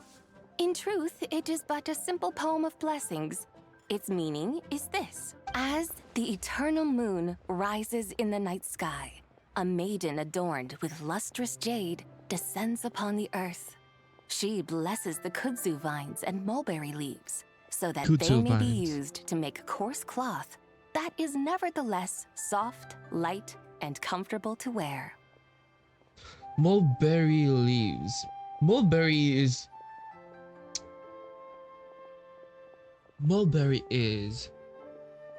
familiar. Is it? No, it's not the thing in Mondstadt. But I don't know.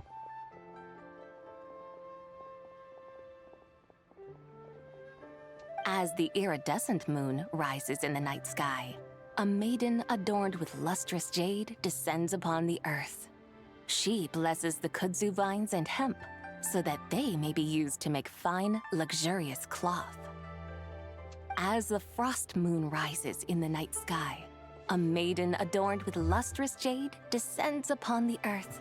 She blesses the mugwort and artemisia, so that they may be perfect for divination. So she really did come down from the moon? She was imprisoned. She shows the people how to use the plow and spade to purge the land of weeds, till the soil, and heap up the earth to make it fertile. Then with the hoe, she teaches them to sow their grain, bestowing the promise of life upon every seed.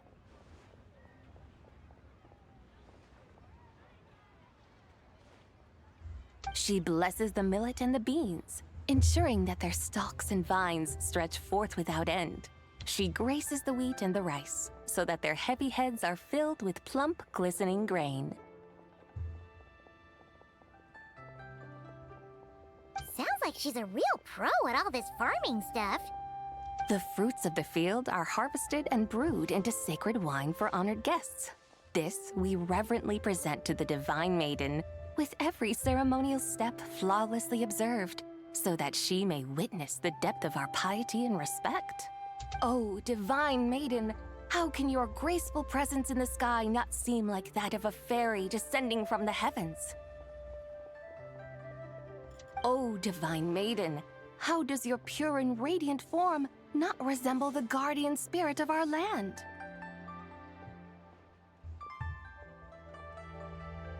I send my heart's desire, ascending to the heavens, beseeching you to grant us good fortune and blessings in the coming year.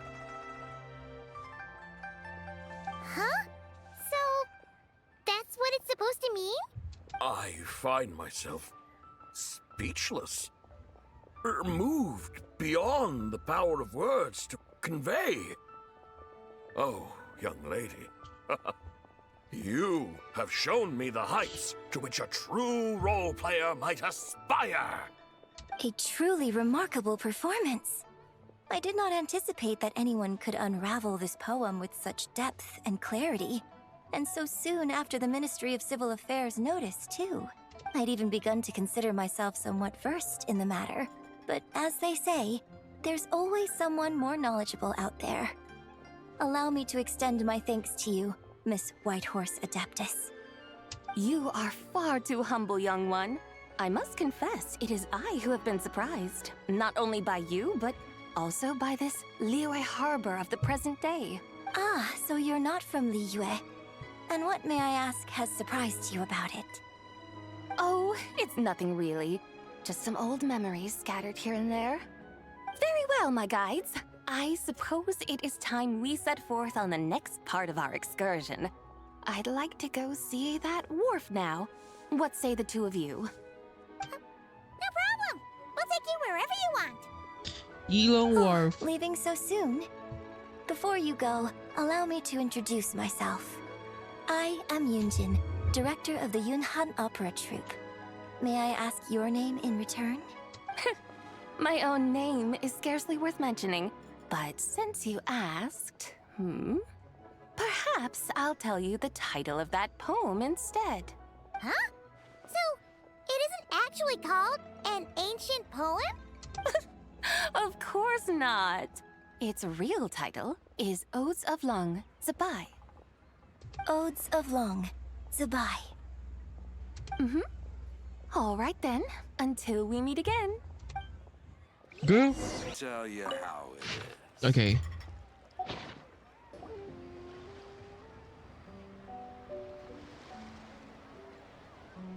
Hey, Ganyu! I almost forgot to mention.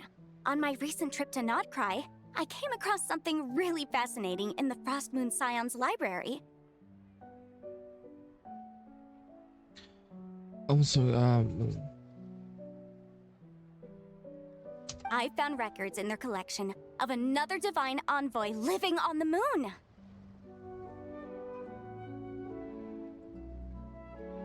A divine envoy on the moon?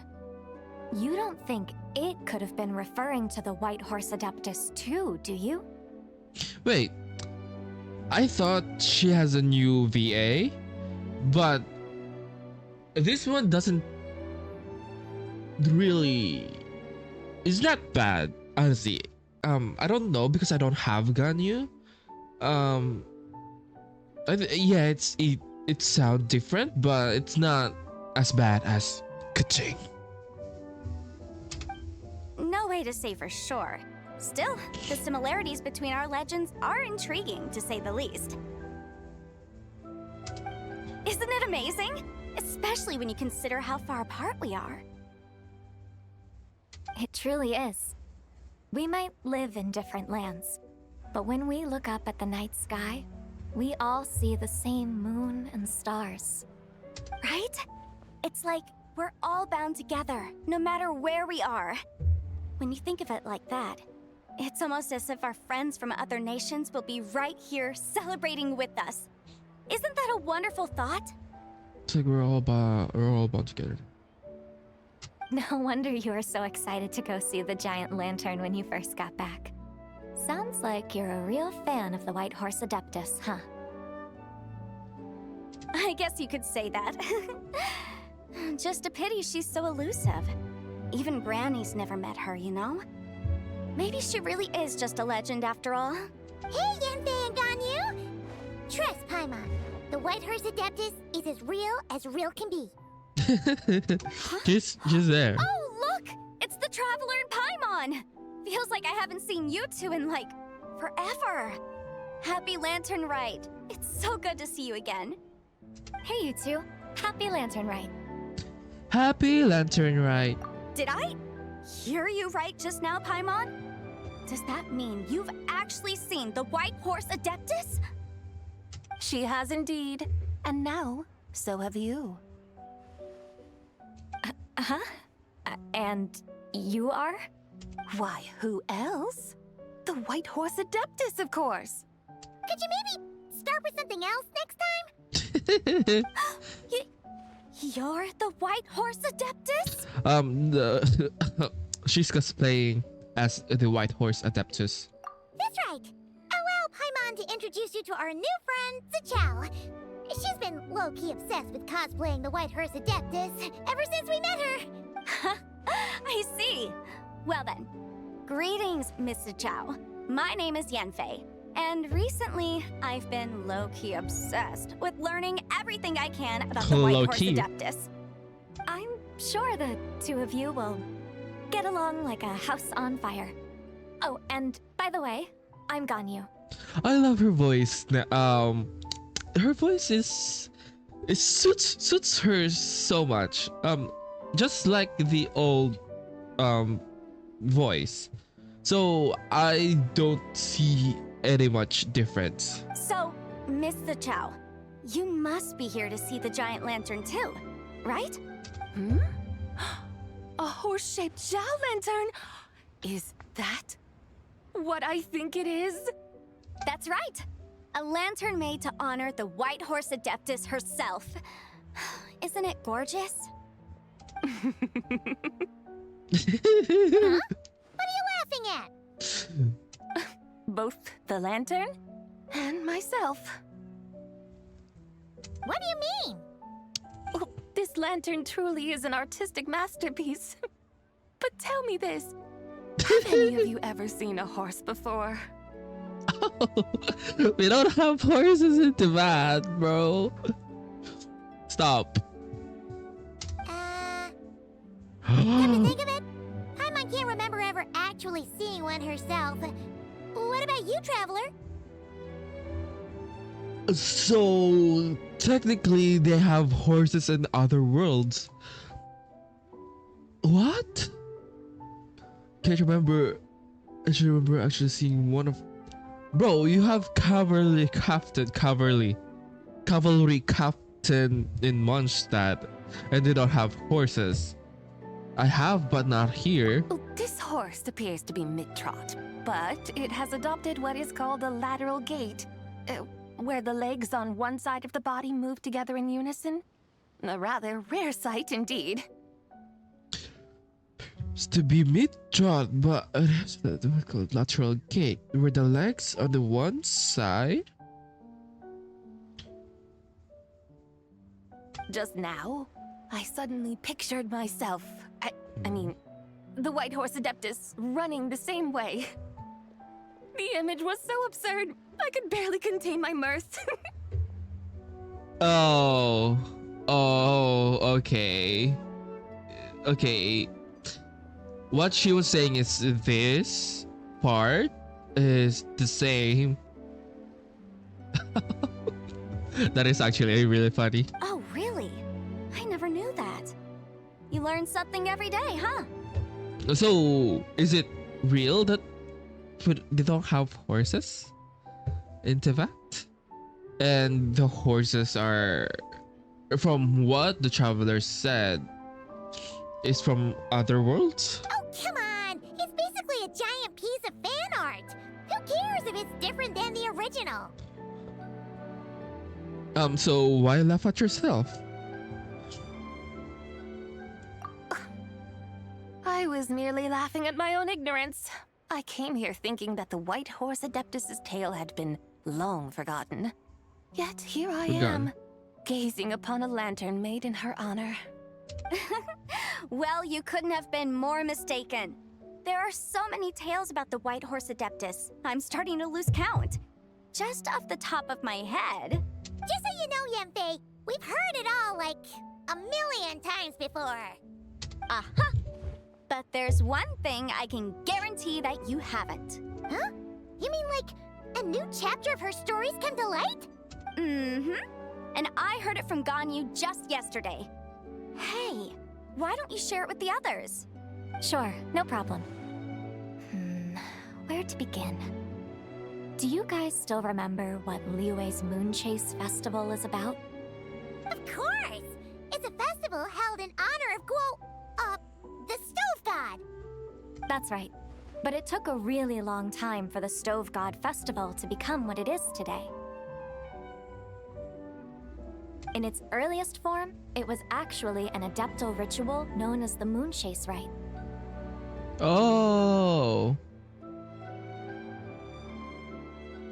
This is actually a adeptal ritual. Paimon remembers Madame Ping mentioning that before, but she never explained exactly what it was.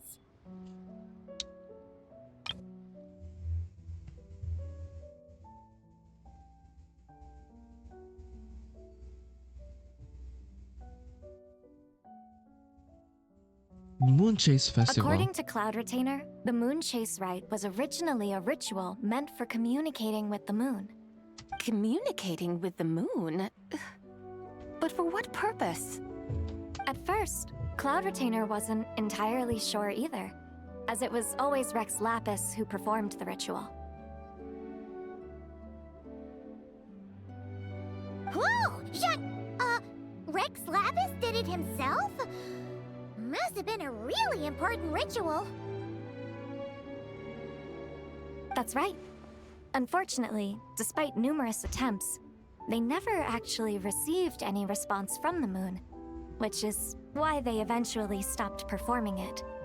But then, just yesterday, Kutching took a picture of the moon being obscured by a dark hole to Cloud Retainer and asked if it had anything to do with the Moon Chase Rite. The moment Cloud Retainer saw it, it suddenly dawned on her that the rite might have been an attempt to reach the White Horse Adeptus all along. Does that mean Zhongli's been trying to bring back the White Horse Adeptus all this time? So how about that? Bet you never thought there might even be a link between the White Horse Adeptus and the Moon Chase Festival.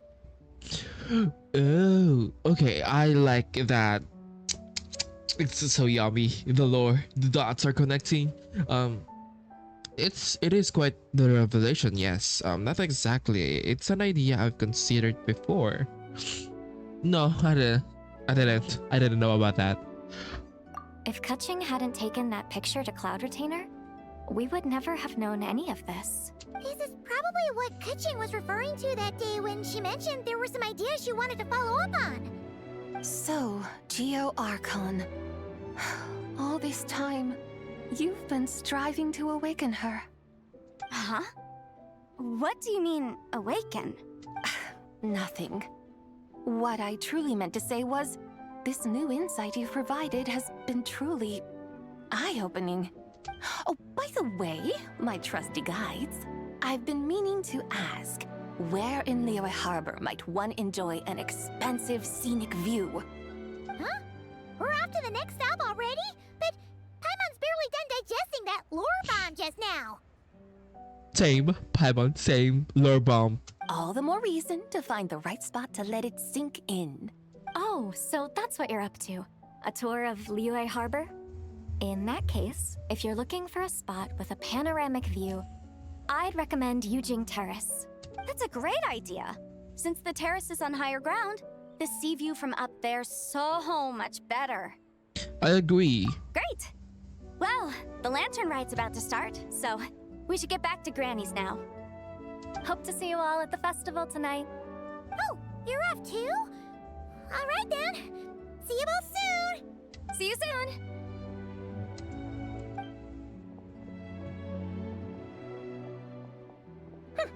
Very well, my guides. What are we waiting for? Okay, you're the boss. Yujing Terrace it is. After all, the customer's always right. Hold on a second. Something else you needed to do? Let's take a photo here in front of the giant lantern. Oh, Paimon likes that idea. And what, may I ask, is a photo? Oh, are you doing an A cosplay right now? She doesn't know the concept of photos as well. It's this awesome invention that lets you record moments in the blink of an eye. Except, you've gotta try not to actually blink. Oh? What must I do in preparation then? Nothing. All you gotta do is choose a pose. The Traveler will handle everything else.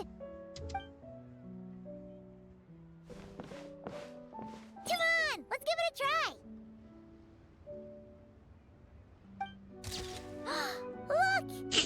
for a picture? Paimon's gonna call it The White Horse Adeptus Meets the White Horse Adeptus in Liyue Harbor. That is so cute. They've even discovered a way to preserve moments in time.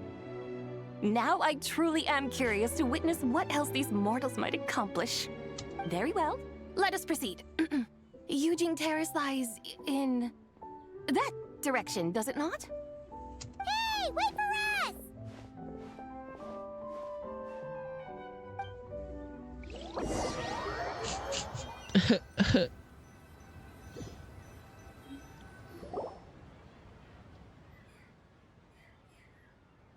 Truly a marvelous view if ever there was one. It seems the charm of this Liyue Harbor is only heightened by the sun's dying light.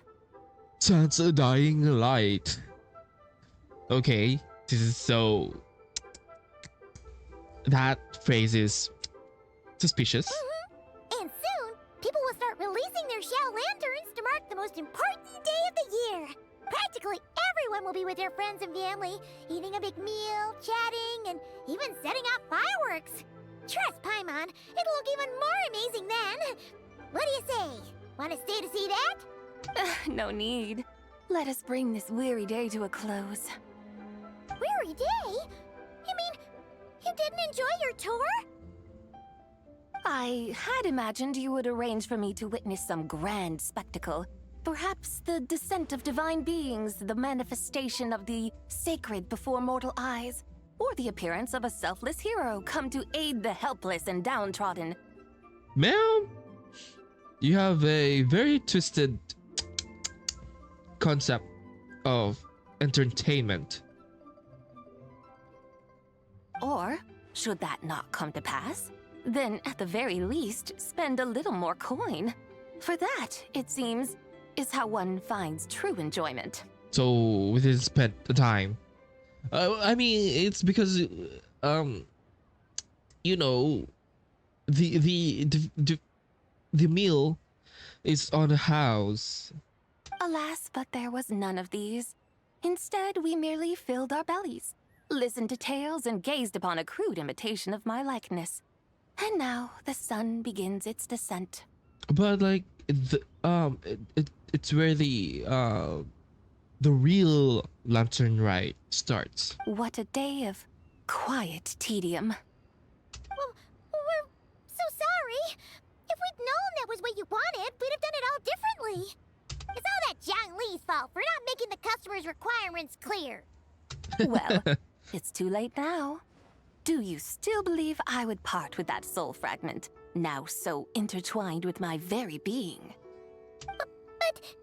You should, man. Quit scaring Paimon already. I knew you were the more astute of the pair.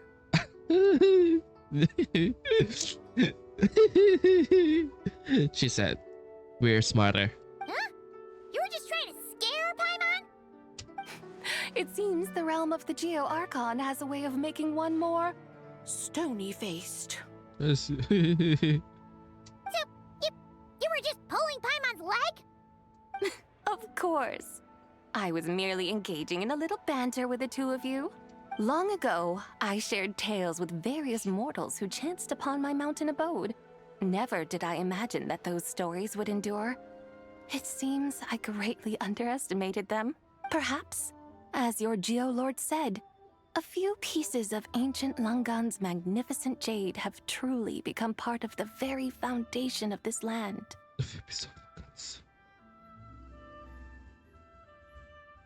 So, you've decided to help us?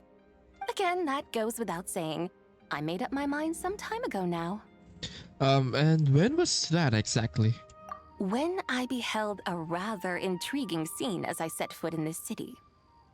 I saw porters passing through the alleys, setting down heavy wooden crates from their weary shoulders.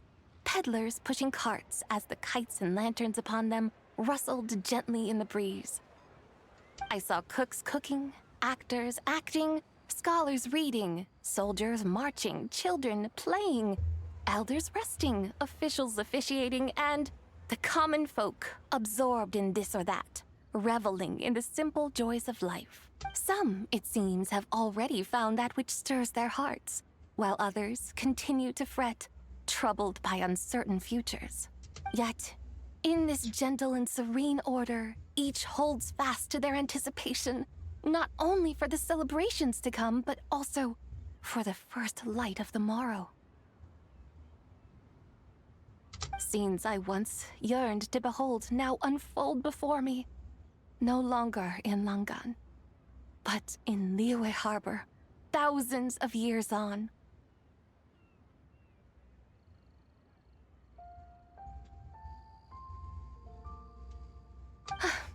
How wondrous is this mortal realm? Thank you. Thank you, Whitehurst Adeptus! Thank you so much! Adeptus, Adepti, perhaps the singular art in which we are truly proficient is that of sequestering ourselves within the high mountains.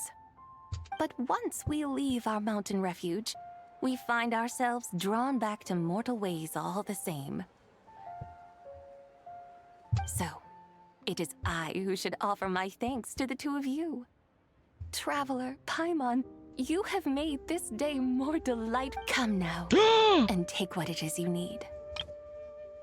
So, it is I who should offer my thanks to the two of you. Traveler, Paimon, you have made this day more delightful than any I've known in a long, long time. Come now, and take what it is you need. You mean, like, right now? But don't you think we should wait for Zhangli? That won't be necessary. All things shall meet again in their time, for the waters know no rest, and the flowers their appointed season. One need not fear that life is but a journey of goodbyes. Stop. Is she gone?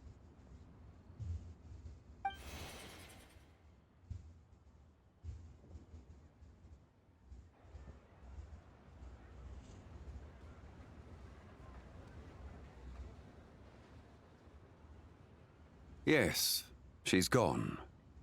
A deadly self is formed from the body's impure vapors, so naturally it cannot survive long in this world.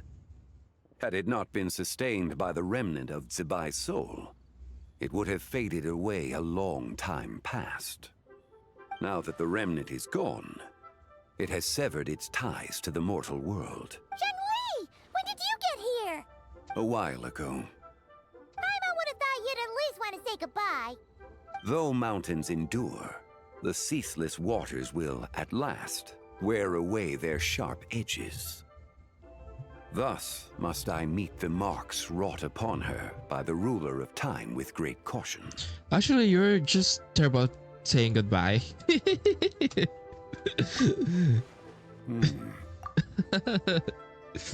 You're right. It may be goodbye for now, but someday we will meet again. I mean, that is true. And when might that be? Like, right now. Who can say for sure? Years and years from now, perhaps. Or maybe tonight, at the Lanternlit. Are you saying that if the Whitehurst Adeptus were to be resurrected, she'd still have the memories of the three deadly selves? That she'd still remember us? Probably. We will find out soon enough.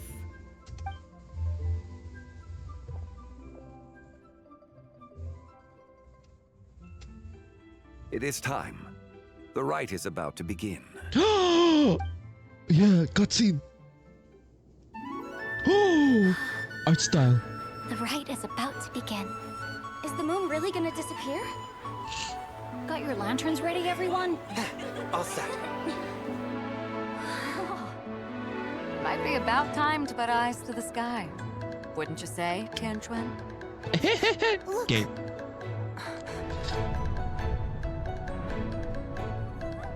When the sun's out, eat the sun. When the moon's out, eat the moon. Whoa, is this the lunar eclipse? Under moon eternal, in radiant night, a A maiden grants Bro, I silk, love the cutscene soft so and much. light. Under moon iridescent, in night divine, a maiden grants fiber, her cloth For so you. fine. Under moon of frost, in night so great. She's so cute. Tools to divine our fate. The fields are plowed, the seeds are sown, and from the earth, life is grown. The seedlings stretch, the crops do rise, and all unfolds before our eyes. Fruits are gathered, sweet wine is poured. These gifts we offer to our Lord. Pure as heaven, so fair and bright, she shines as light It's him. in this dark night. And with her does this, wish take flight. Devoted soul, scattered and unbound. Let this lantern guide you home. By its light be found.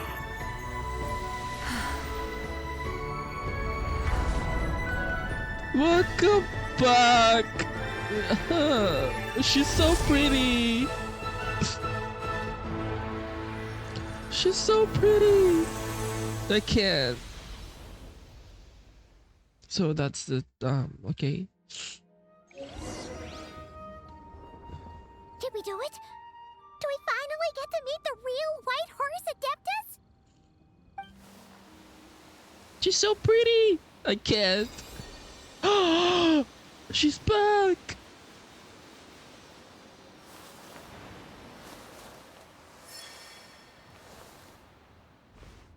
Okay.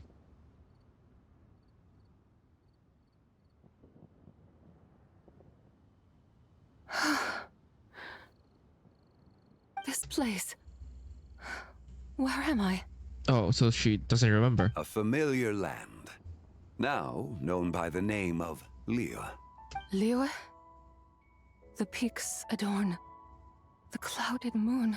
Then who might you be? Oh no! I think Lost all her memories after all. no. She's just bullshitting us. And those countless lights in the sky. What are they? I bet she's bullshitting us for sure. These lights, each like a dwelling in glad accord, usher in this day of joyous rebirth. And whose rebirth might that be? That of my old friend, Zibai. Zibai? Yeah, that's you! Don't you remember anything at all? That's... me? Oh, yes. The envoy of the Lunar Palace. My name is Zibai, indeed. Then you must be... the Lord of Geo, Heaven's Star. Heaven's Star. What do you mean by Heaven's Star? Many years have passed since we last saw one another. Zibai, my friend, welcome home. Home? But why does this place, this Liyue, feel at once so strange and yet so familiar? Do you remember who we are? Who you are? Who are you? Ah, yes, I remember now. You are that young Wushu dancer, the one who seeks disciples. Ma'am, their memories are needs configurations. How fares your quest for disciples? It must have yielded a truly prolific body of students by now, I trust. No, it was just like 2 days ago. Hey, you've got it all wrong! You're talking about gaming! Hmm? But I could have sworn... Oh, that's right. You're that impudent blonde youngster who kept meddling in my affairs.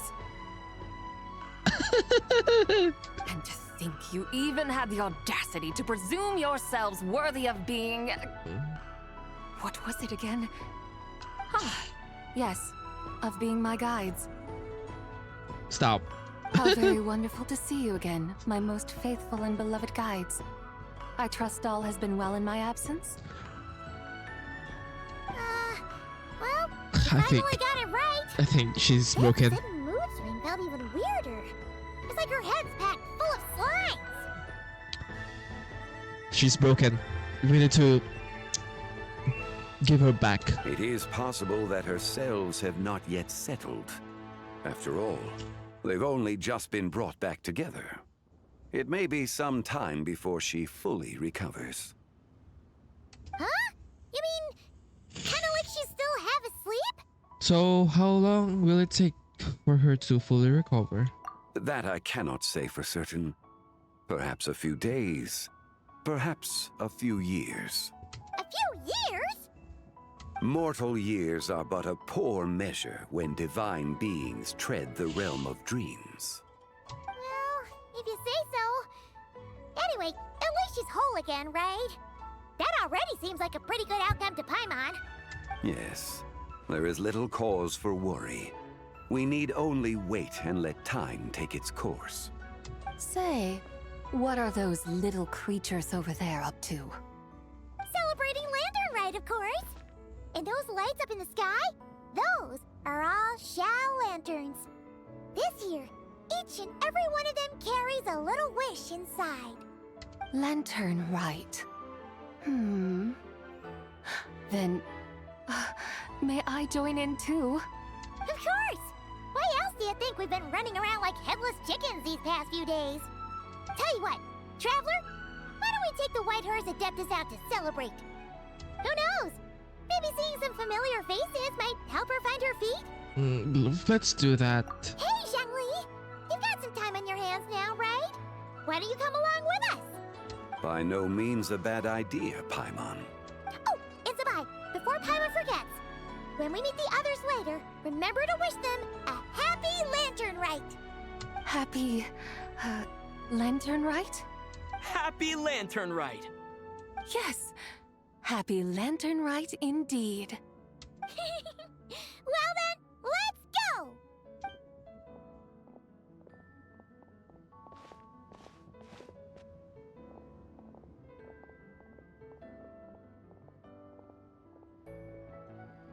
Lanternlit. A night of joy, reunion, and moonlit blessings for all. Is it done? Stop. Is that it? Or more? Stop! Is that it? Oh, okay. Wait until tomorrow.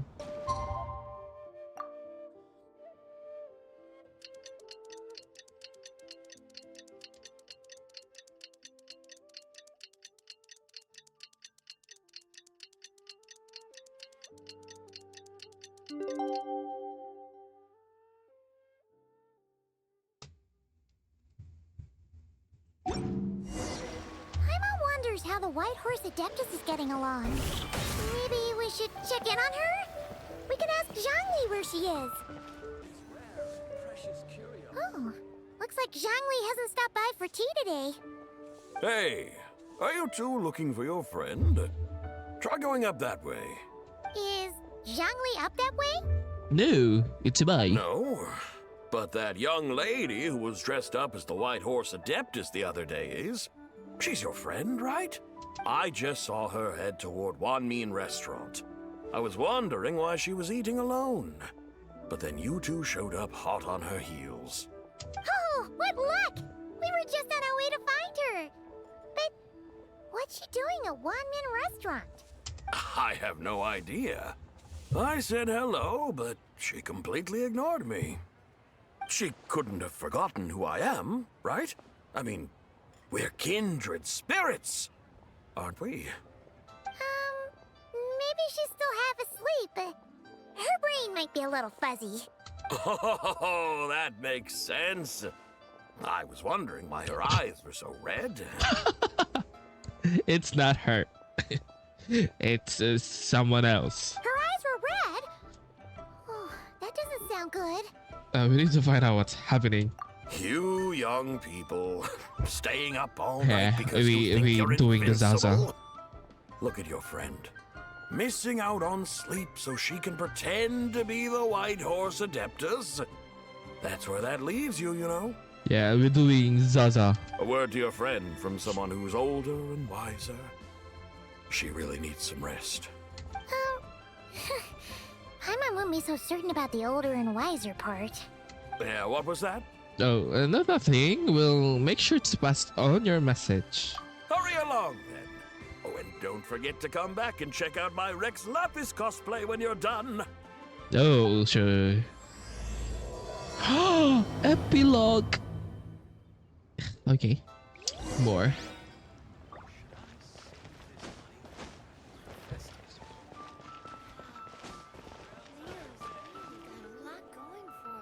Where's the proprietor? Come out and see me at once! Stop. Oh. Xiangling and Chef Mao aren't here right now. What can I help you with? And who might you be? Stop. My name is Shenhe. I work here at Wanmin Restaurant. Shenhe. Shenhe. Are you that crane adeptus who loves planting mint? Oh, it's not her, but might as well be. It's been a few days. Have you improved your gardening skills? Did you manage to cover the slopes with mint? Mint? I don't know anything about mint. But I am familiar with Qingshen and glaze lilies.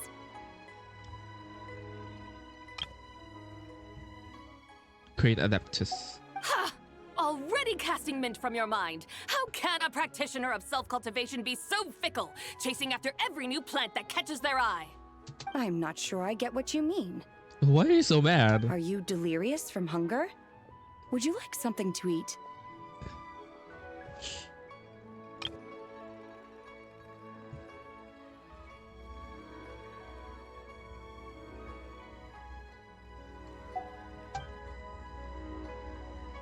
Shannon! White Horse Zibai! So this is where everyone is! Traveler, Paimon. It's been a long time. Happy Lanternlit. Happy Lanternlit, Shanha. Is this customer a friend of yours? I guess you could say that. Don't mind her, Shenhe. She's just a little cranky because, she didn't sleep well last night and she's only just woken up. Look how red her eyes are. She's doing Zaza. I see. In that case, Miss Zibai, I have a tonic here infused with Qingshen. It's cool and soothing when applied to the eyes. Would you like to try a few drops? Stop right there! Stop. Who are you two noisy children? Hey! Have you forgotten about us already? We're your guides. Guides. Yes, I seem to recall something about some guides. Ah, yes, now I remember. What luck! I was just looking for someone to show me the way to Elong Wharf. Huh. Is she starting to come around? Why do you want to go to Elong Wharf?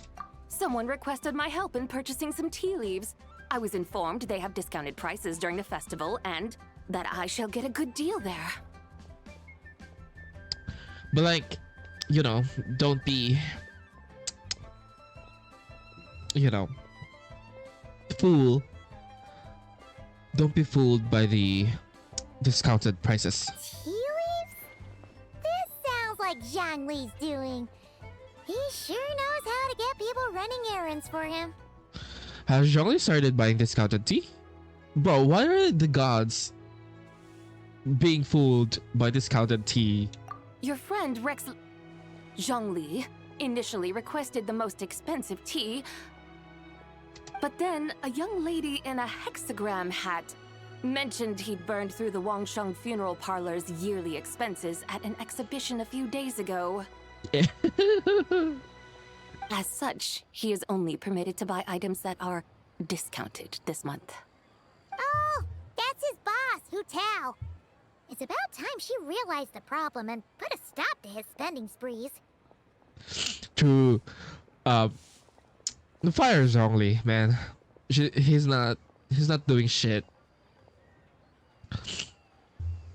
I mean, he is a really good consultant, but I mean, downside, you're gonna go bankrupt. Oh, I see. So that's why you're here. Unfortunately, Wanmin Restaurant doesn't sell tea leaves. If you're truly in need, I could gather some wild tea from the mountain slopes. You no. don't sell tea leaves? But I remember your boss, Miss Lu, saying that she owns tea fields. Miss Lu is not.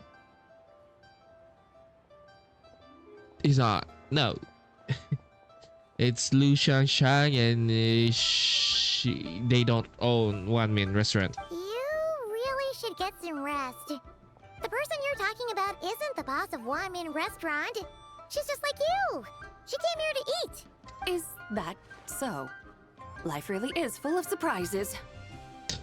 Girl, this lady is full of surprises. What surprises? Your brain really is as gooey as a pack of slimes. Paimon can't believe Zhongli entrusted you with going all the way to Yilong Wharf and buying tea. Why don't we show you the way to Yilong Wharf? That would be excellent, my dutiful guides. Ah, yes, Miss Crane. I apologize profusely for my improper behavior just now. Please forgive me.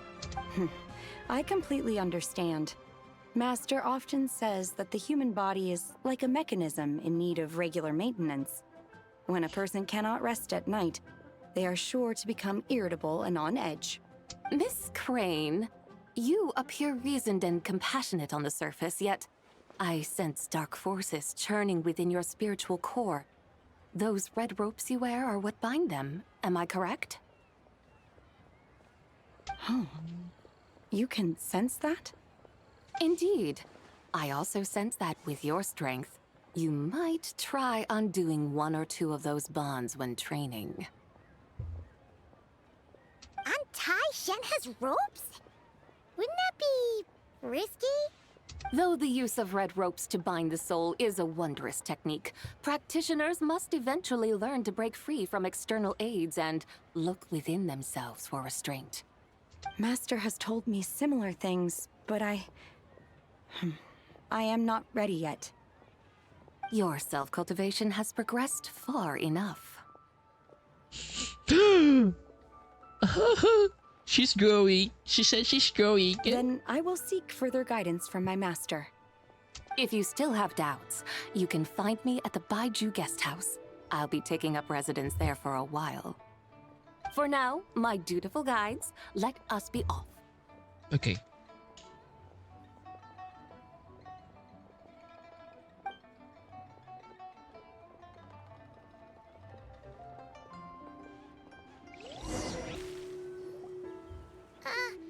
Aren't we going to Yilong Wharf?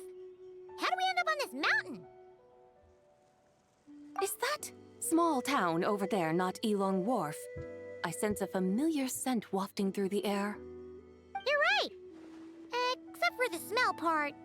Paimon doesn't smell anything. You smell That jade. is because this scent Oh, is the essence of jade, I'm which can right. nourish the spirit. Oh, yeah! Shenyu Vale does have a lot of jade, but Paimon didn't think jade smelled like, anything. Naturally, this has reminded me of something. Hmm? And what's that?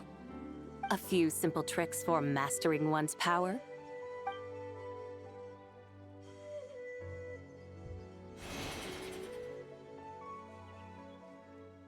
What is that thing? the thing. I'm sure you've been to Yilong Wharf many times before, but I wonder if you've done so while cruising through the air. You've been such dutiful, dedicated guides, so allow me to offer this fresh experience as recompense. Please step in. It's. Wait, how do you use this? Are we gonna? Wait, can we even? Bro, we are too small.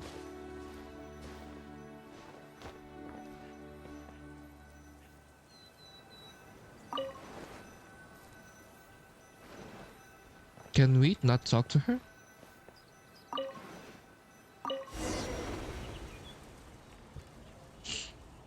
This is so cute. This is amazing! Paimon feels just like an adeptus flying through the sky. What is this thing? She's so cute. I created it from my memories of the chariot of the Lunar Palace. Oh, so it is not Many the. years have passed since I last laid eyes upon it, so there may be some discrepancies. Nonetheless, it is functionally much the same. A lunar chariot? Wow! Paimon never imagined she'd get to ride in one! So, Zibai, does that mean you used to work on the moon? Yeah, probably. Work. That's an interesting way to phrase it, though I suppose you are correct. I was Probably. once an angel, a member of a race tasked with guiding humanity. Then, graced by serendipity, I became a moon envoy. Huh? What's a moon envoy? Some kind of super important angel? As you would understand it, a moon envoy is a job title. Any angel, or non-angel, can become a moon envoy. Does that mean you're not the only one? Probably. Of course not. Though my memories are still hazy, I vaguely remember some of my colleagues. There was one who liked to take on the form of an ibis. An ibis? Ibis. Could it be... Can all moon envoys turn into animals? Does it mean Lauma could take that job? She can turn into a deer, and moonchanters are some sort of Luna envoy anyway, right? Moon chanter? I have no idea what those are. Oh, okay then.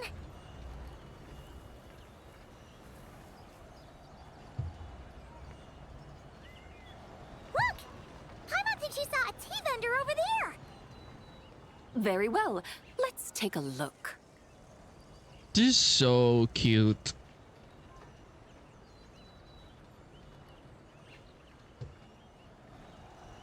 Cute, cute, cute. Cute, cute, cute, cute.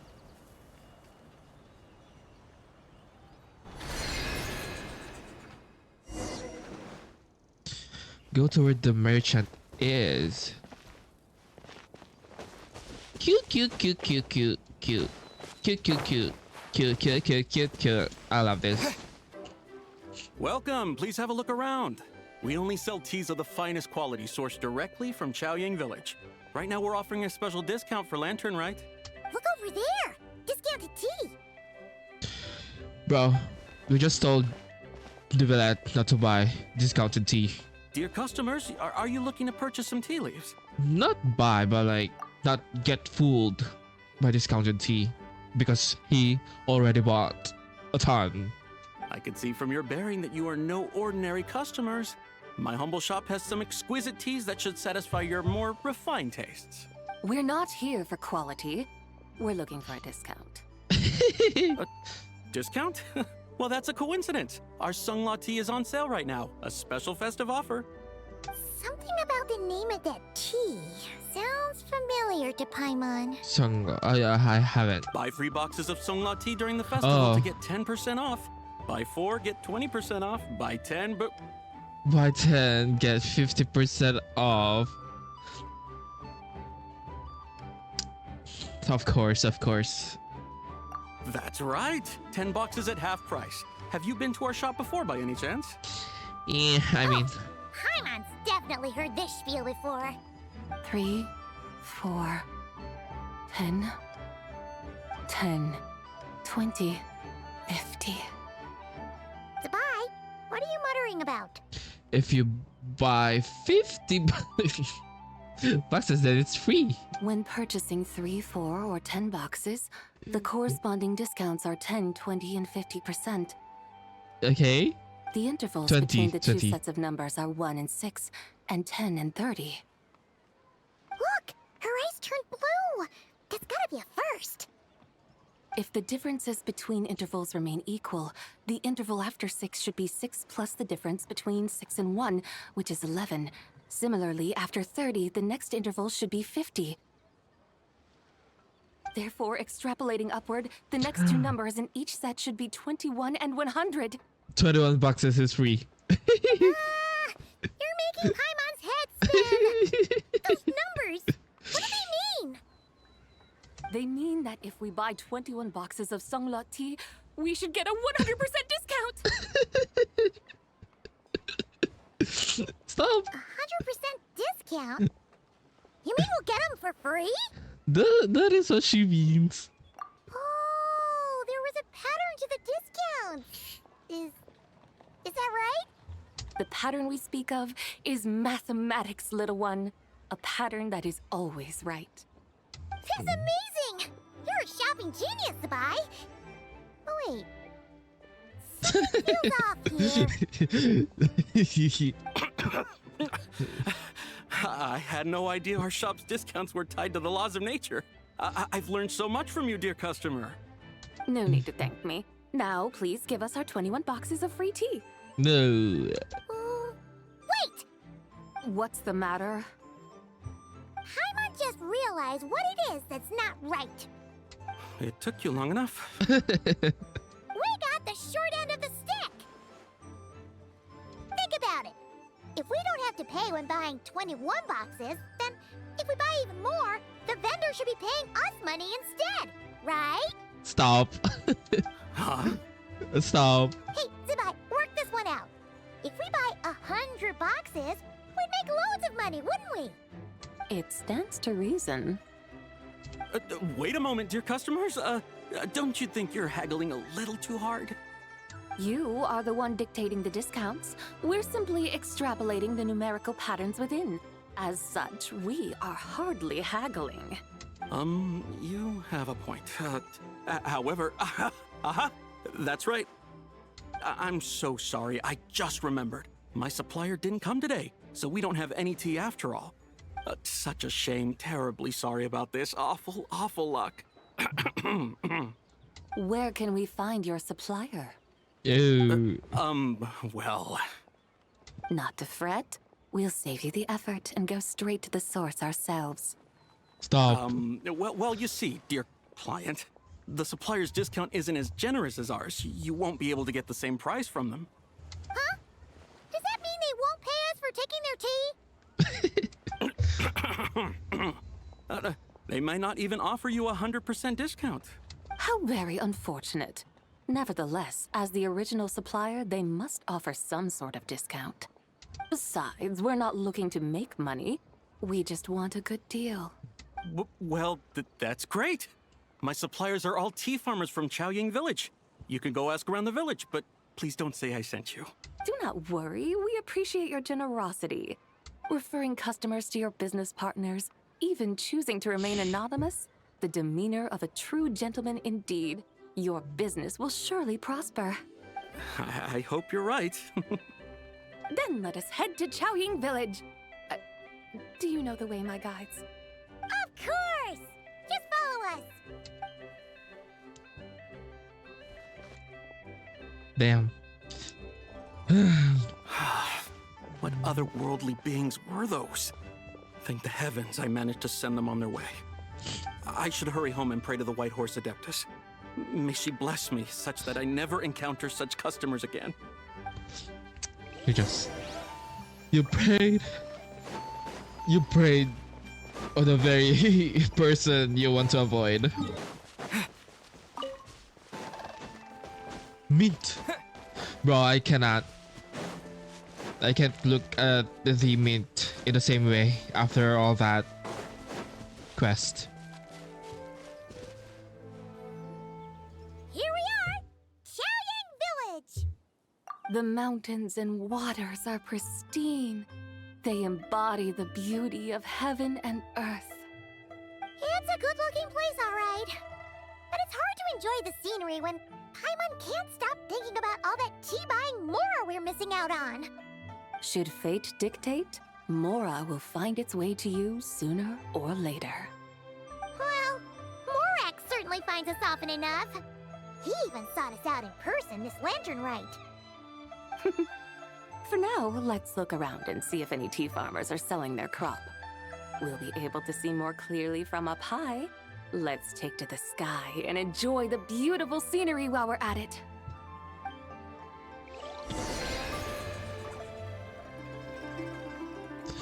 Bro, they just wanna sell this thing, huh? Is this is this? I think this is free when you pull Zibai.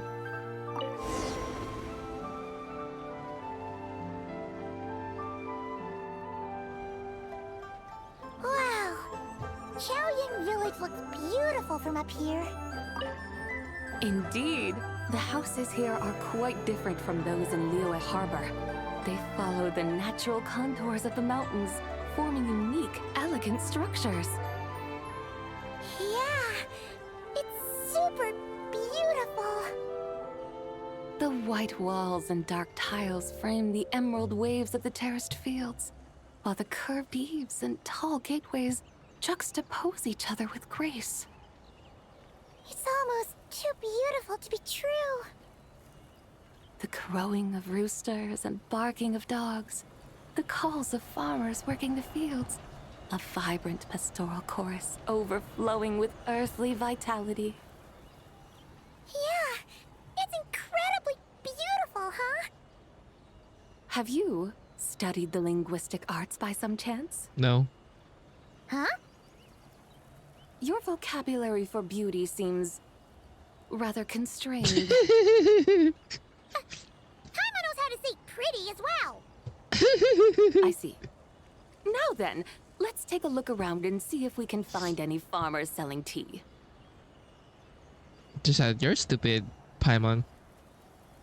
You need to study. Look! Is that Yu Shangshang? Oh my god, I can fucking recognize her. Is that Wu Shangxiang? And Stop. who is that? Oh, you'll remember her once you see her up close. Girl, we're fucking we're pulling up using a fucking chariot. Hey there, Wu Shangxiang! It really is you! Huh? Paimon, Traveler, and the White Horse Adeptus. Fancy seeing you here. The White Horse Adeptus has a name now. You can call her Zibai. And you are... Wait. I remember now, you're... Don't say anything about food poisoning or fish.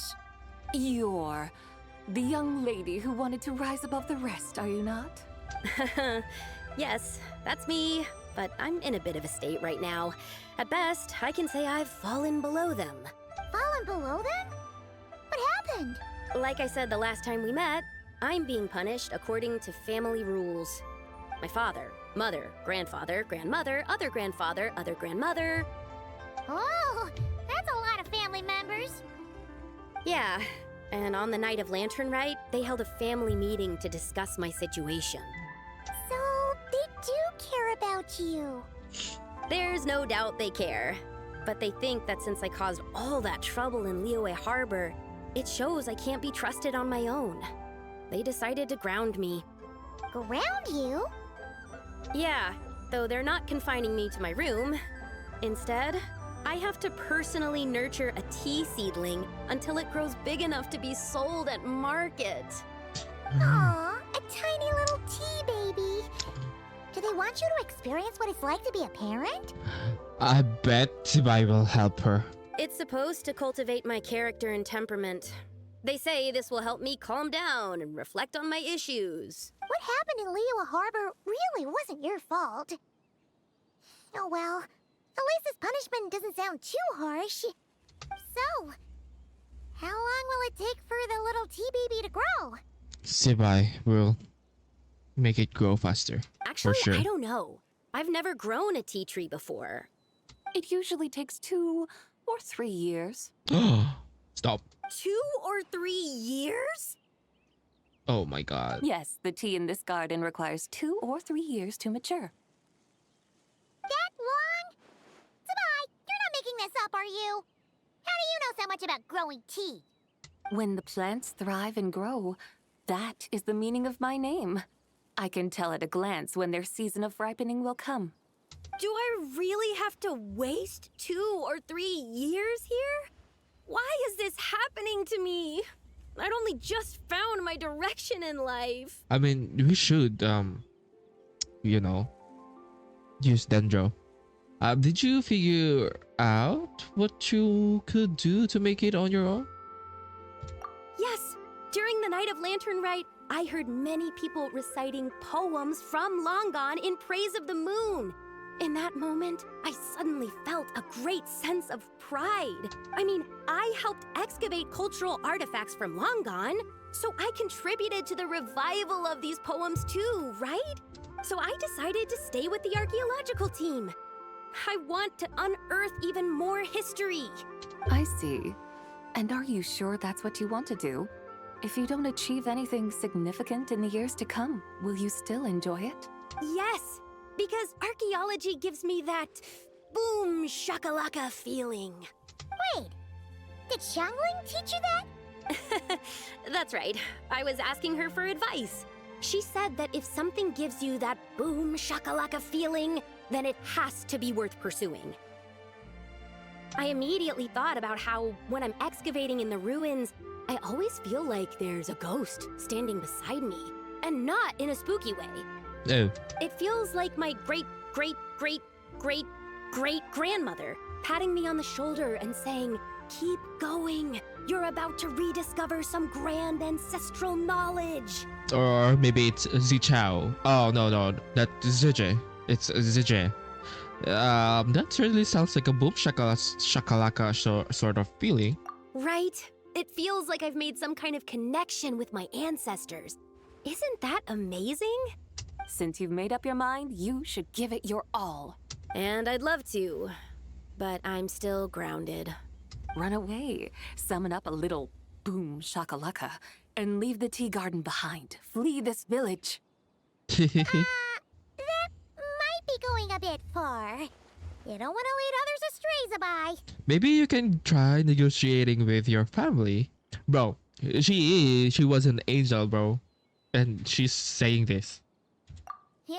Tell them about your great-great-great-great-great-grandmother. She must be the most super-duper ancestor to have ever risen above the rest, right? I'd be better off telling them about the White Horse Adeptus. After all, she's the supreme riser above the rest who saved my great-great-great-great-great-grandmother. Then it's settled. Tell your family that your decision has my blessing. Thank you, Zibai, but I don't think cosplay is going to work on them. They won't listen. They don't need to listen. You need only follow the rules they've set out for you. What do you mean? As I'm sure you know, some ancient texts refer to the White Horse Adeptus as the Daughter of Time. My family history contains such records, but what of it? If the White Horse Adeptus were to manipulate time to make your tea seedling grow overnight, then you'd be free, correct? Is that how it works?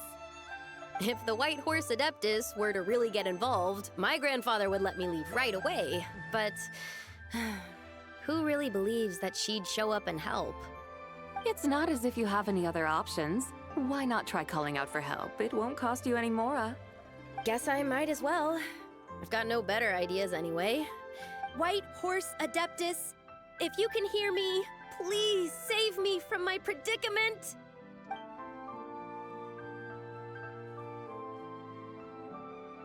Ugh. Nothing happened, as expected. Perhaps the White Horse Adeptus has already heard your prayer. Why not come back here tomorrow and take a look? By then, the seedling you planted may well have grown into a thriving tea tree. Thank you, Zibai, for trying to comfort me.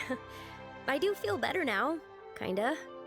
But can't you really do something like that? I'm curious to find out. I mean, we can use... Oh, it's getting late. Dendro. Why don't you all stay at my house tonight? My family may be strict with me, but they're always welcoming to guests. That sounds great! Let's get some sleep and then come back here tomorrow to see if our tea baby has grown. You follow the young lady to Saturday night for Lu family residence in Chaoying village. You enjoy a quiet night's sleep, and in the morning you turn together to the tea garden.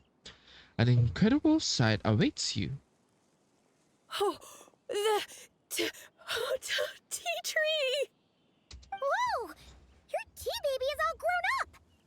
Indeed, it has grown into a mature tea tree that can stand tall in the face of wind and rain. How is this possible? It must be the work of the White Horse Adeptus. Your prayer must have moved her. Are you sure? Yeah. Perhaps she heard your prayer and chose to answer the call. She once saved my great-great-great-great-great-grandmother. This time, she saved me. That's incredible! Your family must be blessed by the White Horse Adeptus. I guess so. I need to tell everyone the news right away. They should unground you now, right? They'd better. Since this is the will of the White Horse Adeptus, I don't see how they could object. Go. And if you run into any more trouble, call out to the White Horse Adeptus just like yesterday. What about not? And, let her solve her problems on her own. Thank you so much.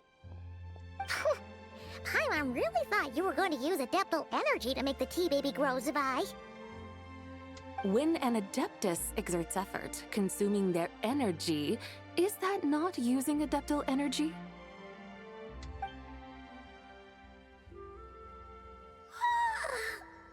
Alright. What are we doing out here in the middle of the night? We're here to help Lu Xiangxiang fulfill her wish, of course. Can you really make the tea baby grow? It won't be easy, but there are ways. Wait.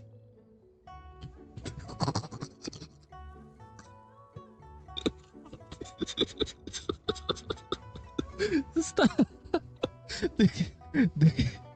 Did she pluck this tea bush and replaced? Stop. I can't. There, it's grown. Hey! You just transplanted a tea tree from over there! So, there's a mature tea tree here now, yes? Oh, yeah, but... And am I not the White Horse Adeptus? Well, yeah! That's so stupid. Is this tea tree then not a manifestation of the White Horse Adeptus's will? You're... not wrong. Then again, there's something not quite right about this. Maybe this will become another mystical Adepti tale recorded in their family history. Oh my god. That would be marvelous. Paimon thinks so too. Hey, Traveler. Zibai seems to be doing much better now, don't you think? Maybe being outside is good for her. Oh! Paimon bets that's why Zhangli chose to send her on this errand. Why don't we continue showing her around Liyue? That's a great idea! We've already shown her Liyue Harbor, Yuan Wharf, and Xiaoying Village. How about we head to Qingce Village next? Qingce. That name sounds familiar. The scenery there is really pretty, too. It's the perfect sightseeing spot. How about we show you around? I must say, I have been mightily impressed by the mountains and waters of Liyue. Please lead the way, my dutiful guides. Yeah, she was... Let's go! She was living there. Bro, I can't. Paimon can't help feeling like we've forgotten something. Pay it no mind. I've already forgotten more than you will ever know. What did we forgot? Alright. If we forgot something, it can't have been that important to begin with. What do you mean? What did we forgot? Here we come! What did we forgot? Like, what do you mean we forgot something? Bro, they literally fucking... I can't with them. What did we forgot? What did we forgot? We should plant cucumbers. I don't know what did What did we forgot? I think maybe the tea. We forgot to buy them. We should plant canolas! What do you mean? We should plant cucumbers. They're easy to sell. We should plant canolas! The flowers are pretty! I mean, why not? What are you plant arguing both? about, little ones? We're deciding what to plant in our field once Lanternlit is over. Yeah. Dad gave us a small plot of land to grow our own crops. He said we can keep all the more we get from selling them. We should plant cucumbers, right? Dad plants cucumbers every year. We should plant canolas! We can press the seeds for oil! It smells good and sells for a good price. Ah, an agricultural debate. This should be easy to sort out. Granny, are you a farmer? Could you tell us what to do? Granny, stop. Granny? What did you just call me, you rapscallion? Stop. Stop. Oh no, her eyes are gonna turn red again. It's just, my granny smells really nice, and you smell nice too, so... Sorry. How about we call you Auntie instead? Auntie? Just call her Big Sis Zibai. Oh, alright.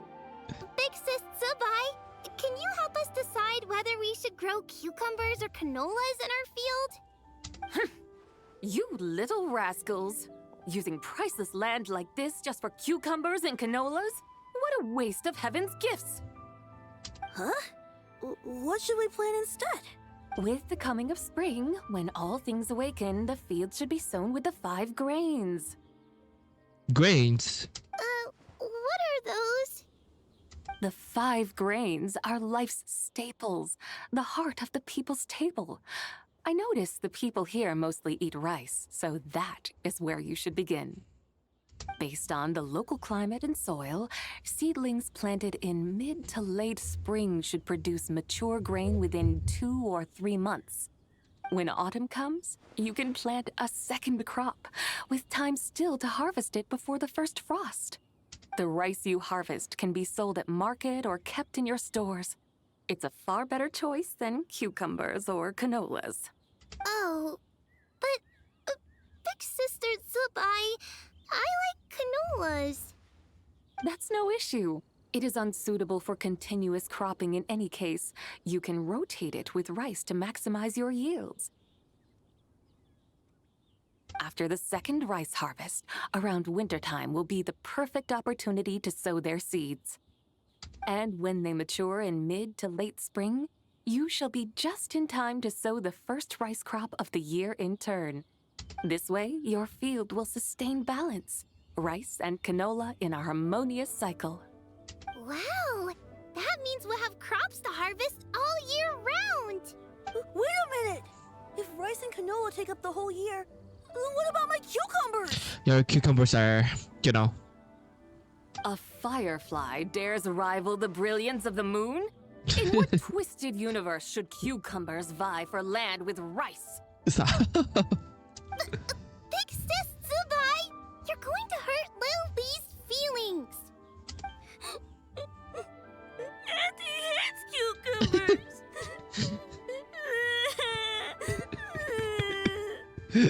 Stop crying this instant!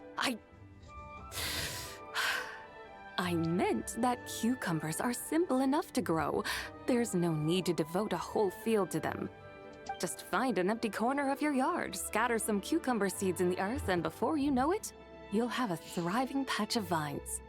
Cucumbers delight in sunlight and moisture, but they suffer in cold weather. If you wish to plant them this early in the year, you should make sure they're protected from frost. Wow. Is it really that simple? Let's hurry home and get started right away! Are you really in that much of a rush? Well, thanks, Big Sis Zibai, who's fierce but really good at farming. We gotta go! Thanks, Big Sis Zibai! See you around! Paimon never imagined you'd know so much about farming. What's so strange about that? The people of Long Gone called me the god of soil and grain. Are the fields not made of soil? Is rice not one of the 5 grains? Huh. That's true. So, if the god of soil and grain is a farming god, that means the White Horse Adeptus must be a farming adeptus, right? When you put it like that, Zibai suddenly seems very down to earth. Of course, the god of farming is down to earth. Mind your tongue, impertinent child. How dare you diminish the lofty bearing of an adeptus? Hey! You're the one who said the god of soil and grain is all about farming. Bro, yeah, that's true. Enough! It's time for us to take to the skies once more. Join me now. Witness the majesty of mountain, water, and field, and broaden your horizons. Bro, she needs help. She needs help. She's crazy. She is insane. Wait, is he? No, this is not the girl.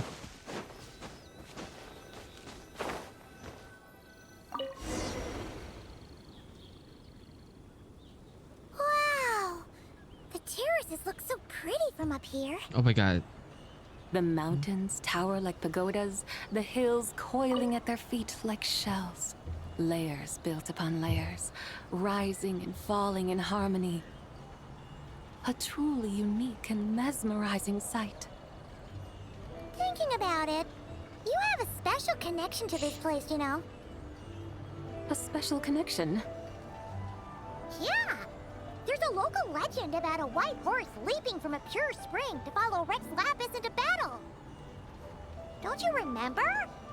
You must have been living in seclusion around here. That does sound somewhat familiar. Oh, and if we keep going up this way, we'll reach a super duper spooky spot. Yeah. You might have a connection to that place too. There's an ancient array that seals away the remains of a fallen god. A god's remains? Yeah! The people of Liyue turned that story into an opera called The Sanctification of Tao Do. Does that ring any bells? Tao Do. Huh. The 7 and 8 gates array. That's right, that's right! You do remember!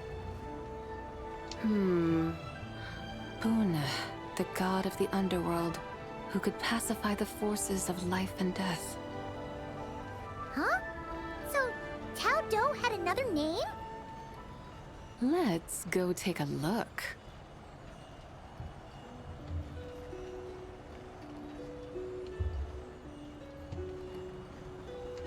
We're gonna go to Wuang Hill.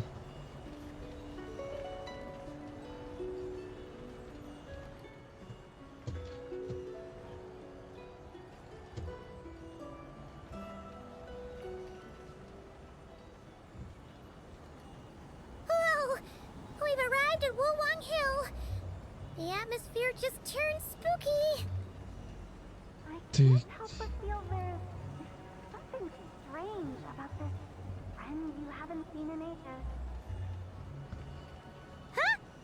I Paimon thought she heard heard someone's voice. Huto. Let's head down and check it out.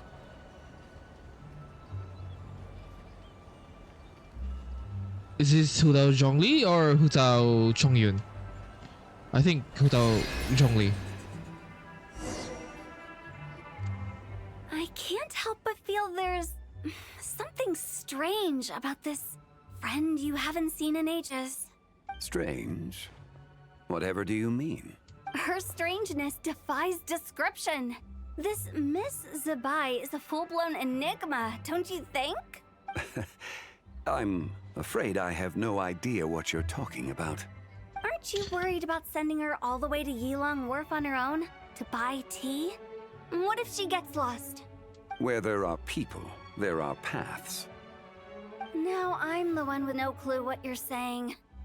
She can ask for directions. And then what? She will meet strangers in unfamiliar lands, build friendships, part ways. Hers will be a long journey indeed. The further the journey, the more footprints one leaves behind. The deeper those footprints, the harder it is for time to erase them. Ah, so you want her to make new friends? Yeah, you could have said that, I man. see. But from what you say, it sounds as though she's not from Liyue. I believe she was not, but perhaps she will be. You're sounding stranger by the second. Huh. Oh, over there. Oh, look who's here. Yeah, we forgot to buy the tea. Hotel! Zhongli! What are you doing here? Traveler, Paimon, fancy meeting in a place like this. Oh my, and Miss Zibai too. We run into each other by chance. Sounds like fate to me. We were taking Zibai to buy some tea from Yulong Wharf.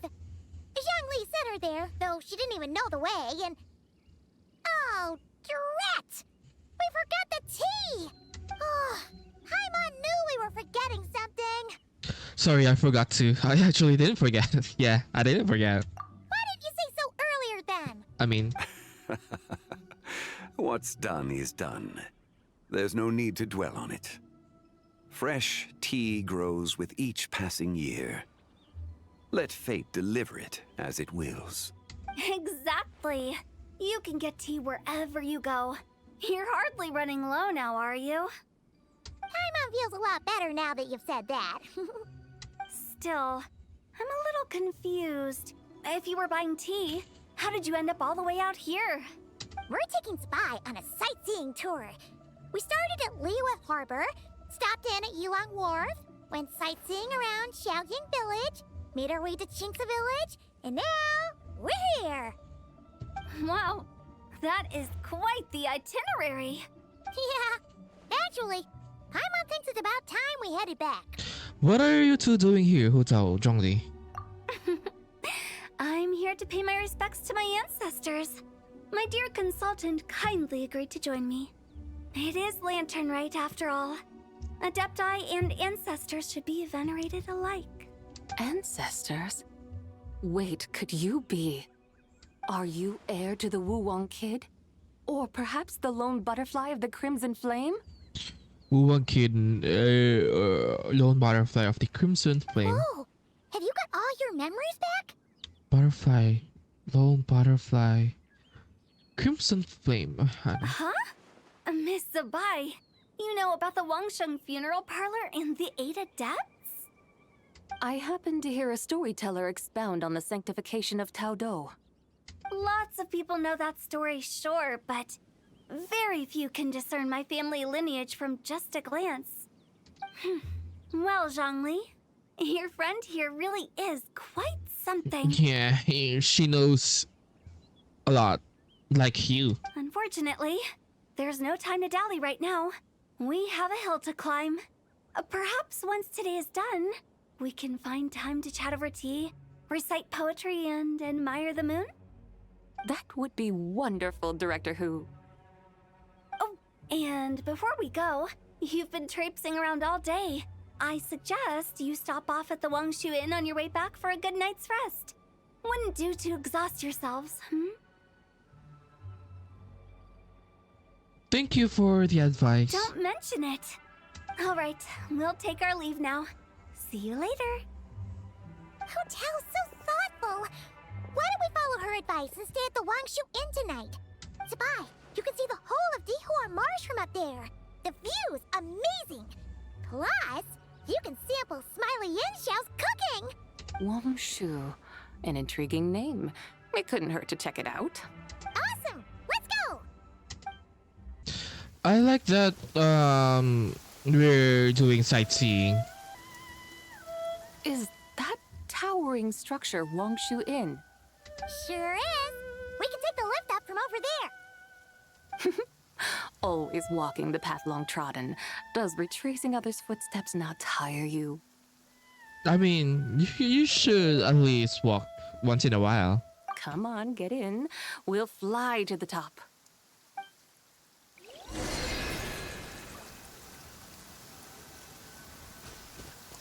They want you to pull for her. Whew. Right in the chariot. Are we really gonna fly up to Wangshu Inn? Isn't that a bit showy? All the guests are gonna see us. Is that a bad thing? To be able to witness an Adeptus. This will surely add to the inn's appeal, not to mention the room prices. The owner will thank us. Ma'am? You seem to really like showing off your powers. This inn's architecture is incredible, and the surrounding countryside radiates a picturesque charm. No wonder the new proprietor of the Baiju guest house thinks he can't compete and has decided to change his own establishment's name.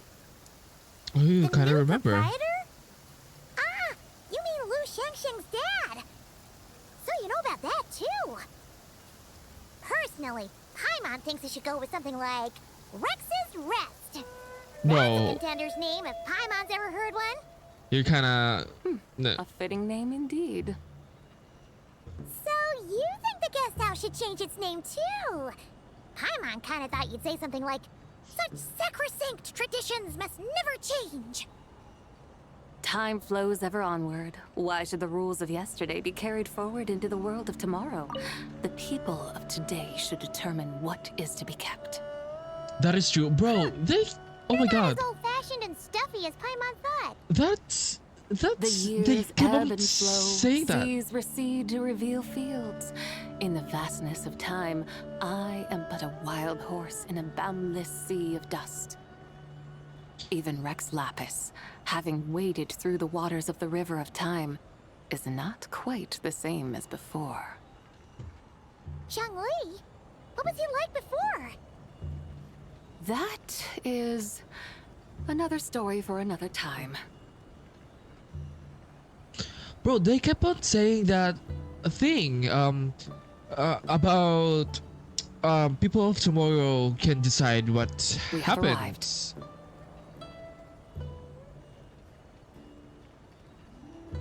It is so interesting. Whew. This is the first time Paimon's ever flown up to Wangshu Inn on a chariot. Everything's so different when you're up high. Wangshu. Like moon lanterns and shell lanterns. Might it all be a coincidence? What's a coincidence? Do you not know what Wangshu means? Does it mean the moon? But what is where Yue in Yue? Not bad. You're clearly much sharper than your diminutive companion. Wangshu can refer to the moon, but its original meaning is actually Ciao, kid. I don't know. The goddess who rides the bright moon's chariot. Okay. And you must be the conqueror of demons. Xiao! Paimon was wondering if we'd disturbed you by flying down from the sky. Not at all. I sensed an unusual presence long before you arrived, though I didn't expect it to be you in a flying chariot. Ah, a witness at last. I was starting to think we should fly a bit lower. 'Twould be awfully dull if no one ends up marveling at my lofty bearing. No need. This is already showy enough. I'm not one to do good from the shadows, as Rex Lapis is wont to do. Then you must be... She's the White Horse Adeptus. Nay, I'm only cosplaying as the White Horse Adeptus, in truth. Cosplaying? What's that? I mean... Ugh, ignore her nonsense. She's the genuine article. The one and only, completely authentic White Horse Adeptus. It's just... Xiao, did Zhongli say anything about her being a teensy bit... not quite right? She's... Mental instability, perhaps? Did Zhongli tell you that? No, this is my own speculation. She's crazy. You pretty much hit the nail on the head. It's like her brain's filled with a bunch of slimes right now. All gloopy and messy. Stop. There's a hot-tempered pyro slime, a math-obsessed hydro slime, and a mischievous little animal slime. But don't tell her Paimon Bro, said that, she can hear or you. she'll come and tell us all off. You white-haired rascal! Do you think I can't hear you? Uh-oh! We're in for it now! Bro, it's just you, man. White Horse Adeptus, you must be weary from your journey. Why not take a rest? Oh, yes! You must be hungry, right, Zibai? How about we get some food? The chef here is incredible!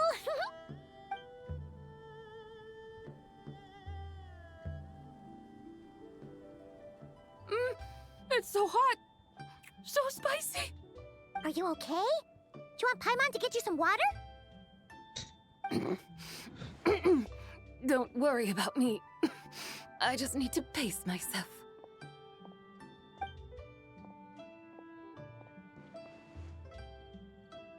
So, regarding your friend and her condition, does even the Lord of Geo have no solution? Just crazy. Zhangli said we should wait and she'll get better on her own.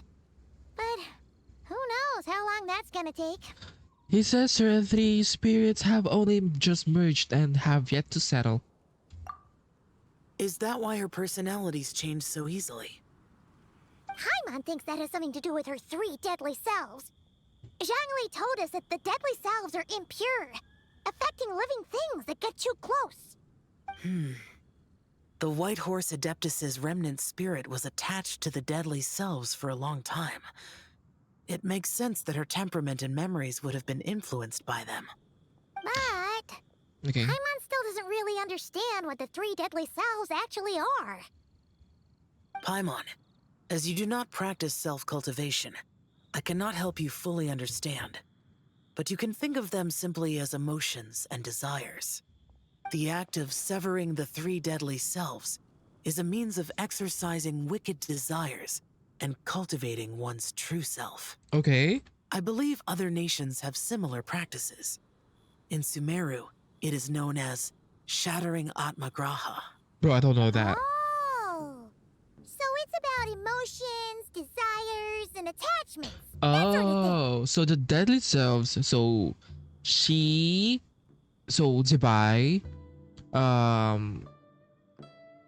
kind of like split herself into three deadly selves, and no. Her soul attached to the three deadly selves, which is the painting, the chariot, and the moon. I think that's how it is. It includes those. I wonder, does she still remember what happened in the past? Some of it, but right now, it's like she was suddenly awakened. Like she's still half dreaming. The half that's still dreaming might remember things, but the half that's awake doesn't quite get it.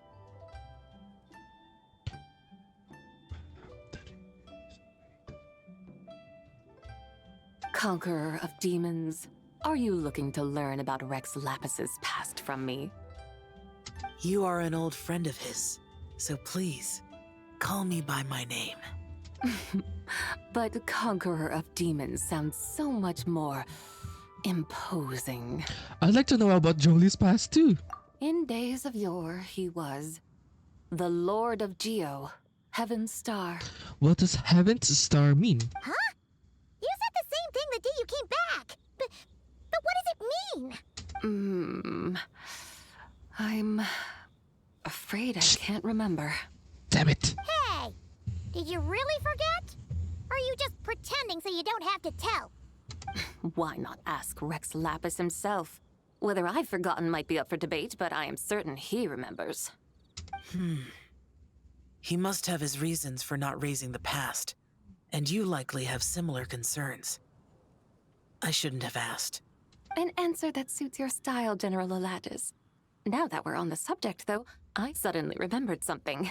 Which is? No. he wants to learn about him so bad. In the distant past, there was a feast, which I attended. I faintly recall the Lord of Geo also being present that day. What do you mean? Oh. And then? What happened? Among the dishes served, there was one that could be found in every household throughout Langan at the start of spring. A dish called Flavor of Spring. I suddenly remembered the recipe for this dish. Oh, okay. Is that it? Yes! Since it's Lanternlit here in Liyue, why don't I make some for you to try? That sounds good. Okay. Wow! It might not have been the story Paimon was hoping for, but this looks delicious! The spring breeze stirs. Now is the perfect time to savor this dish. My dutiful guides have gone to great trouble to show me around Liyue. And even the Conqueror of Demons has graced us with his presence. I feel deeply honored. This Flavor of Spring is my way of expressing my gratitude. There's no need for such grand words. I have a gift for you too. What's this? Hey! It's that broken jade token from the Antiques exhibition! I believe this belongs to you, yes? Indeed. This was once an Adeptal treasure of mine. I'm amazed it ended up in your hands. Alas, it serves little purpose now in its fractured state. Please, keep it as a memento. Oh, that's a shame. Can't we fix it? I mean, we can. This is the way of the world. Once jade is broken, it can never be made whole. Maybe with the power of time, you know what I mean? You know what I mean? Then, what about forging a new one? I mean, that works too. That is a good point. That it has ended up in your hands must be a message from fate. I could try to craft it into a little trinket for you. One that might prove useful on your journey. Ooh! What sort of trinket? What do you mean? It's just a passing thought, one that will require the right opportunity. I'll think about it more when the time comes. Now that we've had our fill, we should get some rest. Tomorrow we return to Liyue Harbor, where I'll have need of your guidance once more. Stop.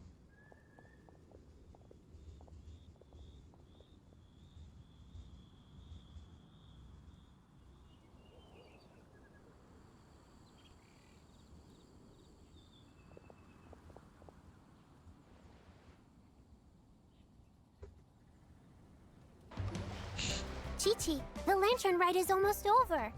Do you remember how to make a Shao lantern? Morning, split bamboo, traveler, and get silk, make Paimon. You've got it all mixed up again. Oh, she's so cute. I love her skeet so much. They're here again. Yow Yow! Looking good in that new outfit, huh? Hey, it's Paimon! Dr. So Baidu gave this cute. to me as a gift. How does it suit me? It suits you very well. You look adorable. Thank you. Wow!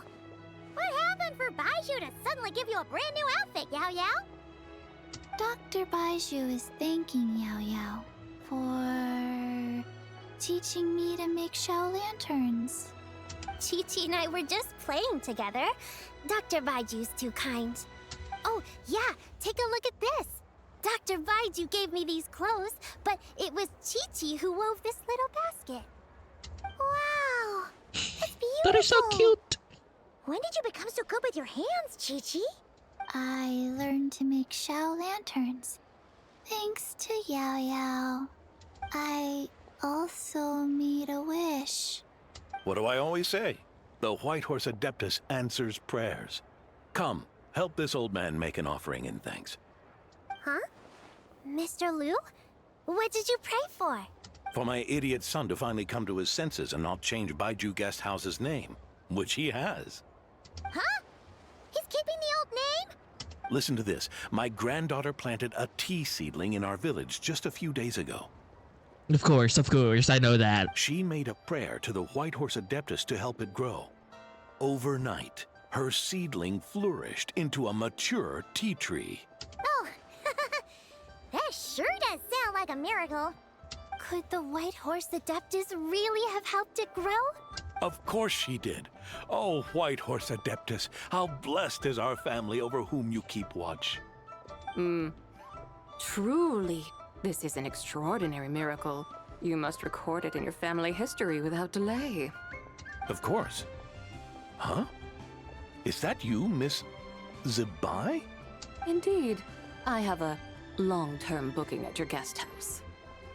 Yes, I recall. Mr. Zhongli said to charge your expenses to the Wangsheng funeral parlor, if I remember correctly. Stop. Oh my god. Who the hell's gonna go bankrupt? Bro, at least charge it to the fucking Chising? I don't know, man. That's Young Lee. Always making trouble for poor Hu Tao. I noticed when you were here last that you bear a striking resemblance to the pictures of the White Horse Adeptus in my family history. You both have golden eyes.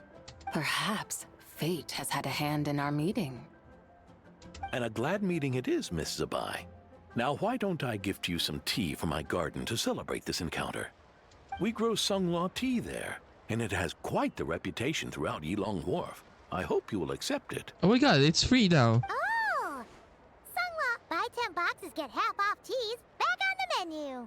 Buy 10 boxes, get half off? Don't be silly. This is a gift. It's free. In the end, they get free tea. Ooh, nice! Thank you so much, Boss Lou. There's no need to thank me. You're a visitor from out of town, which makes you an honored guest. Make yourself at home. Lanternlit may have ended, but the streets are still bustling with activity.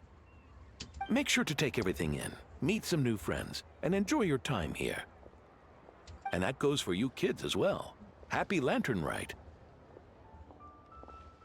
Got it, Mr. Liu. Happy Lanternlit. Yeah! Happy Lanternlit, everyone! Happy Lanternlit. Indeed. Yeah! Watch her leisurely journey. I love them so much. I love them so much.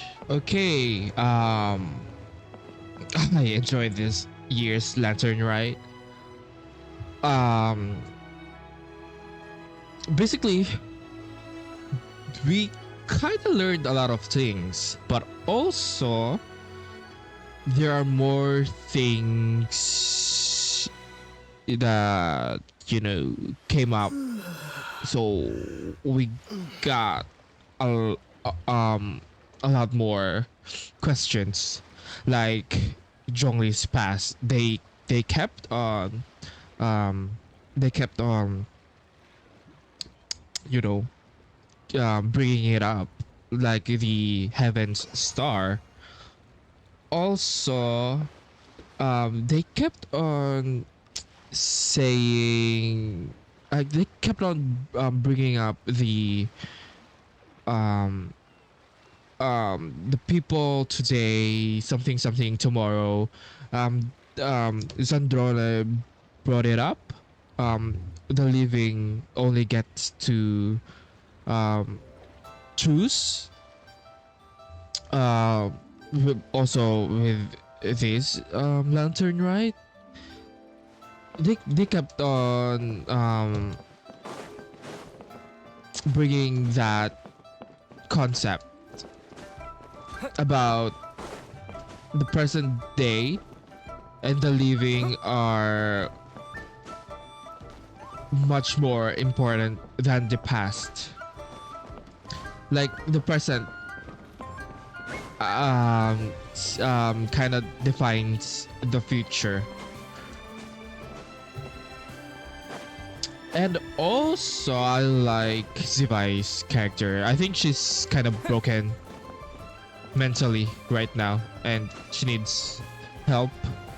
But I think that character is actually that type of character is quite funny, and I like that having 3 personalities.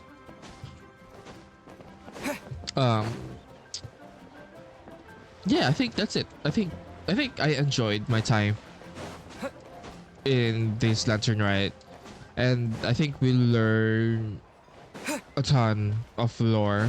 Okay, they didn't explain how the Moon Devourer phenomenon happened back then when the um when the true moon is out of the vat. So I they didn't explain the difference between now and back then, the phenomenon back then. That's what I wanna learn about, because is it a plot hole or not? Maybe I'm just confusing things. The plot is really nice. I think this is similar to Fossilers and Novelette Ace first story quest. What else? A lot of out of touch gods, you know what I mean?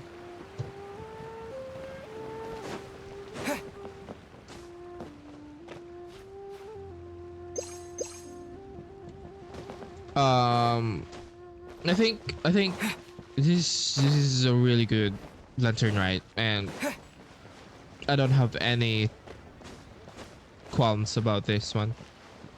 I enjoyed my time. So yeah, I explained